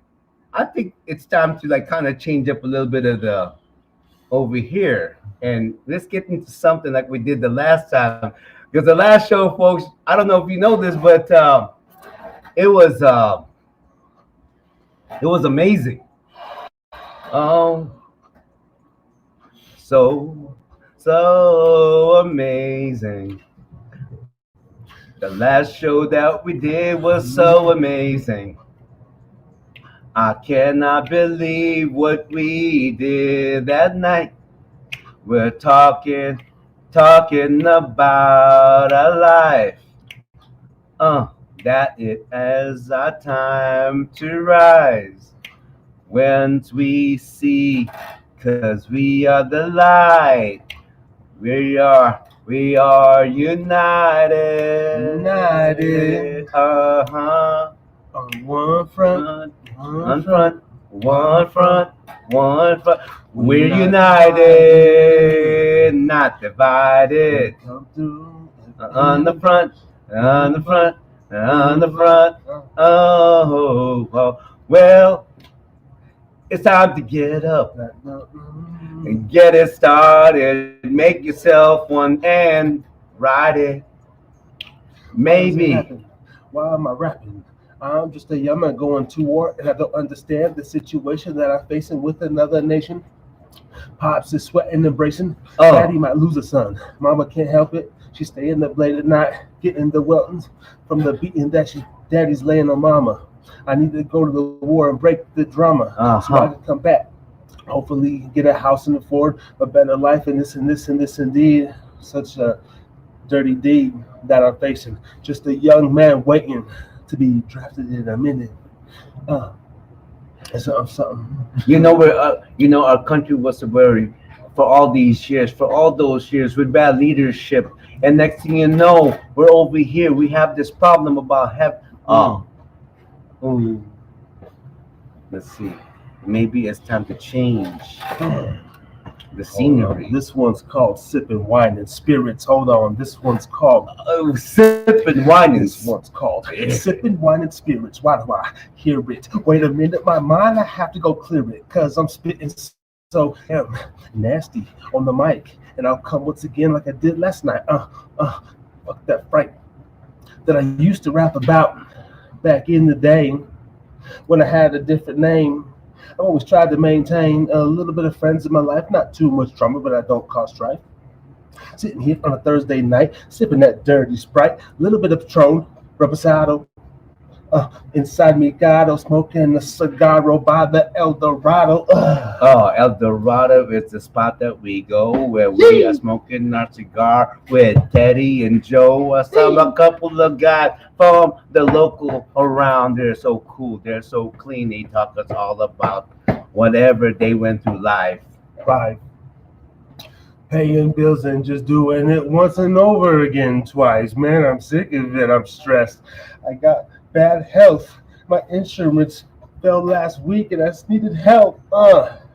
It's winter time. I can't afford a jacket for myself or my son. I'm wishing to pull a damn rabbit out of a stocking. Why are you telling this to me? Do you really think I care? Yes, I do care. But you know what? You don't have to give me all the bad news about your life, because you know what? Because I got my bad news as well. And I understand you probably just need someone to affirm you. Does someone say, I'm sorry, my brother, that's happening to you? No, I just want a handout. You know, and you just want a handout, brother. You know what? I want one too, but it's not going to happen, because in this life and day that we're living, you know, we got to be given and not always taking. We got to learn how to be making. Cold. You know, we got to learn how to be making first, you know, by being smart. And you know what? That's why I can't afford to have my vices. I can't afford to buy a drink. I can't afford to buy a woman. I can't afford to gamble. I can't afford to do all these other things, because you know what? That's just extra cost. What after this? I'd rather be the boss. And I would be, because you know what? Because I don't want to be lost. I'm going to be the one that's going to be the sauce. The one. They're having a toast. So you're saying because I say I don't have money because I want to go borrow different people's monies, and they're like, man, you got a big tummy. You still smoking your cigarettes? I mean, they're only $9 a pack every single day. Oh my gosh, it's so expensive. I get the Reds. That's right. But I still have money for that shot. And you have, and then you call, and then you know what to make. But I want to borrow something from you, man. Yeah, and then you know what? When you do have the money, guess what? Oh, I got some money. Guess what? Here's what I'm gonna do with it. I probably made double. So you know what? I'm gonna gamble it off. In fact, I'm gonna just leave half of it for myself and gonna gamble it off. No way. That's not nothing I would do. You know, but that's exactly the psychology, and you gotta understand, like, you know, I intently pretend I don't know how to play or gamble, because it's one of those things I want to stay dumb in, because I know once I get into it. Let the music take the night. Let the music take the night. Oh, let the music take the night. I don't want to worry about them bills. I just want to drink and have my thrills. All night, all night, all night. I'm free. This is like that Young and Free song. Oh my gosh. All night. This is that demographic that's just like, leave your problems at home. Fuck finals. We'll worry about it on Monday. Yeah. Leave your troubles at home. Okay, every time I look at it, it goes somewhere else. Oh, wait a minute. Oh, wait a minute. Where is this taking me? Oh, with that boom, boom. I said, make me want to travel the universe in my mind. Oh. Another day I said I had to be just another day I couldn't go without my fix. I needed to get high. I need it now. That wasn't the best choice, but I still made that mine. Had to go down. File for them court fees. My baby mama Baby trying to mama. raise the child support on me. Oh, I couldn't stand that pressure, so I had to land my ass in jail at the bar. Then I I got in the fight. Then I went back to jail. Hey, hey. Talking shit about my ass. Hey, hey. I told them I could stay away from me. I'll beat your ass if you get too close to me. This better respect me. But I don't deserve it. I don't deserve it. Oh, oh. See, these kinds of songs, I can just do that. I don't know what to say to it, though. Let's see. Should we talk about a topic? Okay, hold on. Okay. Okay. Let's talk about this. Let's sing a song about I ran out of money on my food stamp, on my EBT card again. By Rasta Style. Rasta style, man, no problem. Hey, Aye. I'm finna go to the local market and get me some fish, man. Pop. If I have enough, I'm going to get those little fruit things that my son like.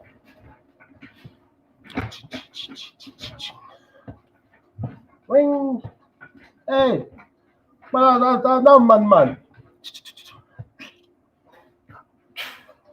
That will be at 7:03, side. What the man say? Oh, 7:03. What $10. Adrian. And you use my card. You know. Would you like me to start off with this one then? I went to the store and I came back and I feel my pockets in there. Nothing in them, and that's all. Then I felt in my wallet and I pulled out a card. It's my EBT card. Well, I put it in after I bought me a couple of plantains, some coconut, corned beef, and a bag of rice. But my shit do not work, huh? And I put the card in. My EBT card ran out of money. Oh. How am I going to explain this to the wife again? No good. My EBT card ran out of money. No money.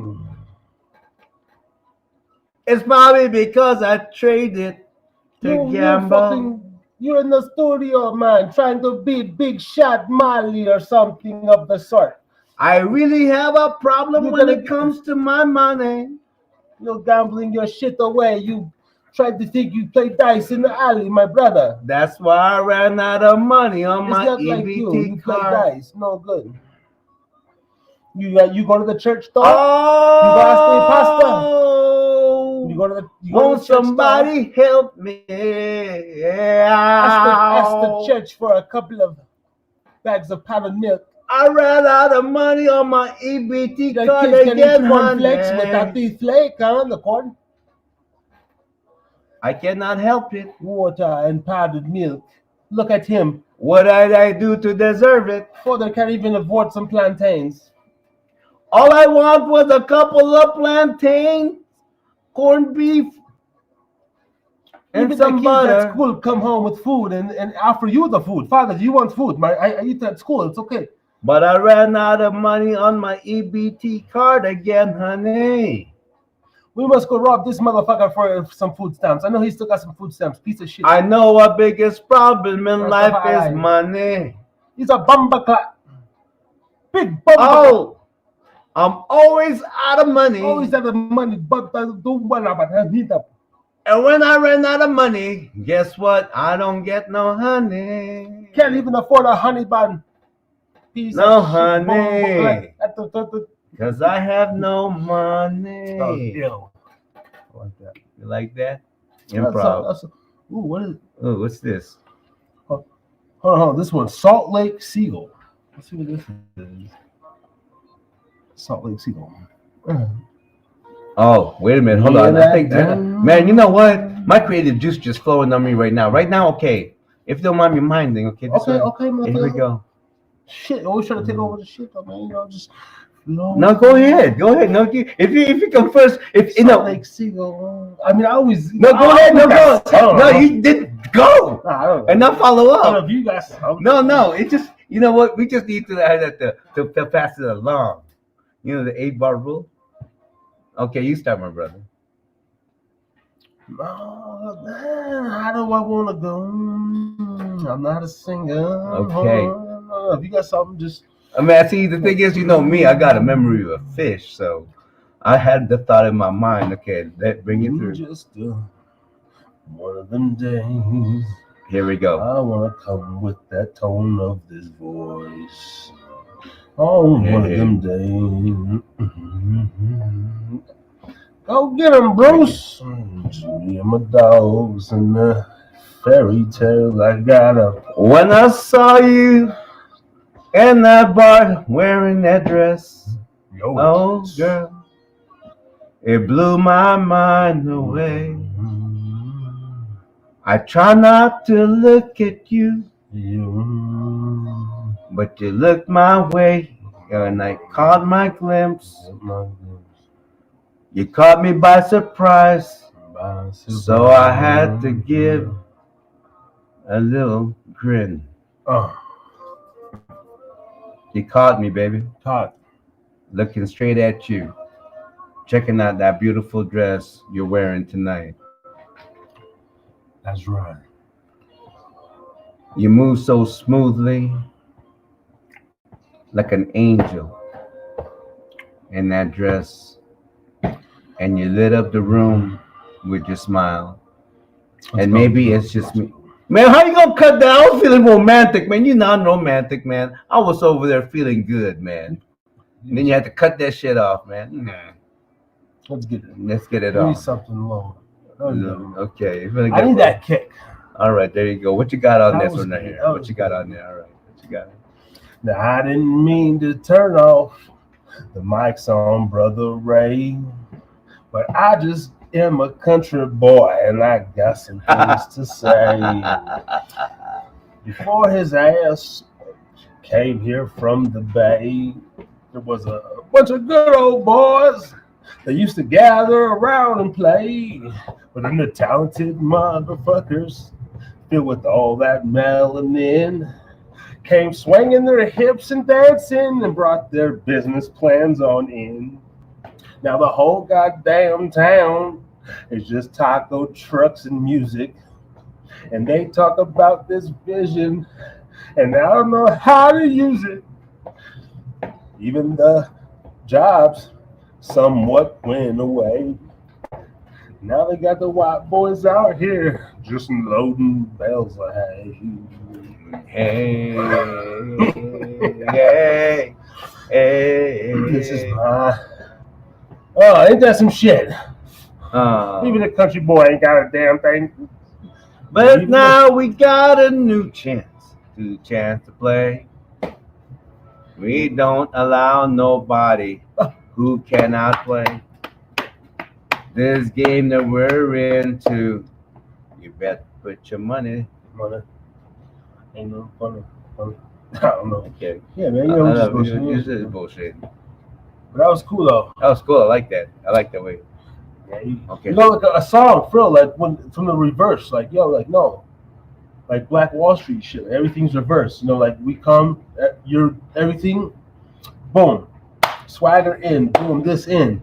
You know, all the fucking wives left, like for the brothers. You know, for the like. And now I'm just sitting there. I feel like a cock hole. Yeah. Oh, I see it. Hey man, did you really turn off my microphone? Because I don't know. Is my microphone on? Why would I turn off your mic? I know you didn't. Okay, maybe. Damn. No, because you know, because sometimes I don't know. I don't know the. You're the engineer, brother. I'm just over here. I'm just a guy with. I'm just a voice. I keep my headphones turned up. I'm just an object in front of that screen. I said I keep my headphones on maximum so I don't have that problem there, son. Oh! I keep my headphones turned It's been a long time.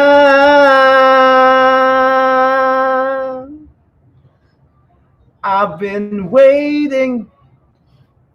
I've been sitting here waiting to speak my therapy. It's been a long time Since you and me. and I'm afraid I'm running out of time to call your name. Oh,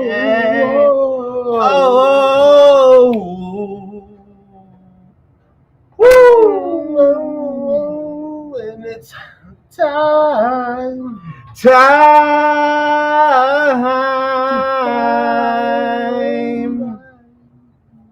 Oh,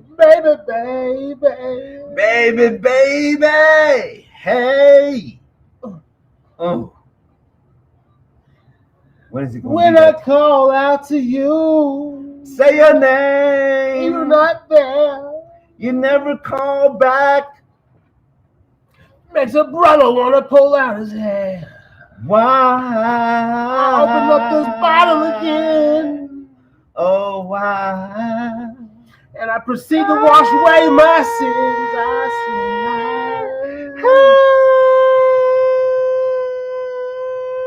Just another brother on the floor. Woo! And I'm looking straight at the door. Am I losing you, baby? Not again, not again, not again. I can't take another night of this. You're walking out that door like you once did before. Damn. Why do you hurt me so bad, oh baby? Shit. Sound like too drunken, man. Damn. I'm just too drunk for your love. Oh. For your love. I am a drunk for your love. Drunken for your love. I love you. Love you. Oh, I need you. Sweet cherry pie. I love you, baby. Never again. Never. Will I curse your name? Ow! Never again. Ooh, I like that. I think we caught it. I think we caught it, bro. I think that's where we are. Reagan and Brown type. Yes. Let's bring some of that again. Man, you know what? I truly felt the soulness in there. And the voice, that's not because I'm trying to it just Comes out naturally. I like that, man. And you know what? We were riding, we were running, we were like, the way we were just in and out with each other. All right. Okay. Yep. No, Yep. No, that's our shit, man. The blues. The blues is our shit, huh? But the blues R&B kind of our own twist, a little bit on the blues with some R&B touch. But that passion. But see, you got that really and I kind of maybe go under a little bit and just yeah. And the thing about you is you can rhyme. Yeah. So you can add some rhyme and not add some Yes. I'm learning. I know I can hold my notes a little bit. You can. Yes. No, I know. It's beautiful. Oh my gosh, it's beautiful. No, it's beautiful. It's just beautiful. It's just beautiful. All right, y'all. We're going wild. Man. Because of you, man, I'm discovering a lot about myself on the artistic side, man. Thank you, my brother. You're welcome, brother. Hey, man, Therapy Night Rants number 120. 120. Going on 4.5 hours. You know what it is. Just normal. We got 2 new subscribers tonight. 655 subscribers, man. People are tapping in. Yes. We've gone, it's late night, whatever. Now, I hope we're entertaining you tonight. Man, I see as many as 9 viewers at one point. We appreciate y'all. A few on Podbean. Yes. We appreciate y'all. We're trying our best, man. Even our singing. And everything is impromptu. Nothing is scripted. Like this song right here. Hold on. Let me see. The first part of the show. I gave you my heart. When I first did you started talking, Nah, you was cheating. You didn't have time for me. You said you were working too much. Oh, I gave you my all. Yeah. At that time. No. You stayed at your business meetings too late, you motherfucker. I know you was fucking your secretary and shit. Had me up at a new place, moved me into a condo, kept me there. Oh, there you are. You kept making excuses. With your delusional mind. Oh man, I was getting something there. Okay. No, sorry. Okay. It's all right. I kind of like that. It's kind of a story and how you take the woman's point of view. Yeah, no. Hey, you know what? Okay, the thing is that whoever this is, because we're recording this, right? Yeah. If you hear it, you can put your own. Yeah, I love scenarios. I love storylines. So I'm never gonna act a woman or portray a woman. I mean, no voice or whatever. I don't mind that shit. See, that's creative to me. See all that stuff. Like, can we talk about that for 2 seconds? Jeez. Oh, you would wear a dress or whatever. No, I'm not gonna sell it like that. But like, oh baby, if I'm, like I would play a woman and say some. It's a character, especially a voice. Yeah, it's just a character. You know what? It's showmanship. It's showmanship. It boils down. We have to keep each other entertained. I will write. You write like, okay, this is the lady says this, the man says that's just a creative standpoint. Yeah. Now, whether I'm going to be like, acting it on thing is a different whatever. But you know what? You know what's interesting? I bet you every producer out there, before that even gets in writing, yes, they do this what we're doing right now. It's just that we have a microphone and a headset. Absolutely. And it's showing it to the world. So the ideas they're coming off that we're coming from this platform that we're doing right now, this is manifest, and anyone is invited to just come in it and remix the salad with your own taste, chime in. Especially on Pod B. I know we always get some late night people up on Pod B, you know what I mean? Shout out to whatever bot is in the building. H through Z. Sometimes this pub, it gets crazy. But there's always some cool people. Always gonna be something shady. But since I've been messing with these brothers, it's been all good. One is really quiet. One is wisdom and misunderstood. But still, the coolest brothers. They cool. They talk about. This guy talks about Christ. Talks about the sins on the covers. But for some reason, they motivate the shit out of me. Every time I'm around these two motherfuckers, even though we go kind of deep and argue, it's still brought back to some creative shit. Or how to move on, and it's cool. So if you're in the pub, chime in, join in. Join in the pub, the club, the everything. This is the place to be. We all want you to be is who you want to be. That's you, only you. Only you. You're invited, because you're our guest. Bring somebody with you. They're our guests too. Everybody here is to share with everything in their mind. Anything that's in their mind. We're always going through things. We're here to hear it. We're here to hear it. I'm gonna get some more coffee. And that's good. I'm good with the water right now. So let me keep you guys entertained. Okay, and basically so I've been given the rights to change. Yeah, it's just all some random rotating shit.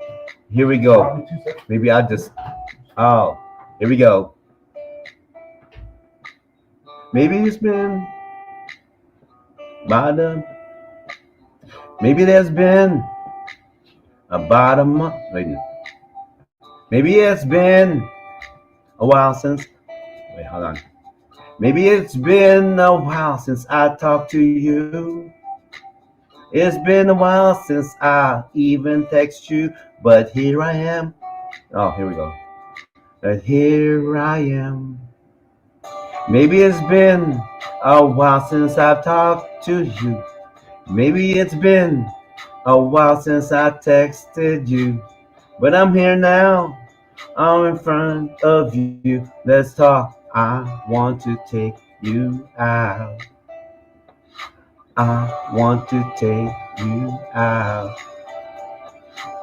Maybe we'll have some coffee at Starbucks and talk about things we don't care about. All I would know is how you smile and how you change your eyes. And where do you look and will you graze onto mine? Maybe once we get comfortable, you'll touch my hand and I'll touch yours. Oh, okay. We'll hold hands while we sing to a Oh, song wow. on our aux chords with your playlist. We'll sing a tune and you'll see me make up words. Because when I can't sing along, because I can't read that fast. Mm. Karaoke really messes me up. So what I'll do is I'll make up sounds that sounds like I'm singing Okay. like this rather than right here. I'll give you an example of what I do. Let's go. Me and you, we're holding hands in my car, playing your playlist.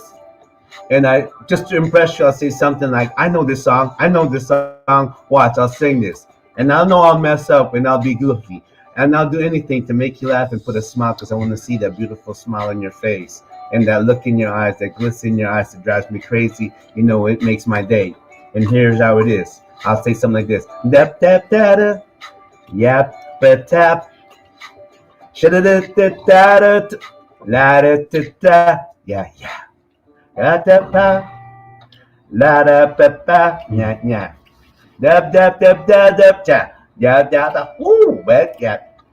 See, it's so stupid that you didn't understand. I said, when I have no words, I'll make wordplay. Wordplay. La ta pa cha cha cacta pa ta ta pa yeah yeah yeah da da da wah wah wah wah wah and whatever that is, make it up because I can't say it in words. Ooh, that's a line. I got game. That's what I say. I make my words because I just don't have the words to say. Ooh. Oh, I like this funk. See, this is me. The blues and the funk. And the phone. There's that one clip where we were just going in Go ahead, brother. Thursday night. Mm. I'm just feeling fine. Put on your dress shoes and your best suit. Here we come once again, man. Try to impress you. Baby girl, the master's in. Make me feel good, and look good, feel good, smell good. Cause Ray got style, and he know that. What it takes to make you smile. I said Ray got style, and he knows what it takes to make you smile. I got style. And he knows what it takes to make you smile. So come on, Get on down. Come this over. was wild. Come over here, baby. Okay. I want to That's good. hold you tight. Come over here, baby. I Okay. want to treat you right. Cause Ray knows style. I got And style. he knows what it takes to make that shorty smile. Smile. Ah, Make you smile.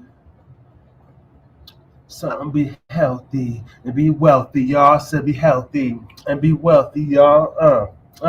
Everybody feeling good tonight. Don't worry, Right here baby. at the first annual Vibing I Times. got your back. Reno, Nevada. Don't worry, Vibing baby. Times. Here I we got go. your back.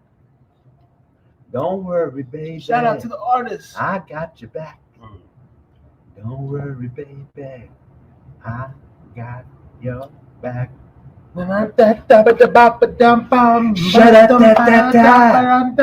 Yada-da-da-da, papa-da-da, shabba-da-da-pa-pa, yabba-da-ba-da-da-da-da-da-da-da-da-da.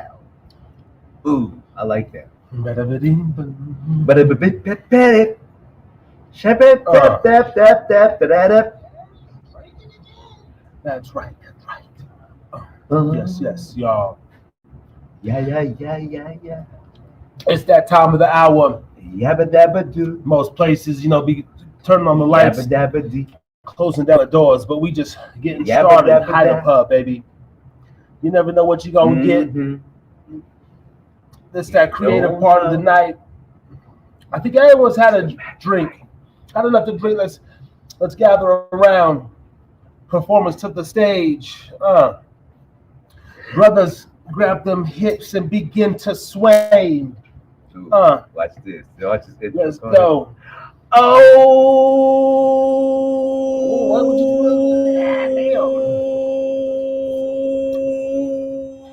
do? Baby. Still gonna hit him with the baby. I know we got. I know that's the best intro, really. This show is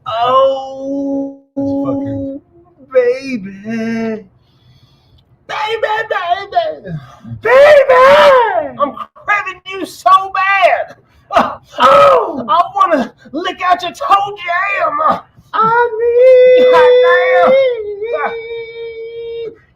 I'll shave off the cones of your feet. Shave the cones of your feet and lick the You can dust shave off. my gray pubic hairs. I just want to grow old with you. Oh, Old with you. every coochie hair turning with gray. ya. I want to see it turn gray, baby. That's I how want much to I grow old love. with you. You know. Don't Every you little know? crinkle, I see the wrinkle and the twinkle in your eyes, baby. You know. I put that shea butter up on your C-section scar. Yeah. Some shea butter.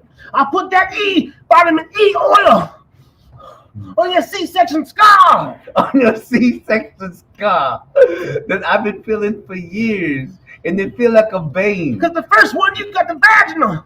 But the third one, goddamn motherfucking Jamal so big. You got them C-sections, bitch. But I still love you. Well, your man still love you, baby. You're not breastfeeding Through hoe. all the stretch marks and all the cottage cheese looking sagginess and everything, and the wrinkles and When you whatnot. take your bra off and you got that know, little but that that's little okay. ring underneath. You Because you know, don't dance away. You're my Dance queen. away. No matter what, you're my queen. See, it can't just go into shit like this. Like, Because because this is what I feel. Let me take you on a trip for real. I feel like the DJ quit tonight. I'm gonna show you how to party and I'm making it tight. Okay, cause I'm really feeling you. My homies in red, but I'm in blue. Keeps it true. Didn't you know? Gonna get down the flow. I got your tuna sandwich Step bag. in the photo Tuna booth, sandwich girl. bag.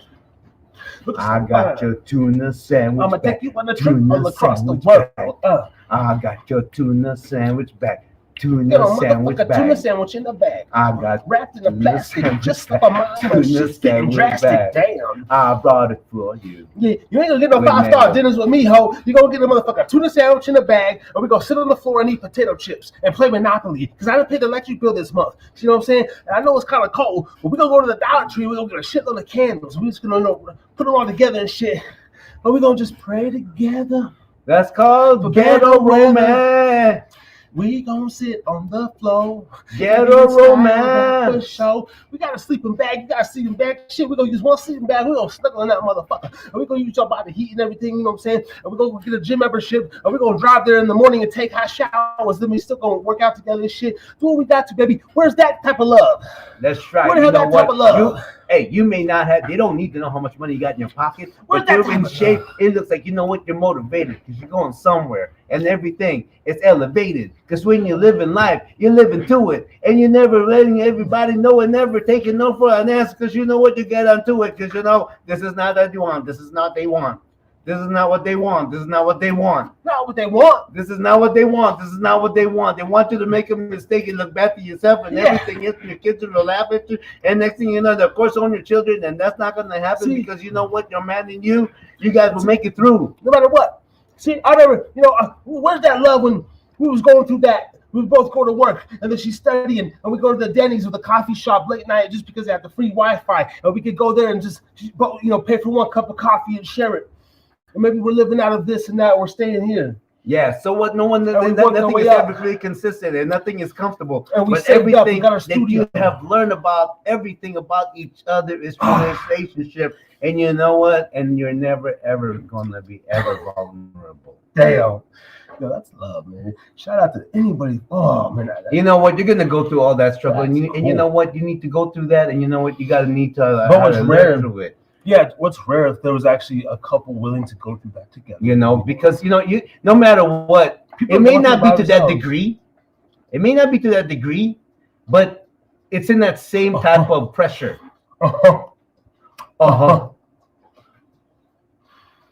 When Never sympathetical because I'm heterosexual. Come and put a bishop on a pedestal. I am getting into her intestines and I'm kind of flipping, never resting at the Smith and Wesson. Okay, man, the Motel 6 is where I gotta lay the game plan, and I get together with the boys and we gotta say amen. Here we go once again because I'm playing, always repping on the.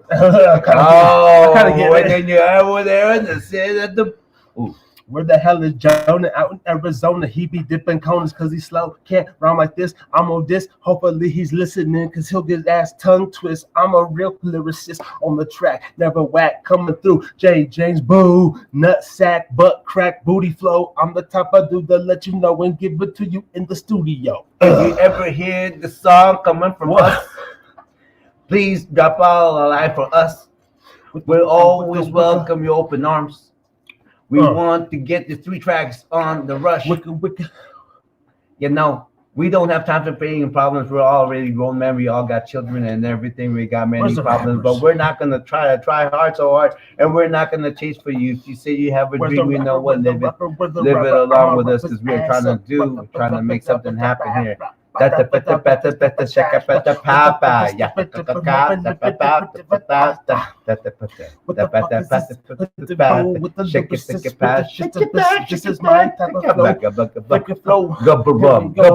where you been at? Gubba rum. It's kind of delicious, but I don't know what the hell because it's not nutritious and it's not distributed out in the fucking states that we need. Give me a link. Everybody click that shit. Then they'll get that pink slip green all up in the income. Pay us $15 for sale. Here we go. I'm living well.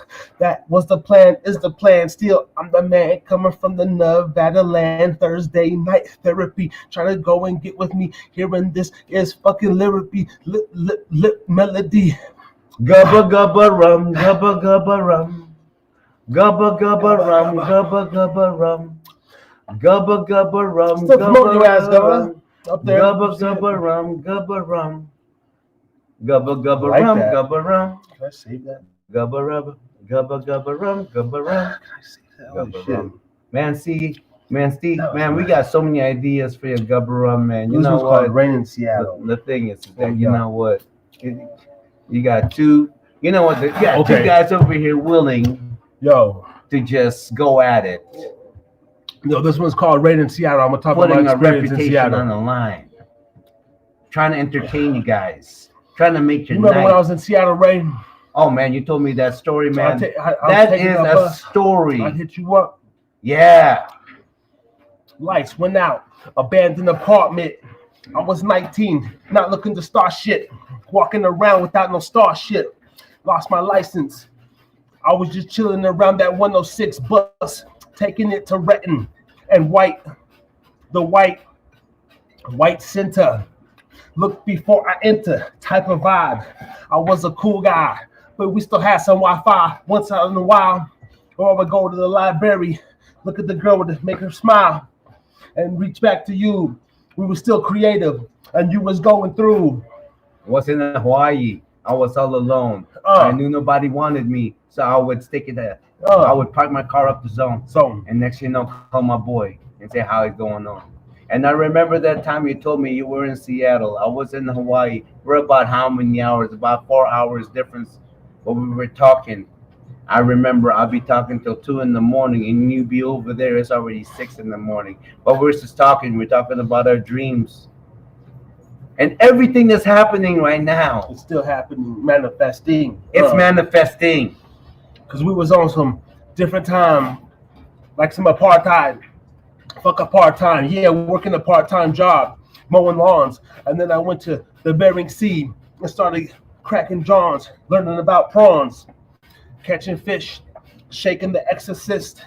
Met some real men, started growing up, come back, live life, motel room, blow it up, snort it up.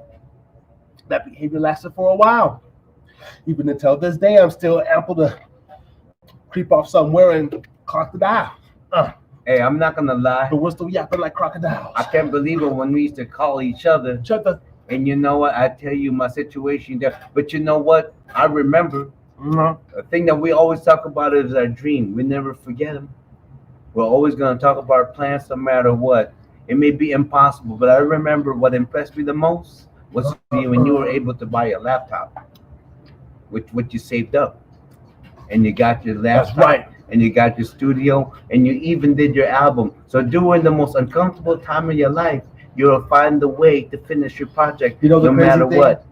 It's the 15th anniversary of Desert Underground Volume 1 because it came out January 1st, 2010. So this January, New Year's Eve, I'm going to be sipping some gin, celebrating myself. I made about $1,000 off the shit. It's still on iTunes and Spotify and all that thing over there. And when you type it in, it's connected in the atmosphere with the Harris Drinkin Pubcast. Yes, it's going to last. I took a little break, but I'm hella back. Never really went anywhere. Still editing behind the scenes, sitting here in my underwear, doing a show, doing a thing, clocking the dough, bartend, smoking pretendo, shooting game with people, getting them to come on. My mouthpiece is getting a little bit better, and that's why I know I'm gonna get better. Because we come back to it, creative, getting the cheddar. Ooh, yeah. Everything you utter manifested. Everything you manifested, you declared it. Everything you proclaimed it, you gotta make it. And you know what? You're making it. You're doing it. I've seen it happen time over time. Oh, it's a wonderful thing. Any Get beat. down life. No matter Any beat, what any you beat. do, no That's matter how many times you fuck up, no matter what it is, stick to it. Stick to it. Get all riled up. Even when nobody's cheering for you, it doesn't matter. Cheer for yourself. Cheer for yourself. You deserve it. You're on the grind. No matter what. Thrills are gonna come. Axes are gonna come. Hammers gonna come. Storm's gonna come. Rain's gonna come. Trees gonna fall down. Everything. But you know what? You stay put. You keep going. You keep going. You may have to slow down your step a little bit, but you keep taking a step, even if it's just an inch. Take that step forward. Don't ever stop. Don't ever stop. Keep going. Even though when you do not have nothing, a lot of us, we stop when we run out of money. Don't let money control you. In fact, what I've learned is this: learn how to control you without having any money. Learn how to figure it out. I ain't trying to talk about Jay-Z because Jay-Z's probably gay. You see what I mean? We've been hearing things about him for years. The Illuminati, the Freemasons, and all the other jazz. So when something comes out about these guys, I don't even procrastinate. I already assume some shit like that's in the atmosphere. You see what I'm saying? See, I got too much busy of a life to worry about a Jay-Z or Diddy. I got way bigger plans for myself and my life and for my brethren that's gonna come with me. I don't got time to worry about Jay-Z or Diddy. So what? That's their story. That's what's gonna be part of their history. I didn't mean to put them in It's the title. done. They're gonna have their own memory. But you know what? It's not for me. I gotta make my own history the way I do it, the way Brother Ray G has to be. I only can be me. And I didn't mean to put them in the title. But you know what? I am not a groupie. I respect what you have done and all the deeds that you've done. But you know what? I gotta worry about me. You had your time. Now I'm about to have mine. You know what? All fair shake, because things changes every time. You can't control it. Okay, now this is gonna switch up the beat. Let me say a couple of things to maintain my composure while I'm drinking her wrists. I'm never drunk. But I am known for smoking lots of skunk. And I am known for maybe doing a bump. That's my own thing, my own deed. Yes, my honesty spills in between the lines of this therapy. Thursday night, I'm on point, I'm on site. Ray came through without a fight. Dropped in, opened the garage door just a quarter of the way in. He creeps down like Chicken Limbo. How far can you go? Bruce Lee with the type of moves, ninja style. You see, move, still sticking ya. Perpendicular. Now I'm trying to get too sophisticated with my words, but it's okay because I'm never slurred. Let's go. Here we go. Talk about that martial arts, Bruce Lee. Moving martial arts, Bruce Lee. Flow like water. That's me. Bruce Lee 2.0. That's me. I'm trying to come through you. That's me. Ray G, the family. Of course. What is gonna be for my next history? I'm gonna try to tell you what's gonna be. What's it gonna be? I'm gonna be a wealthy man. I'm gonna help a lot of people become wealthy, healthy, Let's go. great relationship. Yeah. Yes, there's so many things to look forward to. This mind bend change, it's crazy. I'm not gonna give up. I'm gonna move forward. So many people try to hit me, knock me, lose me, cheat me, everything. What's going on? Doesn't matter. I keep moving. You'll never stop me. I'm relentless. Consistency. Yes, call it ADHD. I don't care. It's the rest to me. That's okay. Oh, I got OCD, whatever that is, a medical term. Hey, through Z. I used it for my best interest, to my benefit. That's what I'll never regret it. I had ADHD way before the LGBTQ plus, whatever the hell that shit is. They're taking over the alphabet. I had all those letters way before that shit, huh? It's so funny, you were all in that medication, and what did it do for your education? You know what? Now I look at you, everything has been in translation, consonation, continuation, and everything. Everything is going to be procrastination, contemplation, addiction, whatever. Masturbation, sitting here, pacing, waiting, sitting up night, trying to blame it on Satan, trying to come through, trying to worship Satan. Now I'm looking at God, now he's looking down, look at what I'm saying. And you know what? Now you're getting all this affirmation, and what's going to happen? Oh, affirmation. He didn't come with affirmation. He didn't come with affirmation. With this Constitution, it's a revolution. We're gonna come in here in this, in this confusion, and we're gonna be in position. Because you know what? That's all. Then we're in the right location. No, even have to worry about this. You know what? It doesn't matter if you're black, Asian, or Caucasian. That's what's gonna happen here. We're gonna come through here and make something good. It's gonna come into fruition. You see how you do that? Just so maliciously. It's so dirty. It's nasty. Words are mystery. That's what it is. It's a destiny. No, whatever. You have to be crispy, not dusty, but crispy. So your beauty. Say you're beautiful, man. It's beautiful, man. Everything. Life is beautiful, man. Life is beautiful. You know what? When you start thinking about life, and you stop worrying. I mean, money worries are always gonna be there, but don't make it a part. Don't make your mood change it because the weather outside is bad. If you can control that, because you can't control that, don't think your life is over or whatever because your money is low or your money is funny money, or your relationship is going whatever, or the biggest thing is still, when we say, I don't care what people say about me, yes you do. Think about it. Yes you do. Yes you do. Yes you do. If you can clearly bestow that residue on you.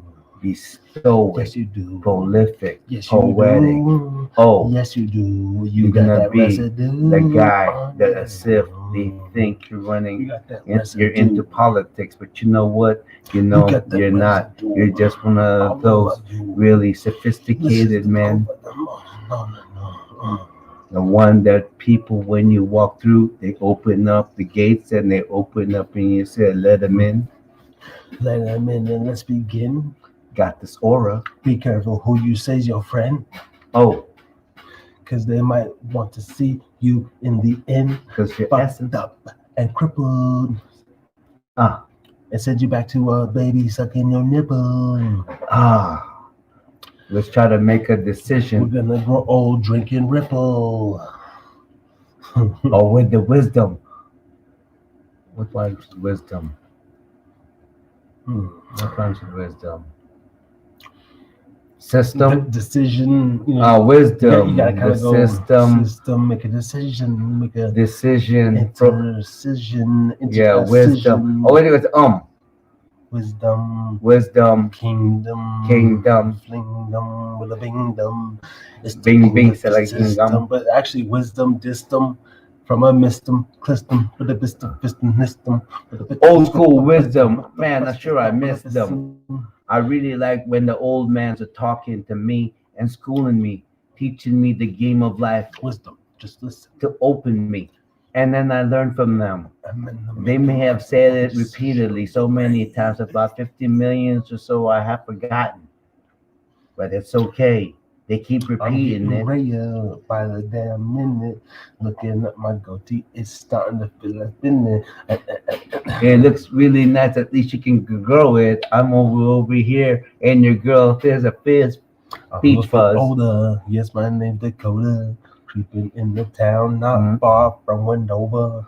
And I'm in the Mona, sitting in the Mona. In the morning when I wake up, I just want some Folgers all up in my cuppa.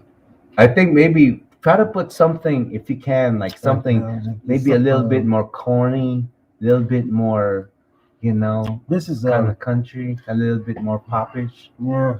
I mean, it's just epidemic. I was just clicking through and just randomly just press whatever, that's dude. what I'm doing, yo.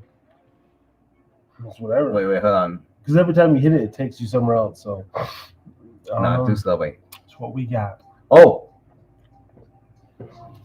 It's what we got. You never know where the beat's gonna take you.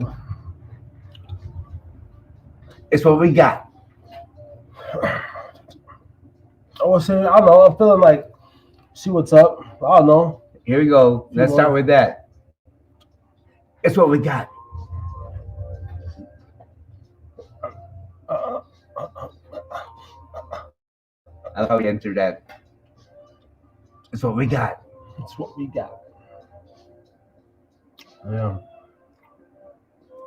Wherever the energy takes you. Oh, we are. Are we?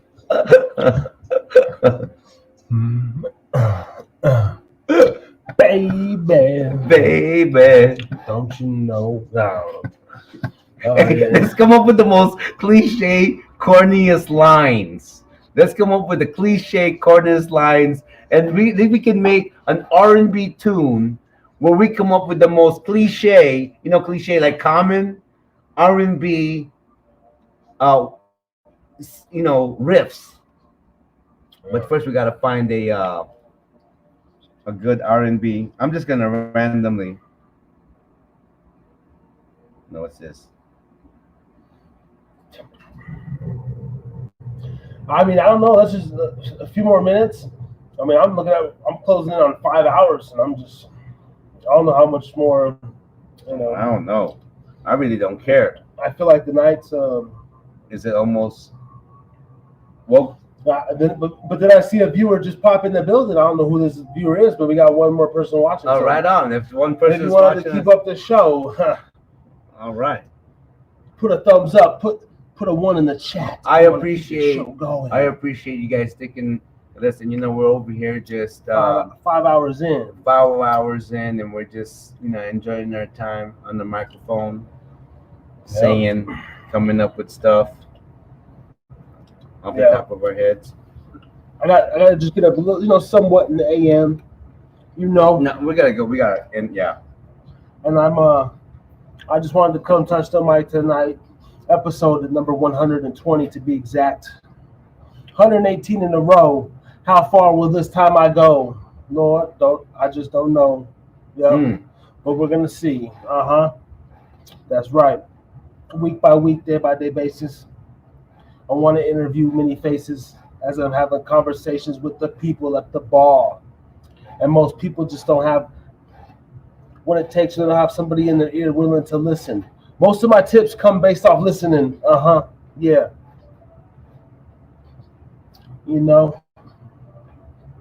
Did you ever just kind of pretend you're listening, but you're really not listening? Yeah, depending on the conversation. Yeah. Because I'm pretty sure you heard just about every, Hey, shout out to Free Change Media up in the building. Well, we were just rapping, man. Free Change. What are you doing, man? You want to tap him? Hey, wait a minute. I know that name, Free Change. Yeah, of course you do, man. Of course we do. What do you mean? Jonas Crew. We're just talking about Jonas. Yeah, yes. Arizona in the house. AZ in the house. What's good? I'll drop the link right now. Come on and spit with us. Come spit with us. It's the ubiquitous. Yes, late let's night rhyme with us. Come do it. We're over here. We're just vibing. We're grooving too. We're happy. See, I was just talking shit, man. Ain't no rappers. Everybody say that they're a rapper, but then they get scared. when You they know want to come on what? the air. I really think that, you know what? That's a I challenge. think what it is that I was just listening to 50 the other Shout day. out, man. And you know what? 50 With the J. Cole shit? when Yep. Competition. actually no, what I'm looking at is, the style. 50 just says it, and he just has a way of just, saying stuff with the rhythm, and maybe because that's a chosen beat for him, that basically, comes through, and also his voice too. That's why Pop Smoke matched them so well, because they're kind of this, kind of the same. Yeah. Yes. All right. If you want to come on, though, I'm going to email you the link right now. Anyway, Man, just email it to them. it'll be in your fucking email. What? It's in your email. Get So your if you want ass. to, if you get in the show, EA Sports. Hide a pub. Get in the game. Yeah, man. I emailed a few links out before the start of the show, because that's just how the Hide a Pub goes. You never know what you might get, who you might interview. A different person, different climate. We true. Ray wasn't here, now he's here. I crack up in the garage, I crack up in the beer. Never have no fear when I'm spitting on the mic. The realest of them all. Here we go again. Hide a pub. Which one? The last one to fall. Yes, we're over I might here. be in the bathroom stall. With a little baggy, you never know. Never pants sagging. Never too baggy. Known to rock skinny jeans when I'm at work, because I'm just hearing things, cleaning, maintaining a sense of. Okay. So the way I feel. I got you right here. Free change. Free change. Yes. Ain't nothing, bro. In That's your email. it. Just come on through. If you want to come on through. Come on through. If not, man, just keep listening and do what you do. Do what you do. Well, You know what? And you're gonna have to hear us. Entertainment. And we're just gonna try to entertain you the best we can. And we're just over here just doing our thing, expressing ourselves. Living out our happiness and. It's like an energy release. When I was young, man, and I just got diagnosed with the Tourette syndrome and ADHD. See, back then it was ADD, ADHD, and I shortened it. But look, they said, look, just let him be him. He can't suppress his tics forever. So when he comes home from school, or like a certain time of day, see, I'm trying to get his head. A certain time of day, you have to let him be him. Like he has to know it's okay to go to just fucking do his twitches, whatever the fuck he has to do. And this is still for me, writing, everything, man. Sports, you just got to get it out. Yeah, it's like get the energy you're out. you're multi-talented in a lot of things. You don't have to be great at all of them. In fact, you know what? Yeah. It's just someone who can do a lot of stuff. Yep. And I think that's a lot of people. I'm one of them, but does it mean that I'm this great, prolific, songwriter? No, I just like singing. I'm not the best singer, I know that, but I just love singing, so I'm not gonna stop singing. Shout out Free Change, yes. Because I love singing. Give me a sec. All right, yeah, for sure. Because I love singing, man. I like to learn how to rhyme. I love whatever. It's just I like being in my world. And if you enjoy that with me, to my world. Introduce me to your world. And you know what? I'm also a great fan. I'm a great supporter. So I was gonna, maybe tomorrow I'll do this. Oh, by the way, this is gonna be this is being recorded, right? Of course. You know what? Can you do me a special clip? Because I want to really give a shout out to Love Is Nutrition. She's been we've been kind of like, I've been tagging her on my reels and whatnot. I'm really very impressed with what you're doing. She's a barber. She sells health products. She's into health. And the most amazing thing, though, above all that, I don't know her name. All I know is, I guess, Love. I don't know. Love Is Nutrition. Whatever. Love Is Nutrition. Shout out to you. Is that her smile? It just, man, really, it's amazing. Someone's smile can actually really make your day. Yeah. They say smiling is contagious. Now let's face it. A pretty woman make you anxious at the waist bit. There we go again. Let's just face it. A pretty woman make you anxious. Let's just face it. It's like there's something that you feel in someone, like their whole like persona. And I've never talked to her or whatever, and you can call it delusional, but I guess that's what happens, you know. That's why we have a mind, is because, you know, a delusion, like what Buster Rhymes said, a delusion is only a delusion until it happens. Make it beeline, standing all up in line.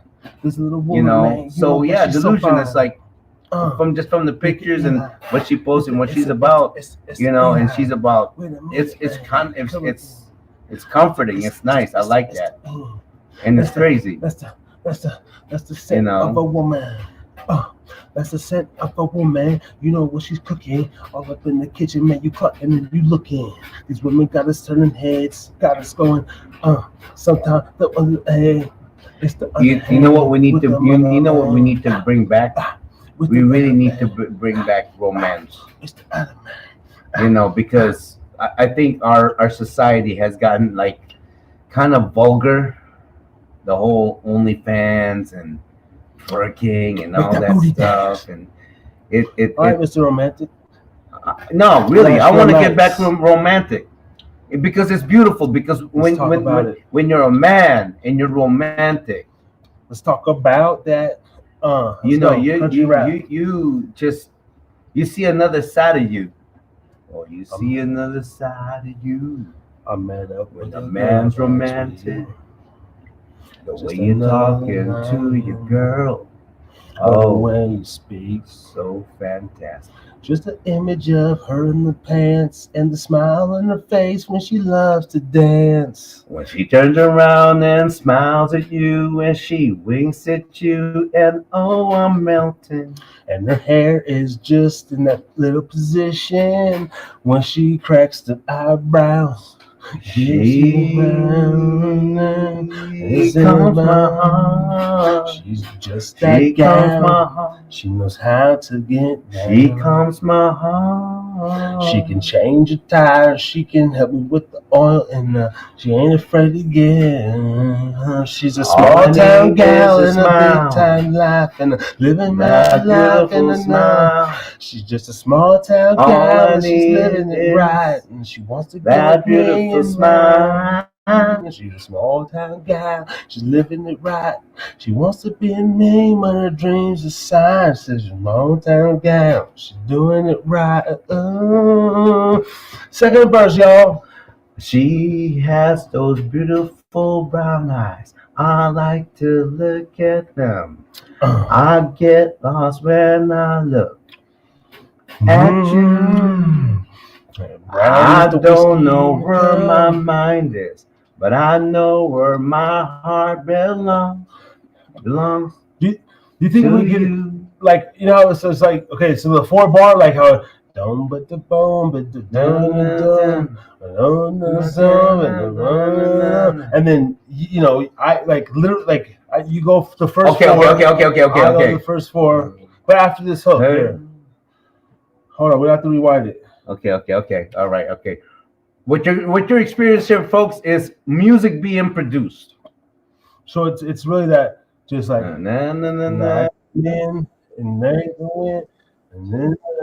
like, okay, sign me when I should come in because I don't really know that marker. Okay. Just a small town girl with you know her and a big time with the man know and then mouth off and a zoom and you and then I dun down. Let me know when I come in. Technically, because they made this beat where, so this is so right here. That's when I come in. First 4. And then she died when the mouth and then. Hold on. Okay, here we go. Wait. Oh, wait. Yeah. So like, you know, yeah. Okay. So let's. So this song just comes in. Okay. Wait, hold on. Let me see. Okay, yeah. So and then after the 4th, and then. Yeah. Small town girl, yeah.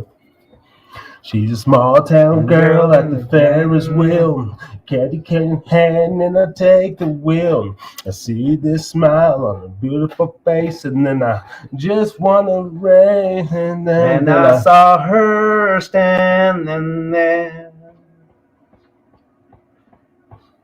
in her nicely boots that she's wearing. And then it's back, just like that. I gotta let loose on the racetrack. Just a small town girl at the carnival. And then I pass it back like down to none. Saw her again Boom. at the popcorn stand. There she is, drinking again. I try to get her attention.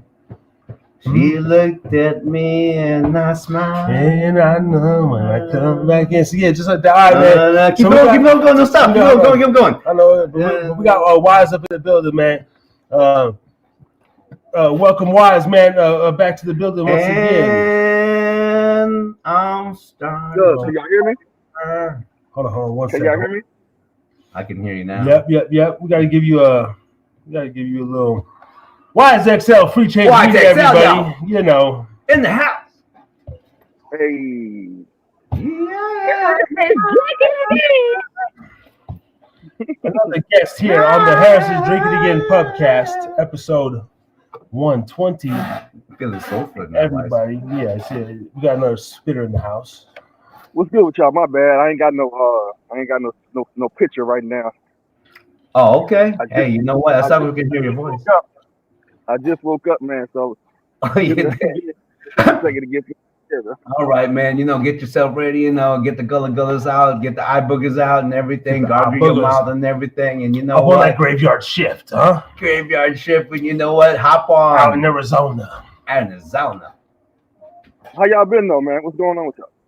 Hey, we do what they're doing, man. We do what we Man, do. I'm fighting desert sickness every day, and I'm back in Reno. You know how it goes. Hey, wait a minute. Thursday night. Hey, wait a minute, man. You know what?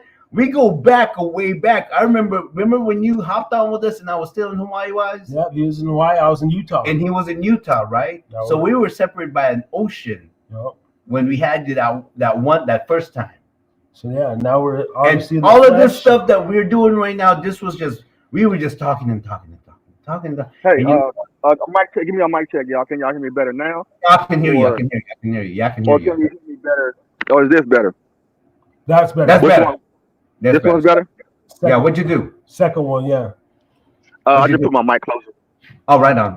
Yeah. Yeah, Cool. I'm gonna turn your volume all the way up. Yeah, that's good. Yeah.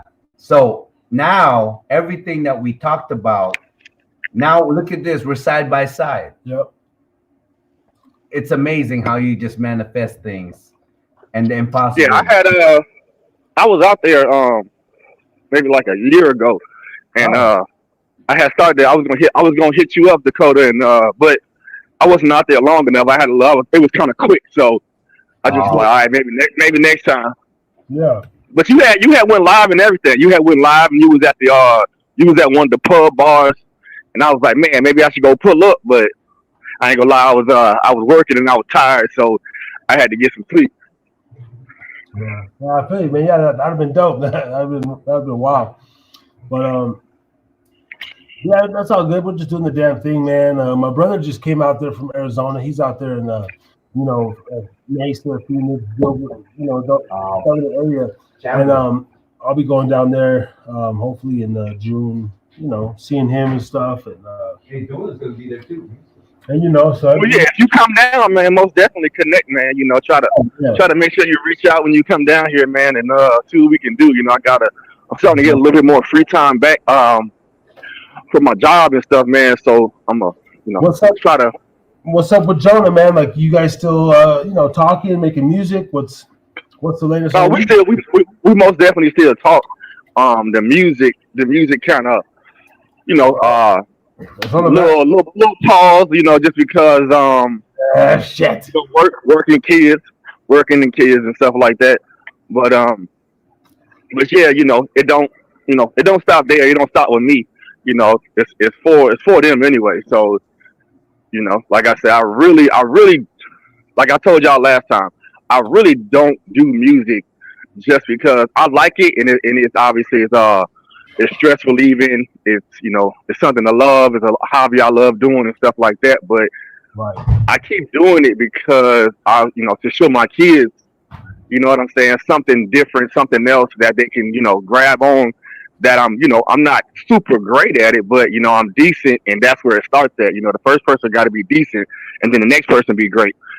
So it's just something that that I do to show them that you got to put your energy to something if you want to succeed at it.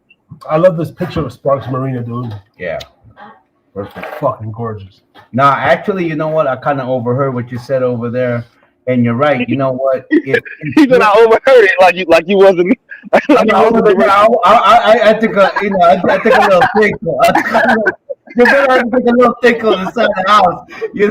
We got this makeup garage studio. But hey, man, two guys coming from Hawaii, and he was in Ogden. He was doing it in his house. I was doing it anywhere I can put my microphone on. Yeah.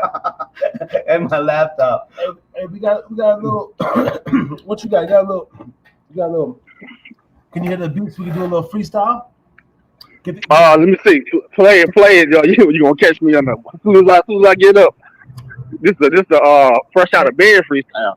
You gotta get them juices flowing, get them endorphins cracking. Oh yeah. It's time to get artistic. Late night like a vampire. Late night on the. Late night like a vampire. Just waking up and I'm hella wet. I just want to let y'all know that y'all exclusively have the first freestyle ever that I've ever done online. That first show I did with y'all, that was the first freestyle I've ever did online, period. Well, you know what? From now on, every time you come on, you're gonna do a freestyle, no matter what.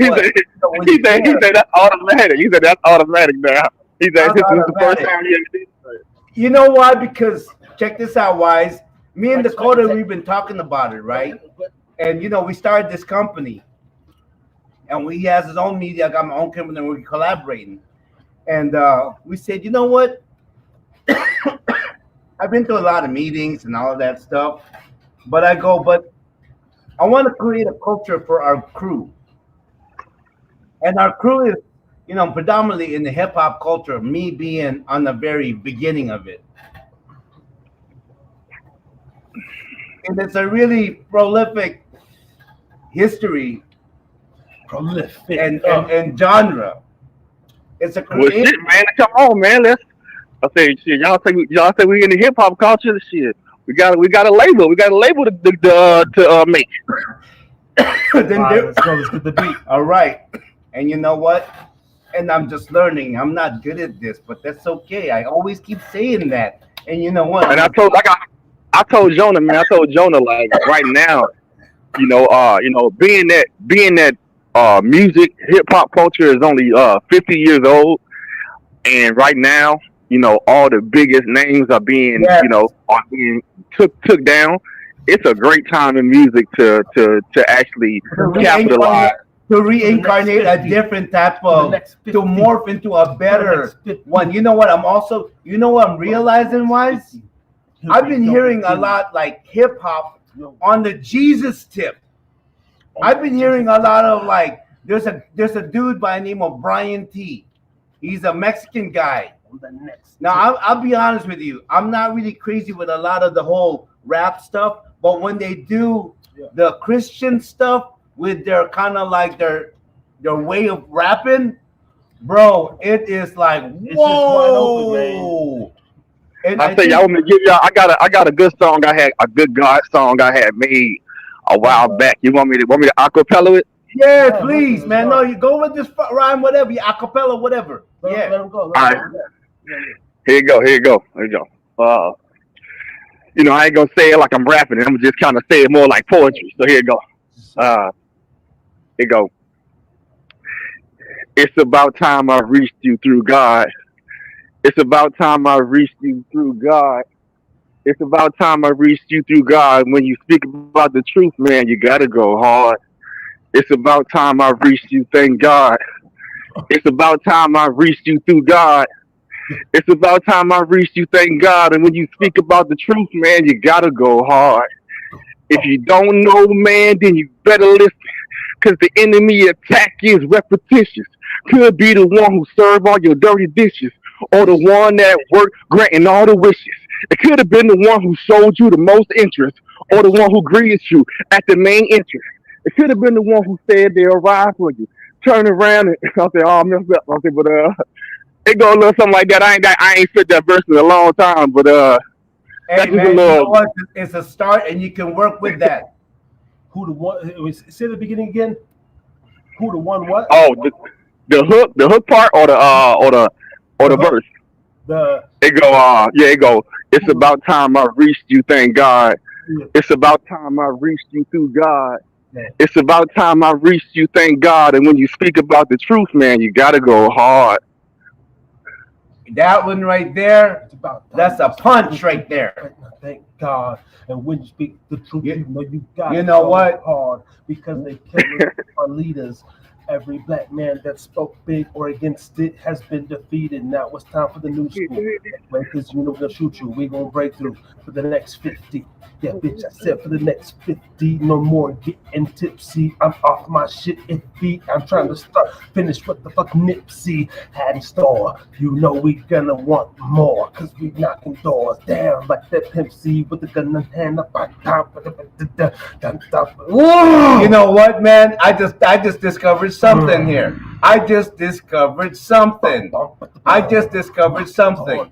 I just discovered something. I just learned something new right here. You ready? You ready? You ready? What I just learned right here? Yo, you ready? Future, present, future.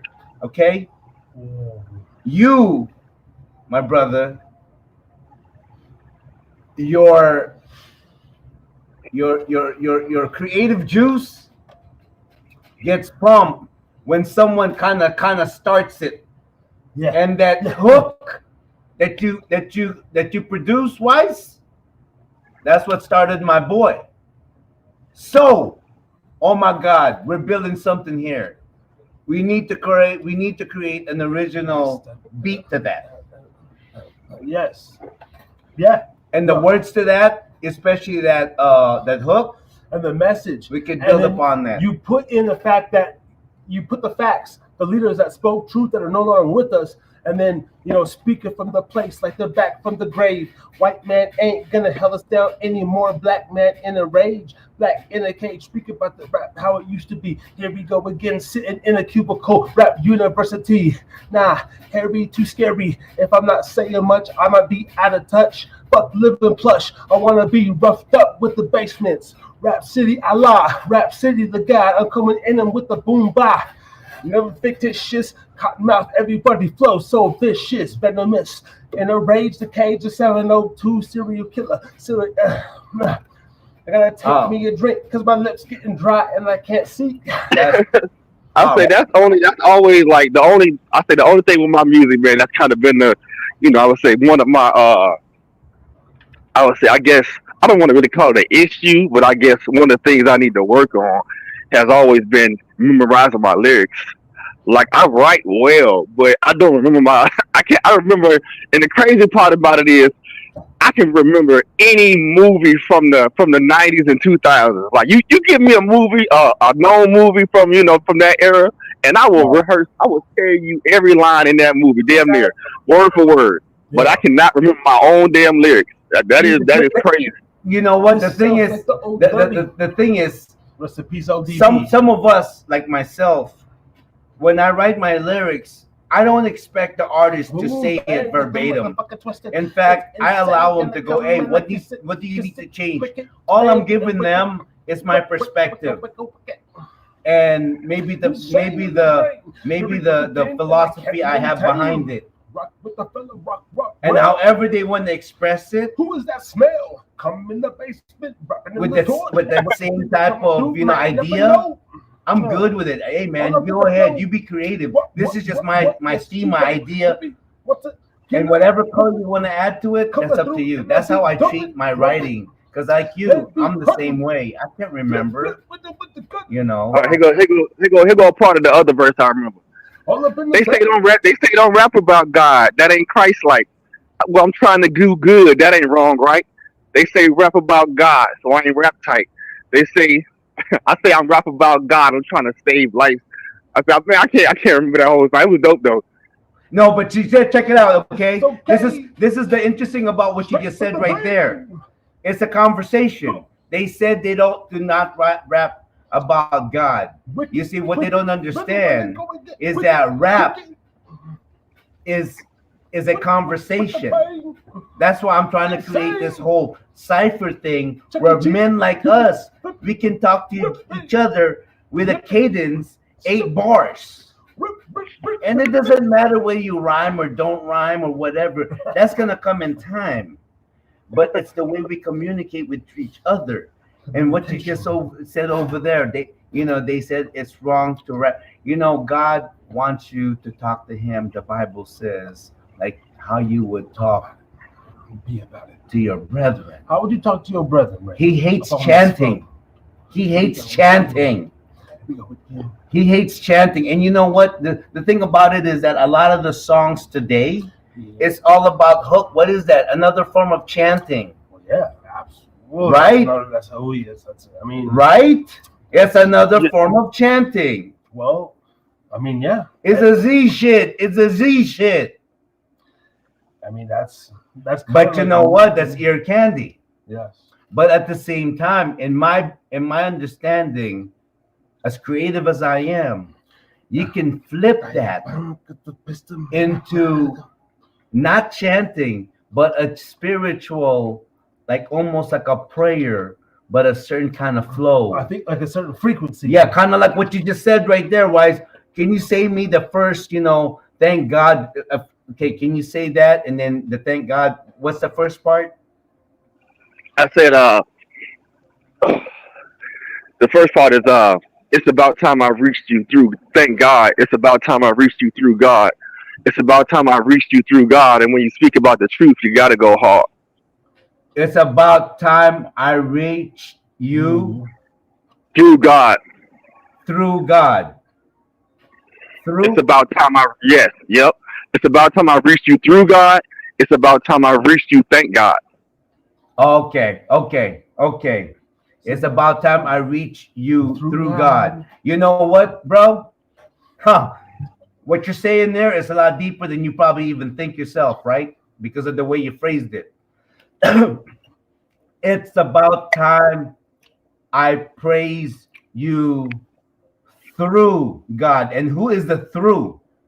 Who is the through? You know who the through is? I'm pretty sure you're going to tell. Jesus Christ. That's the main thing. See, that's the hidden mystery in that message right there. Bingo. The way you put that and how you probably didn't even realize that, right? In all honesty, I wouldn't, whatever for me, I never neglect or negate what a person feels from what they're hearing from what I'm saying. So what's amazing about that is that, see, a lot of times they think that we have to incorporate the word of Jesus Christ. No, it's the intention behind what you're saying. Yeah, right? that's just like they don't have to incorporate the word devil or the word hell. You know what I'm saying? To demonically, possess your mind with with the music that they're giving you. You know what I'm saying? Because they don't gotta say the word devil. Because the Christian culture, they became so legalistic that they lost the artistic behind the spiritual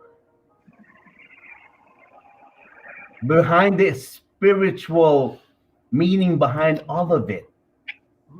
They lost the color. They became so legalistic. Everything is so the way I would say everything is so capitalistic. That's what it is. You know what? It's capitalistic. And the thing about that is that I want to turn it. I know this is a big maybe dream or goal, but it doesn't matter. God's energy is in me. Anything I manifest and I truly buy into it and accept it, it's gonna happen, Wise. I truly believe that. You know? Why do you think, and this is crazy, all of these things, the music industry is imploding right now. So guess who has the opportunity to rise up above it, because something is going to rise up again. A changing is going to happen. Little guys like Oh us. yeah, it's already happening. Little guys like Okay, us. that change is already happening. Yeah, but see, I'm just talking about us though. About what we're trying to do here, bro. See, me and Dakota, we're doing this for our family. We're trying to build a legacy. Our family, when we calamity. And we understand that we both, we're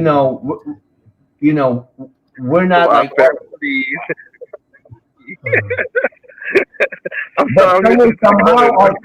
But for some reason, music has always been our mainstay, and that's why we do this. It's that mainstay. I don't mean to get in this let me help refrain. Yeah, man. I see. So what y'all I don't know if y'all talked about that, because I know y'all been on for a minute, but how do y'all feel about like just how everything went down with the whole industry, Kendrick Lamar, Jay-Z, Diddy, all of that stuff. So, well, we're gonna have two different takes on that. I'll just say my quick take. I do throughout my research with the Satanism and the studying Aleister fucking Crowley and all the conspiracies that I fucking went down, dude. And then getting the knowledge and stuff from Ray, studying a little this, little that, man. At this point, it's just simply they really do, like those high up circles, the industry, they do take oaths. They serve a certain master, and it's not God or Jesus, it's Satan or whoever the fuck. And like, and they all participate in this willingly. To that's what I believe. And so a lot of it is just a distraction for one, to get us through. We got this weird election shit, and it's entertaining as fuck. I'm not gonna lie, but I personally don't care what happens to none of those scumbags. I just wish that like the Clive Davises and the Jimmy Mottolas and the Jay-Z and Diddy is like, that's just names to keep us like, oh my god, the tabloids, but it's like the real fucking leaders, like the Pope, the Prince Harry's, we need to hear some presidents, as far as the the sex trafficking stuff goes, because even the government participates in sex trafficking. That would incriminate themselves. So why would they do that? If they incriminate themselves, then we stop listening. You see what I'm saying? Like, if they incriminate themselves, they don't start World War III, they start Civil War III. You know what I'm saying? If they incriminate themselves like that. Yeah. So like I don't really have much of a take, because it's like they're just gonna throw those names out there. And of course mostly black men. It's like, but yet you don't hear nothing about just Ghislaine Maxwell or any of these other leaders, white people that have been out there on the forefront doing these things. We're still waiting on the Epstein list, but we know all the fucking people that Diddy's partied with, and the baby oil, and so it's a lot of it's a humiliation. And I wouldn't really be surprised if P. Diddy comes away rather unscathed, bro. I really wouldn't. I think they're gonna drag him through all this shit, and I don't think he's gonna get a lot of time. That's my crazy take on this, bro. But I really feel like, because the actual case is fucking pretty loose, man. If you listen to some of those other like people on YouTube that what you say, hey, I can't even lie, like I ain't think about that, but that is a good take, because you say, if they let him go, then it's like, or with a slap on the wrist, it's kind of like, basically it's like, well, now and they have to tell us. That's the one thing we do know, that they have to tell us and show us in our face what they doing. And it's like, that's a perfect way to show you what we doing. And like, sorry it had to be you did it, but you won. You know what I'm saying? And so I ain't gonna lie, that is interesting. That is very interesting. You know what I'm saying? Like, the only thing I would say is that the only reason I would say no, I like your take, but the only reason I would say no is that they not gonna let them go is because, and I'm not gonna lie, I don't play the race card too much, and I don't even like it in this situation, because of what his allegations are. You know, I don't care what color you are. They do the stuff, some of the stuff he did, it don't matter. But Yeah. what I'm saying is, they're really not gonna let him go because he's black. You know what I'm saying? And that's automatic. You know what I'm saying? And it's not just because he's black; it's because of what he represents. Yeah. But, you know, before all the cases, what he represented, you know, a black billionaire, you know, he shows progress. That's what he represents. He represents progress, and that's the one thing that they never wanted us to see was progress. You know what I'm saying? So it's kind of like you know, even though he did some of the most foul things in the world to get to that position, you know, it still represents progress of, you know, niggas don't gotta be bottom feeders. You know what I'm saying? Yeah, and I think there are some things that we don't know that he was planning. You know, some greater things, because you know he gave a lot of interesting speeches and stuff, like at this black billionaire conference and stuff. You know, like he was really, you know, and he was honestly always proud to be a black man. There's not a lot of clips where he was like, everything he did include some pro-black shit. So I think that's another thing. I don't think he'd be like unscathed, like nothing will happen. But I would be, I don't know if we're, you know, it's amazing how it all turned out to be, because what I'm taking out of it is, but he's, hold on, let me just say this. All the allegations, like he's not being charged with anything with minors. It's literally sex trafficking. And they actually found someone was willing, a 12-year-old was willing to testify. I haven't heard that recently, but I heard it. Okay. Him and Jay-Z and some other people. Well, so now it's in deeper stuff now, because a 12-year-old is willing to, if that goes through, for sure. But I think, and who knows? Maybe will he even make it to his case? They're saying May. You know, that's going to get pushed back. This is going to be dragged out. You know what? The only thing I got to look at is like how do the people want it? You know what? And if I'm the media, how am I gonna, you know? I said, wait a minute, I'm the media. I want Ashton Kutcher to be picked up on charges next. I want Leonardo DiCaprio, because I got to bring race into it. I want Prince fucking Harry. I want some white motherfuckers up there, bro. Seriously, it's not just niggas that he party with. Fuck no. No, that's really why what they're saying. I want that drug mule that was already. Yeah, arrested. That's it. It's not about Diddy. It's the people that associate with him. That's in his list. Clive Davis. Yeah, the one that came to his house a lot. He partied. He already knew Whitney Houston was dead. I think this motherfucker. I think what's his name? I think what's the dude? What's the big music star that just passed away right when after that happened? What's his name? Juice WRLD, Juicy. No. The old Quincy Jones. Oh, the old Quincy Jones. Yeah, I don't think he died by coincidence. I think he killed himself. I think he took something and he said fuck it, because I think he saw all that stuff coming out and he was like, no, like, you know what I'm saying? Like, and that was, you know, I think he really just said, you know, because that was too coincidental. Like that was just like, he was 70. Yeah, I mean, he was old. Yes, he was old, but I think he just kind of like, he knew he was already, you know what I'm saying? He knew he was in that circle too. You know what I'm saying? He knew he was in that circle, and he was just if the stress didn't kill him from thinking about what was going to happen, he probably just said, you know what? I don't want to see this. I don't want to I live my life good. I don't want to see this. Probably a guy that's stressed because of all the, you know, everything is being exposed, and Cat Williams was right. It's like, why? Yeah, I'm just saying though, like, I think I would like, you know, like that, you know, I could, you know, people do, you know, that it's just like back in the day when, you know, when they used to have all the big market stock crashes and niggas jumping out of windows and shit like that. Right. So it's kind of the same situation. You know, this is worse though. You know, you're gonna lose your money, you're gonna lose your reputation, you're gonna lose your family. Like, you know, you're gonna lose everything you work so hard to have. You know what I'm saying? Because of your fetishes. You know what I'm saying? And you know, and like I say, some people don't want to live with that. Some people don't want to see that. You know what I'm saying? But now we go back to the God situation. You can't escape God. So most definitely you can try to go to the next life, but God gonna be there waiting on you. Like, man, you thought you can run from that? Yeah, you ran from it over there. You know, all them people, you ain't gotta deal with it in the physical no more. Now you got to deal with it in the spiritual over here with me. Now you know what I'm saying? Now you just the next level over here. You should have dealt with it over there because you don't want to deal with it over here in the spiritual.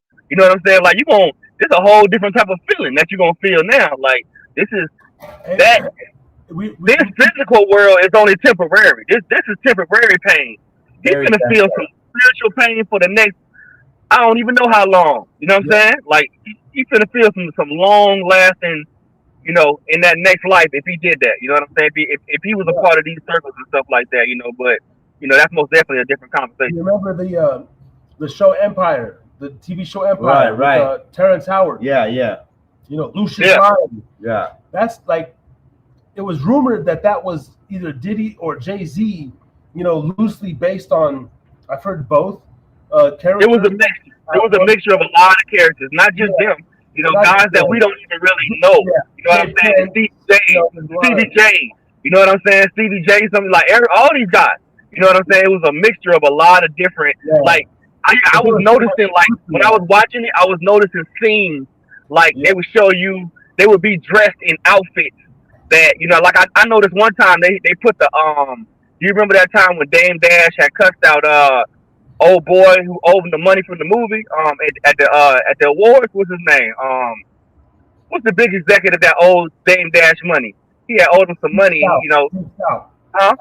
Steve Stout. Steve who? Steve Stout. No, not Steve Stout. Producer. You have Steve Rifkin. You got. I mean, there was. I think of. Damn, I can't remember his name, but they put but. Long story short, Dame Dash had owed Dame Dash money since back in the day. You know what I'm saying? Like $1 million he helped him start a movie. He never paid him back. Dame Dash caught up with him like 10 years later at a movie premiere, and walked up on him and said something to him about it. You know what I'm saying?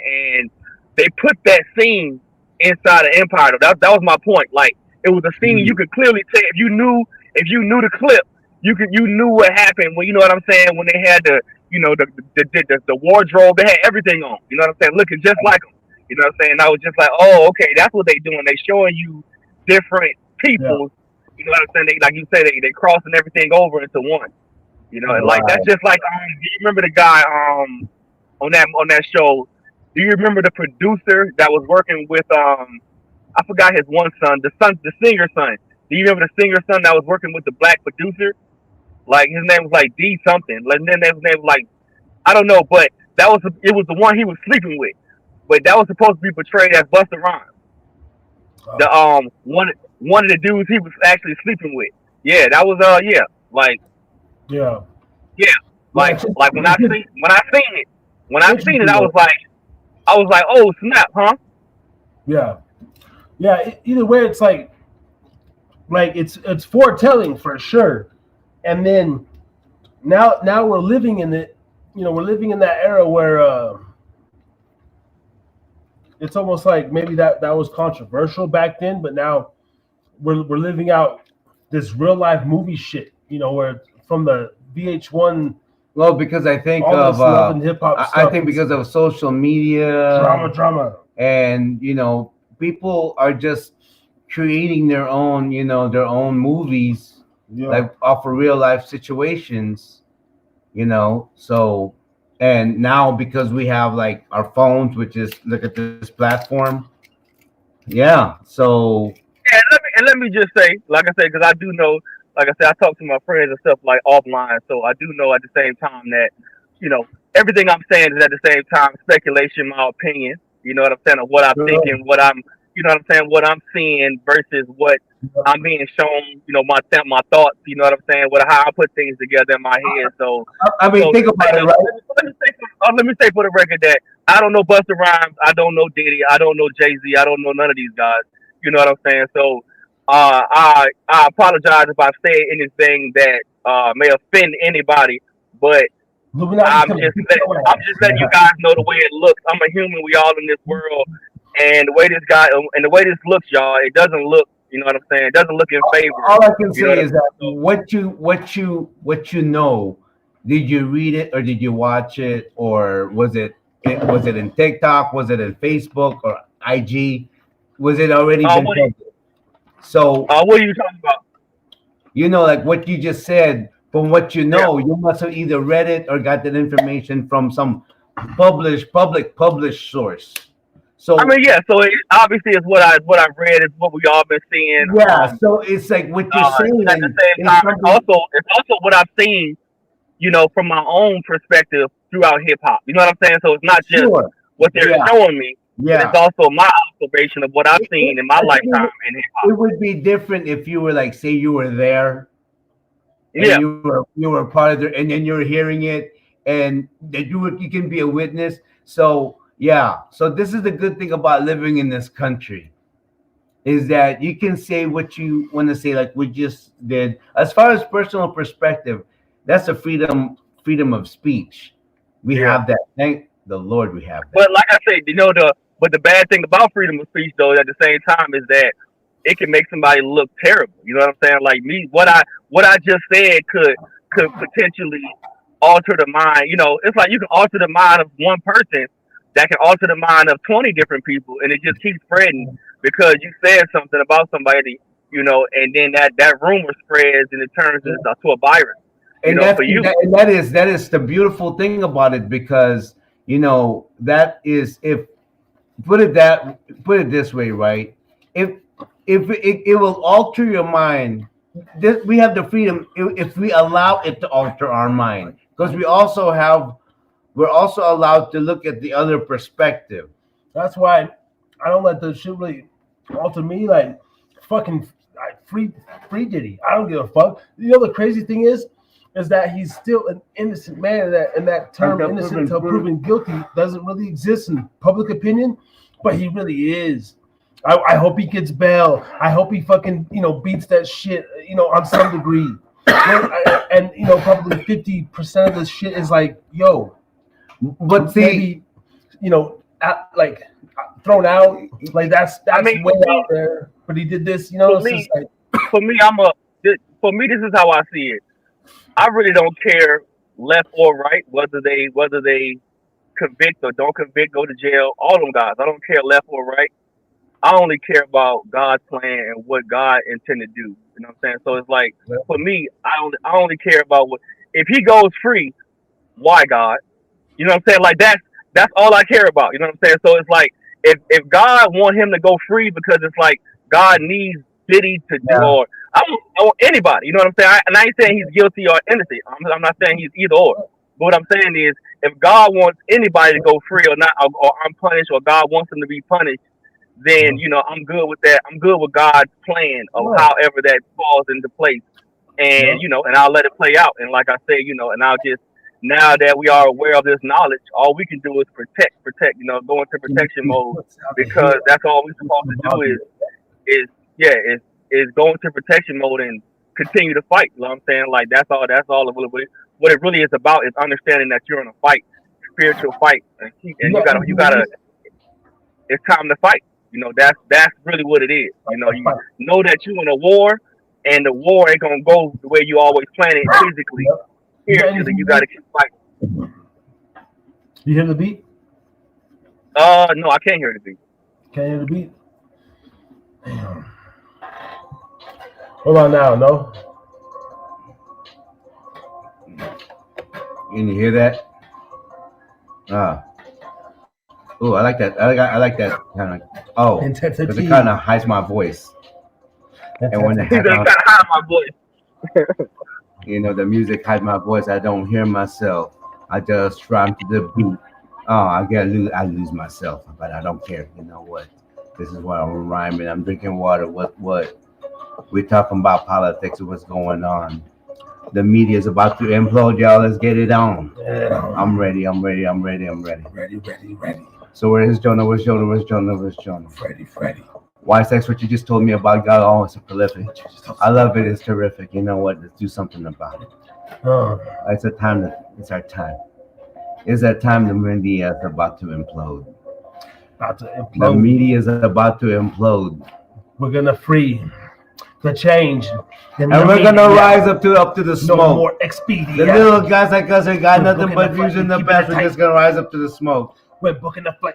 We're gonna filter through the fields and everything. We're gonna rise up to the smoke, and we're gonna say, finally, No The more things we ever depressed, wanted to depressed, see. The ship sinking. As for me, I always talk about Jesus. Jesus Christ, that's for You me. best believe it.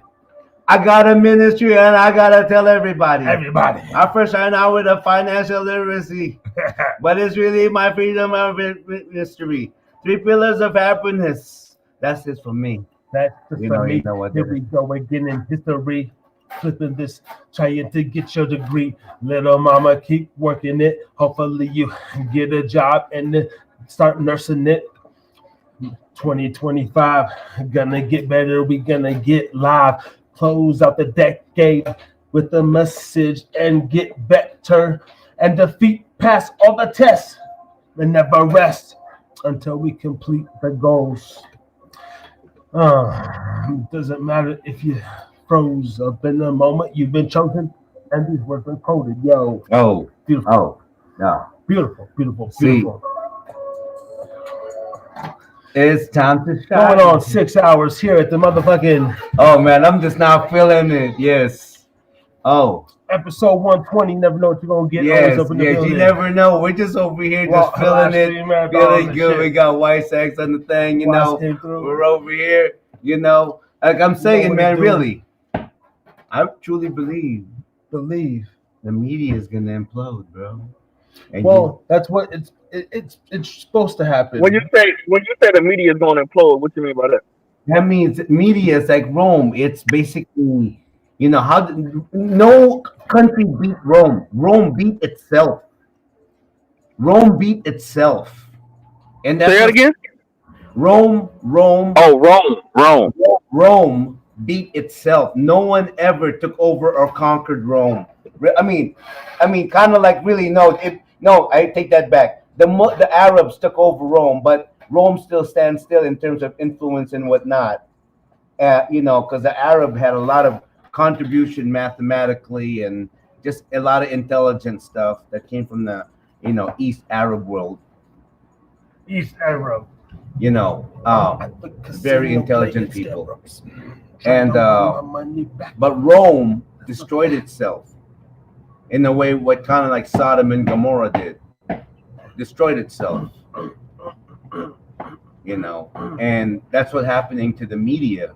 And I know this is God's plan because I truly believe he's coming back soon. It's supposed to implode though, man. Seriously, man. Yeah, when you've been doing the wrong things for years, and you're using sex, Yeah. and you're using just, you know, you gotta understand, you know, I truly believe that this world is run by the devil. That's, you know, but if you put it in a universal spiritual realm, you know, there's a yin and yang. There's a dark and a light, you know, that's life. Right?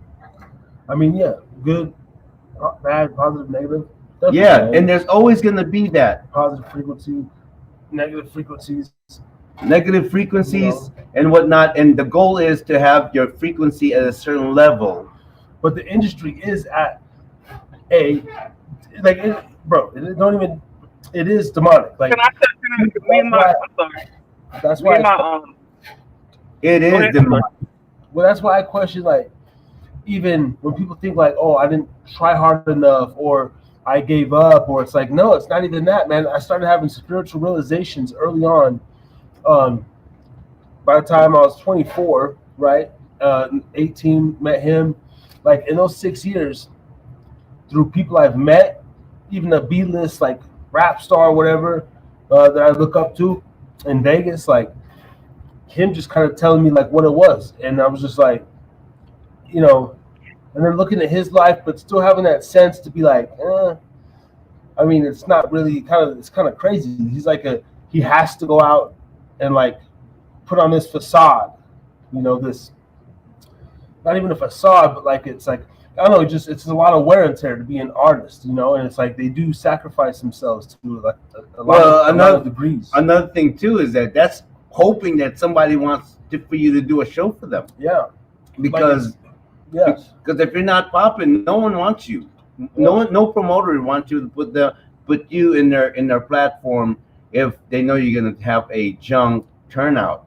Yeah. Well, and this particular guy is legendary group in a certain demographic, the Chicano rap world, whatever. Mhm. Okay, but like has some massive hits throughout that. You know, they do the small shows, but the people show out. You know, and he's a legend out there. You know, and even with that though, and then certain drug, you know, just talking drug use and stuff, and like I don't know, it's like, is that meant for everyone? No, I don't believe so. We have to like we're gonna. You know, the thing is that the entertainment industry is the easiest way for anyone to launder their money. It's the easiest way. Okay, let me spit some game with you. Yeah, because honestly, your music doesn't have to be good as long as you can prove that it's selling. And you know what? As long as you can prove on paper that it's selling, then you, like you said, you can launder the money right through it. You know what I'm saying? Yeah, Easily. yeah. Because you can buy your own music with the money. Bingo. Duh. You see what I'm saying? You see how easy that is?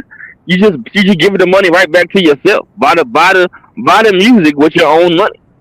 Bingo. And then you have assets, and you got a trust fund, and you got a annuity, and you got an endowment, and you have an insurance policy. Because when you have a certain kind of insurance policy where you can actually put some of your money, you're paying the premium there, you tell the guy, hey, part of that premium I'm paying, I want you to invest that in certain stocks because they control the money. You just got to know the money game. That's it. And you know, understanding that, I understand the you know, the plan. You know, and we're talking to you because, you know, we're serious about, you know, this media company. I got a media company, and I gotta respect the artists and the message out there. And you know what? No, I'm not a Harvey Weinstein. I'm not a, you know, I'm straight up. You know, I'm straight up. I'm just a man that understands music and what touches the heart. Yeah, I just the only thing I would say is, you know, just on my end, yeah, I most definitely gotta you know, like I said, I don't do too many online streams and podcasts like that. So, you know, I most definitely gotta learn internet etiquette, you know, for myself, not just for the internet sake, but for my own personal sake, you know, because like I said, I'm not a guy who I'm not a guy who talks about people, you know what I'm saying, when it could affect them, you know what I'm saying, especially you know, I might conversate about people, you know, that I'm close with, you know, about things like this that I'm close with, you know, on the phone, my brother or something like that. But most definitely I don't try to slander nobody's name, especially with stuff I don't know and stuff like that, because you know, it's so hard, because once you put it out there, it's out there, and no matter what you say, you can't take it back. You know what I'm saying? So, and that's the reason why this Harris is drinking again. It's crazy because this is just basically with anything I say up on the step. Right. I do not give a shit. I do not think twice. I mean, we're not really into the I do not think twice. I say that shit. I do not think twice. Really, when he was coming up with the idea, it was just like you're in the pub. You're just talking shit. I'm talking that shit. Okay, now guess what? In the morning, if goddamn motherfucking Jay Prince said and you know, we're growing this channel organically. I'm going viral. I show up at that place with 20 motherfuckers trying to stuff my ass up on a rival, and I still go viral. Hop out and be like, oh my gosh, it's my arrival in the industry. Well, it's by being consistent. Maybe that's my. I'm just talking shit. See, I'm just talking shit. Yeah, my brother here is just consistent, and I love it. He's just consistent. Yeah, you know, and he has so much content that literally he can probably go 2 years, just hire some team somewhere in the Philippines or something. Here you go. Here's all my files. Here's all my files. Make my shit juicy. My shit just pop. Man, they got people like in the Philippines. You like look at it like cheap You know, and I do it in the Philippines. Video fucking editing. No, trust Filipinos to do that shit for you, man. No, they got a certain flavor about them that makes it look. All of them, man. You know what? Over there, you know, there's a crew, and I'm gonna do that. I'm just gonna like, here's my file, my video. You know, because I don't have time for that. In America, I ain't shit. Because I'm trying to create a brand for myself right now. I'm just riding around. I quit my 9 to 5. So I got this high value king. They're like, who is you? I'm like, man, I'm a star. You know, in a third world country. And I got hey, give me a second. I gotta grab my charger. My phone about to die. Hold on. Okay. Hold on. Harris is Drinking Again Pubcast. We keep motherfuckers up so long that their phones die. It's the their phones die. It's the third time we've heard that tonight. Marathon, you know. Time we've heard that tonight. When you're Harris Drinking Again, you better get your phone charged. Everything. Earbuds, everything. Your phone, it's got to be charged 6 hours ahead of time. My energy gets crazier and louder as the show goes on. We are just like, you know, we do this, you know, we just endure. Maybe in the past life, you and I were both, you know, radio DJs coming at you. Coming at you, playing at you, playing with you. Another song, come on. Makes me want to go get can we make that sound a little louder to make me feel it? Make you feel it. What you want to do feel it. Oh, come on, man. A little louder, Just a tidbit. I just want to know. Eat the pinocho when I come through like a cockroach. Eat the pinocho like a. Eat the flex like a cockroach. Okay, I'm a vulture. Flexing. What do you mean? Flexing. Flex it. I'm in the gym, stiff as a human being. I gotta get my abs right. Gotta get my diet tight.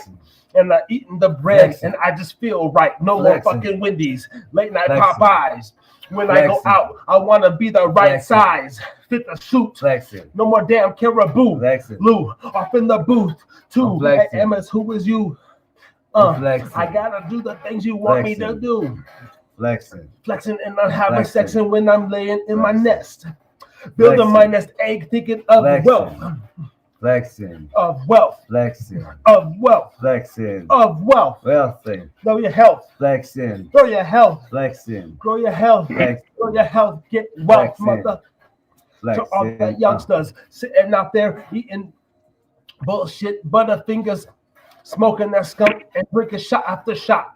I'm 37, yeah, I'm sipping, but I'm still dipping. I need to know when's my last point. You never know. That's why you just stay on point. Maybe reduce this shit down to joints. When you get your health, when your wealth follows, when your health is blah blah blah blah blah blah blah blah blah. Bang bang boogie with it. Boogie. Okay. We'll get it. Let's get it.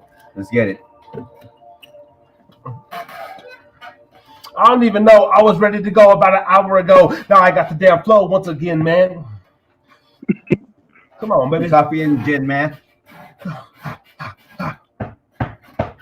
And I can't sound my goddamn leg, man. I was told by an old guitarist, man, really musician, bro. He just said, you got the beat, you got the rhythm. Because I can actually tap, tap, tap with my arms and feet. That's the ability God put in me to be fucking rhythmic. It's not OCD. It's not ADHD. It's just rhythmic ability. It helps me relax. Used to be in the back of the class. It helps me relax. And they would tell me to sit still. I was like, no. It helps me I'm tapping on my desk. I'm beating on my chest. It helps me relax. I had hella Tourette's. Didn't want sex. It helps me as a little boy. What I didn't know about myself and wanted to explore. It helps me insecure as fuck.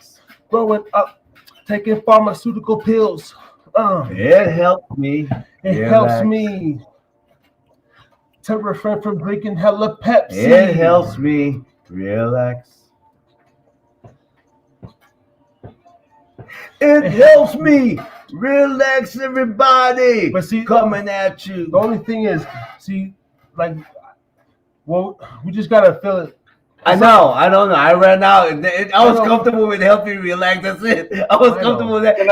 Right. Sometimes I'll just have to mute your mic sometimes because yeah. Sometimes when I want to just really go, it's like I can't because you're still rapping, but I don't want to throw you off your little. I know. I'm not okay. Sometimes you just got shut the fuck up. Okay, just I don't know. All right. Hey, what's up? I do have a new song though that I have posted on YouTube.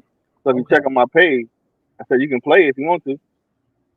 Oh yeah, all right, on We'll YouTube. get there.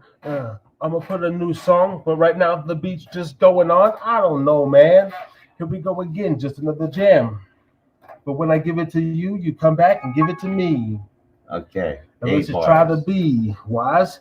You seek free change. Here we go again. Guess I feel a little strange. Me and my girl hitting calico shows, concert goers, and together we know that's our time out when the kids are in bed or with the grandma, and we know that they fed the little things that we find to do to get back in love. Just me and you, kind of feeling like we're young again. Just trying to explore. There's not in the town. Not getting into no trouble. Find that I love you. And I want to hug you on the double because I know really how far I go to do the things that bring us closer to a family. And once again, it's you and me. Boom. And that's that. And just come in with a gift again, with the gift and damn. I don't give a damn. It's just me and my girl doing the things that we have to because it's doing them all. Flipping up a thing with the thing. I wish you could hear this beat better through the wall whenever. I'm not that clever, but you tell me not to get down on myself. Need to be more positive. Have my brother Ray right here trying to solve it. And I don't. Here we go again, just you and me. It's amazing. 2.5 years going on 3, 2025, 2022 to 25, 3 years later, and we ride. Motherfucking anniversary right by my side, and now we real close. It's the roast host with the most, with the most. My brother, like real shit, bro. 3 years, and then fucking, but still, like all the writings we got, goddamn shit from 2011 and. Oh no, you know what? Let's talk about the time when you wrote something. What 2014? Yeah, because he journaled, right, and he read it, and you know what? He wrote his podcast. He declared and manifested his podcast. Yeah. It's real, guys. It's real. Manifesting your dreams is real, man. 2014, yeah. Write it down. It's amazing. No, seriously, man. I highly recommend it.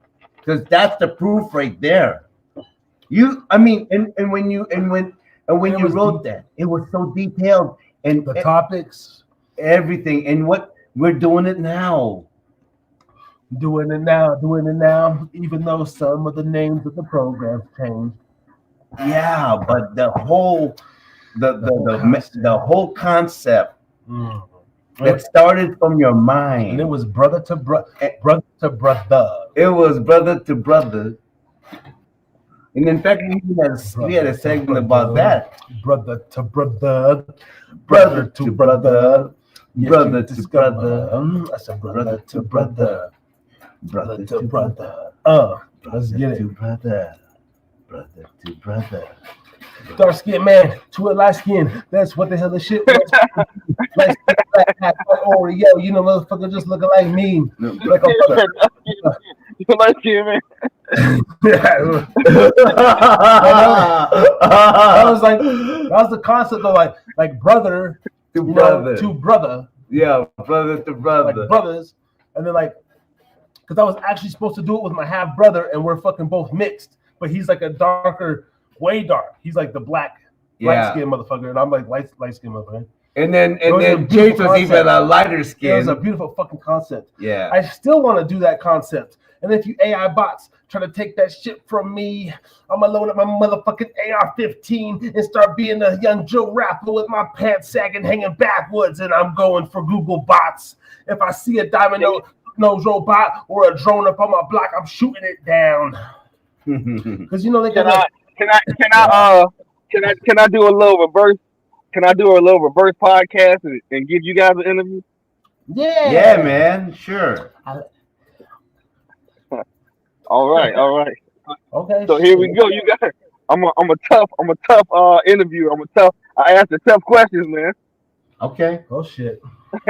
Start up that joint. Huh? Let's go, Vlad. Okay, let's go. Let's go, Vlad. No, you can't call me Vlad. Not Vlad. I'll be Sean Cotton. We shot cotton. Uh, Stay tuned. Nah, go ahead. Free change. Most definitely.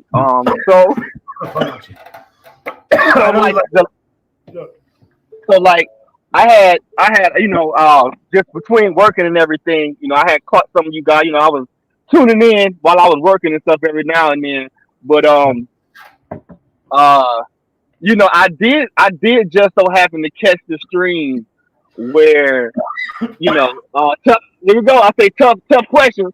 When you guys had Ray, you had walked off the show. I've done I that. said, yeah, I did catch the stream. What happened? Shit. It was the one. It was the one with How you feel? It was the one. And his neighbor. It was You never know what you're gonna get.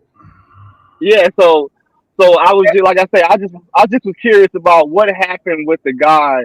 What did he say that just kind of ignited you to walk off that day? Y'all was having a religious talk, and I think and I seen you kind of I don't know what happened that night. I was confused.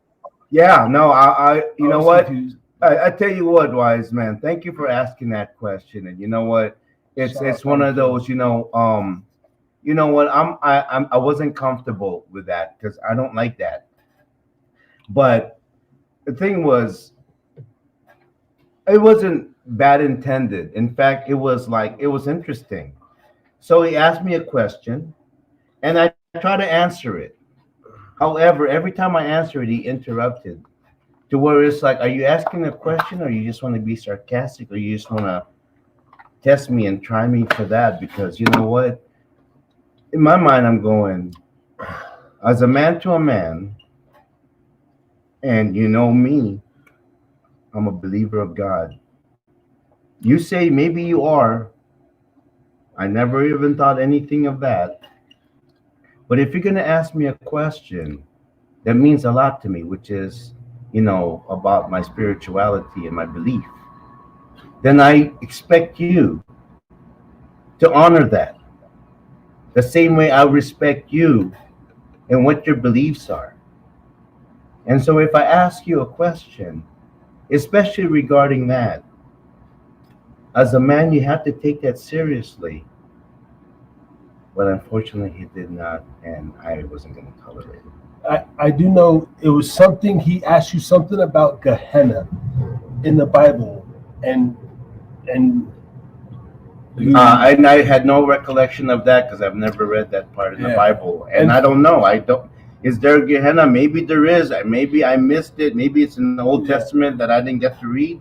So I basically, if it was that from there, and I was trying to explain exactly what I'm telling you, but the way it was that he was being, and he possibly was definitely too drunk. Maybe he drank too much. It was just Fatty Phil is great, but like when I wish he was more on the political. He was like a political kind of host on the show. Like he kind of talks, because when he's on, he's good.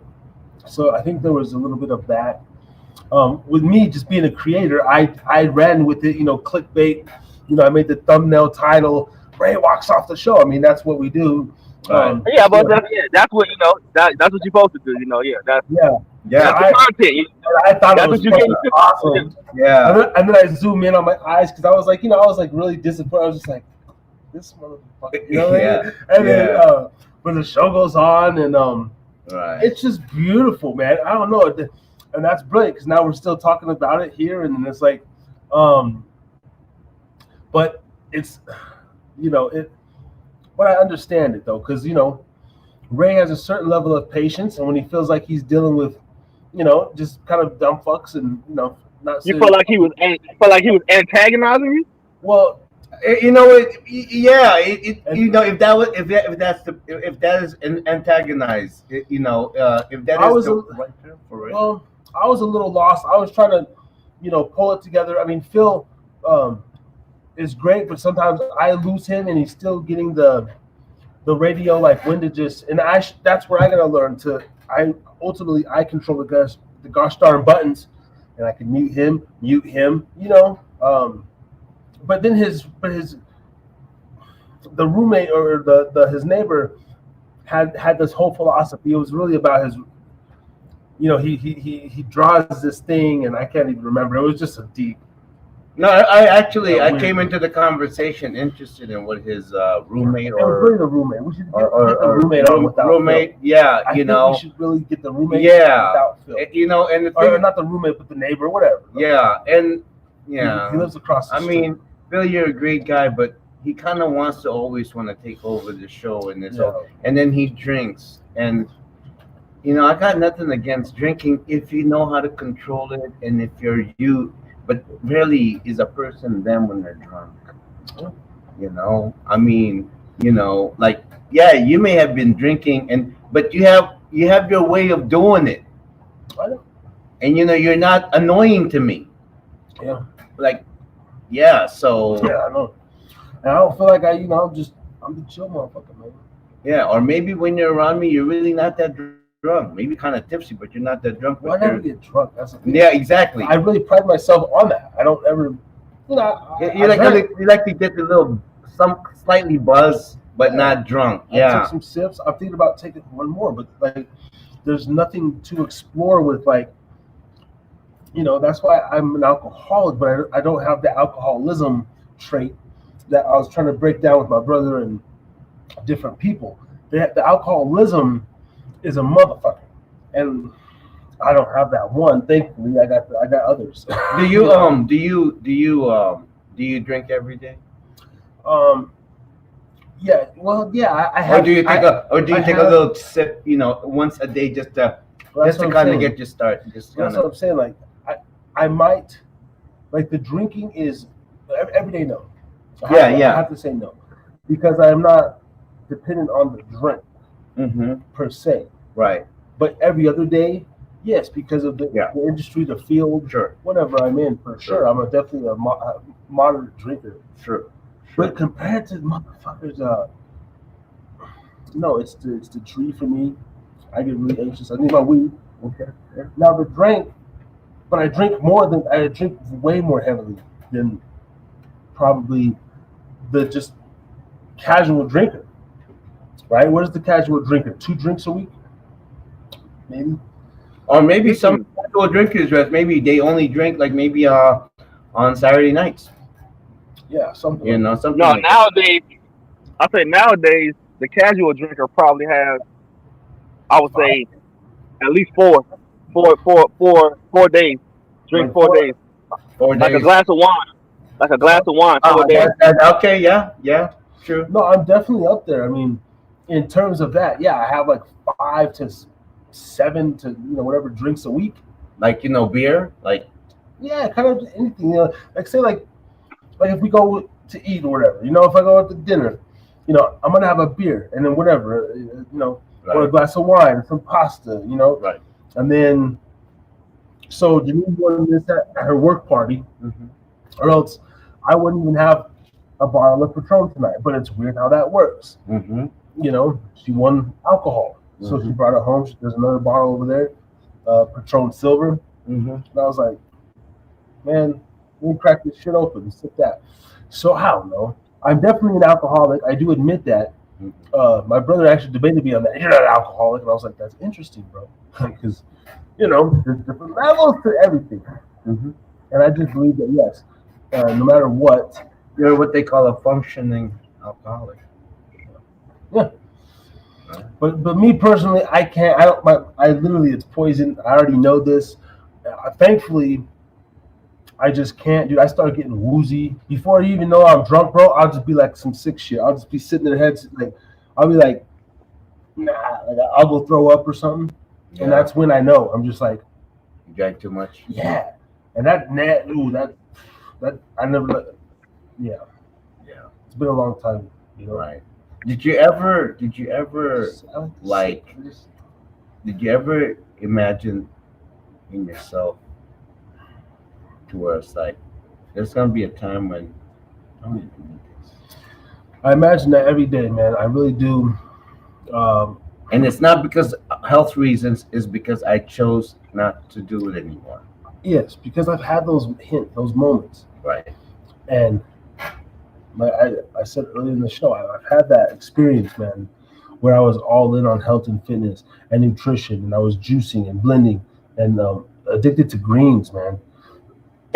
And I'd get the runner's high and stuff, you know, because I'm still a natural athlete, you know. Mhm. I have that athlete in me, man. I like to compete. I like to fucking get in there and like show off my shit, and you know what I mean. Mhm. And like, but it's easier to just be this, you know, in the other. That's when I was 18. That's really why I gave up the basketball, because I knew that was too much physical commitment and true discipline, and I didn't want to do that. You know what I mean? I took that easier route. It's easier to smoke weed, play basketball. You know, fucking. But even the weed, I've been really thinking about it. You know, maybe this is my little, Yeah. you know, my denial detriment. You know, that I deny. But you know, to somebody, oh no, weed is this and that. You know, but who's really saying that? Someone who smokes weed like me. You know, of course they're trying to justify themselves. But so I'm thinking, no, I'm going to quit. Yeah.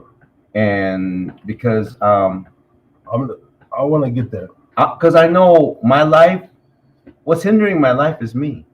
What's hindering my success is me. It's me, no one else.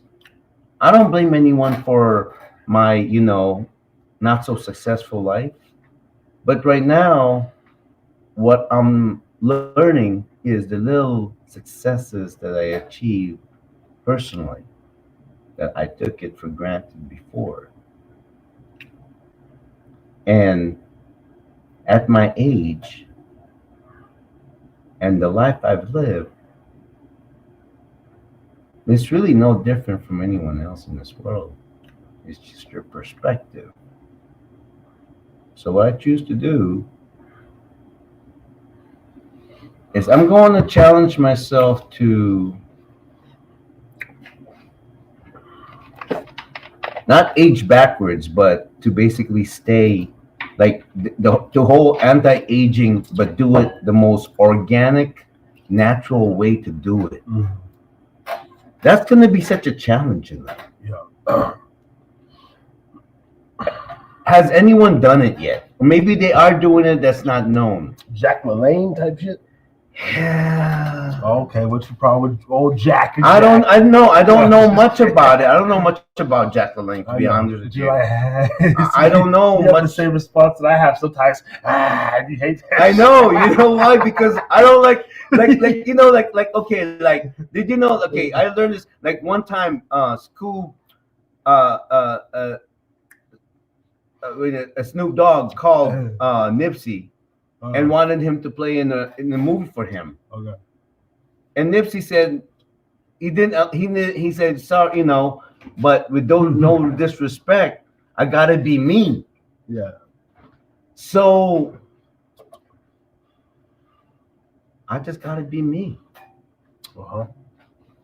There's no stopping that. Yeah. You know, because really, what I'm doing right now is I'm really trying to create a brand. Because once you have a brand, anything you put out there, it's like you're just, you know, if you create a good brand of yourself. And what's a good brand of myself? I don't have any tattoos.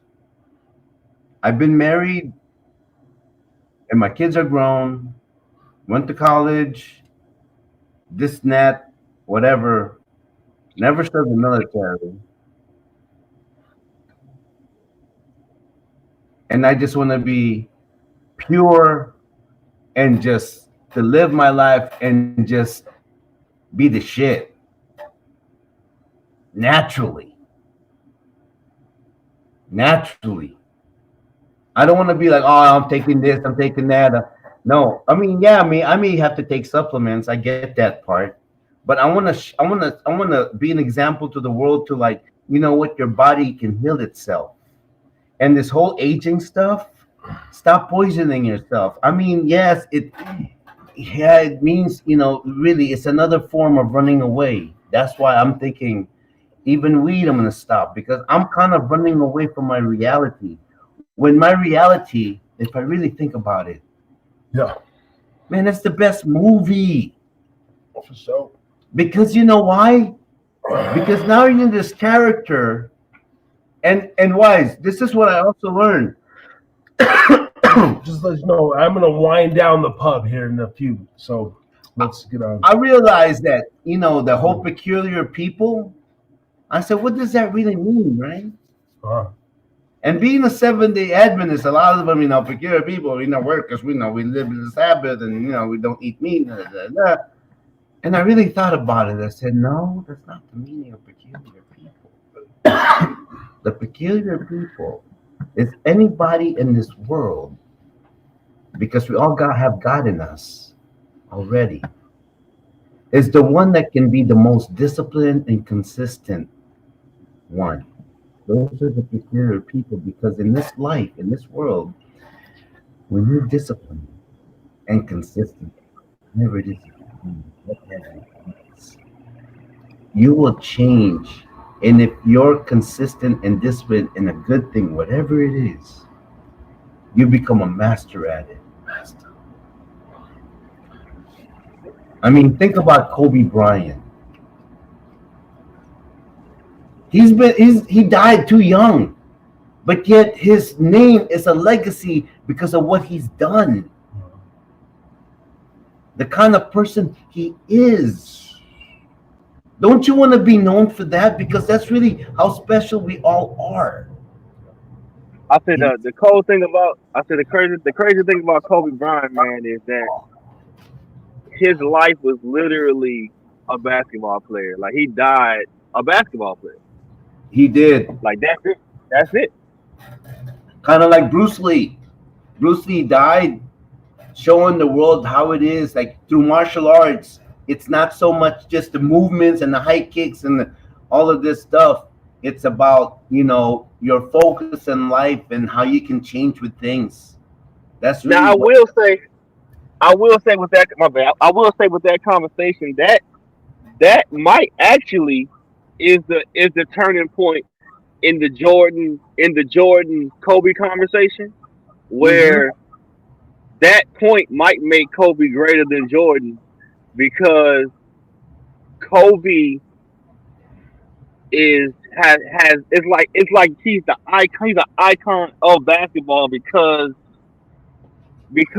his life was only basketball. You see what I'm saying? Jordan, we know Jordan for his brand. We know Jordan for playing golf and shit now. We know Jordan for his life after basketball, as well as his life in basketball.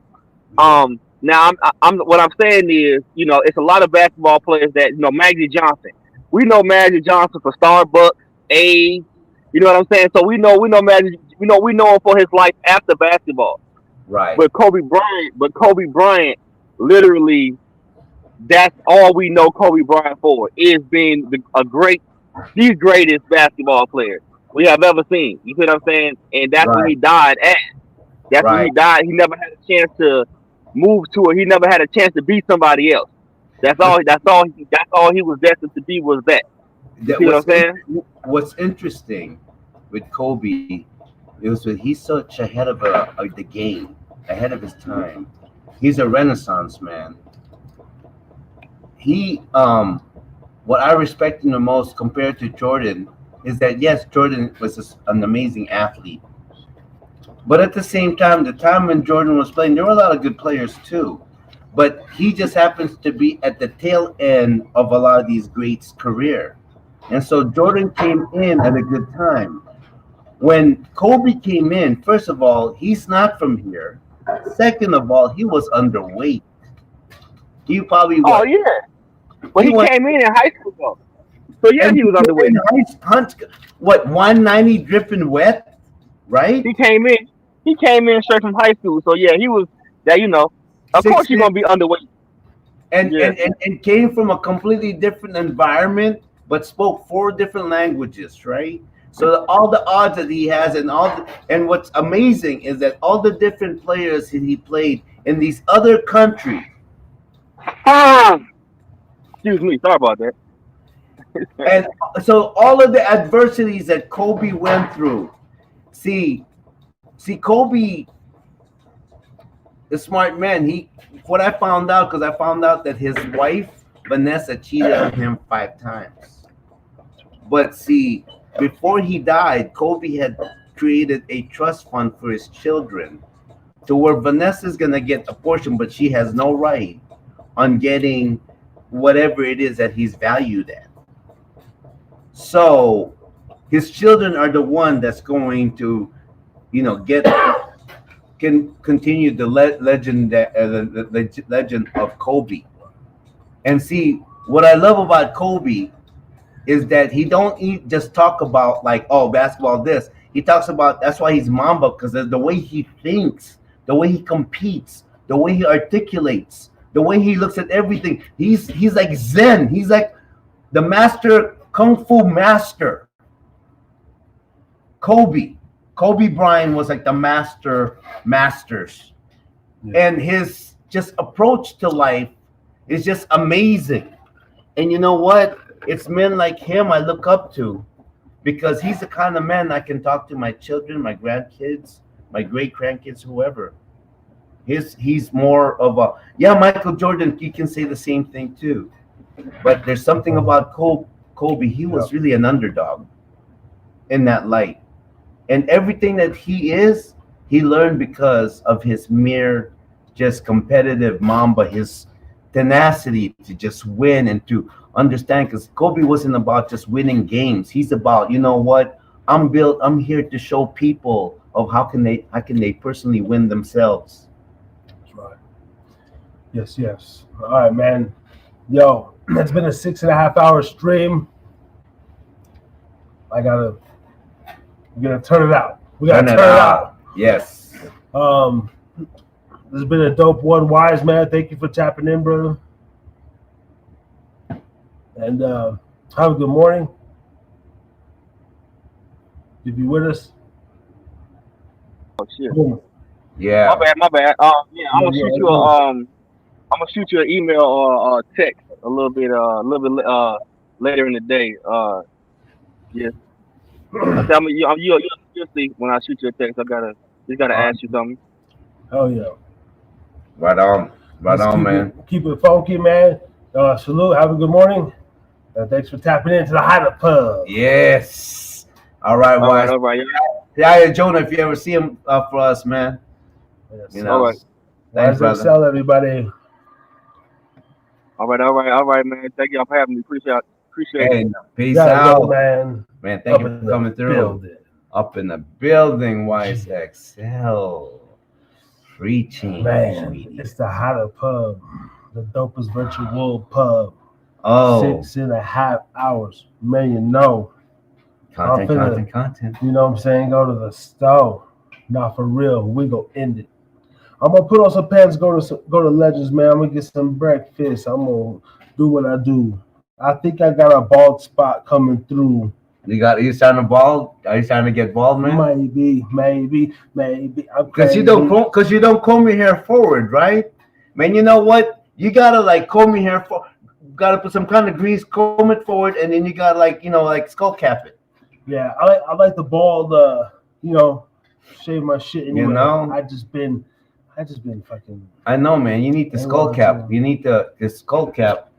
I don't know what I want to go with my hair yet. I'm just gonna shave. I'm gonna grow mine, and then I'm gonna have like a whisk kind of stuff like that. It's gonna be fly. Yeah, it's gonna be fly. Like right now, that's why I'm wearing a beanie, because I'm in the between mode. That's right. So I'm just gonna let it grow. Because it's cold. This is the legendary stream, man. This is talking about come back for your ad. You know what I'm saying? Motherfucking just 6.5, almost 7 hours. Damn. Back to back. So damn, it's almost 3. Yeah. Damn. Okay. See y'all next week, 8 p.m. episode 121 going down. You know how it is. Yeah, I'm not gonna go to breakfast with you because Scuba and I might have breakfast at the Cub tomorrow. All right. But yeah, it's been real. Thanks for coming through, man. I appreciate you, man. I always enjoy. Thank you. I learned something tonight. Shout out to the Podbean listeners, Jonathan. Yes. Wendy, Gwen. Lynn, up in the building. Gwen, I am Mike up on Twitch. Got a new Twitch subscriber. Nice. Two new subscribers on YouTube. Yeah. We going up, baby. Yep. Love is nutrition. I plugged you. That's right. Even though I don't really know you. It's a lot to comb through. It's a lot to comb through and go through. But I like it. But we here. I like what you're about. There. What you're trying to do. Yeah.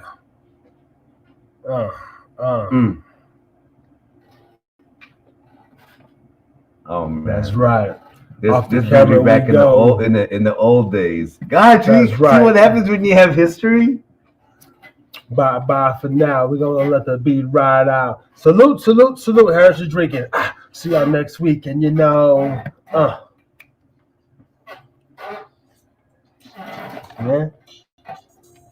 Yeah, right. Too much fun. Too much fun.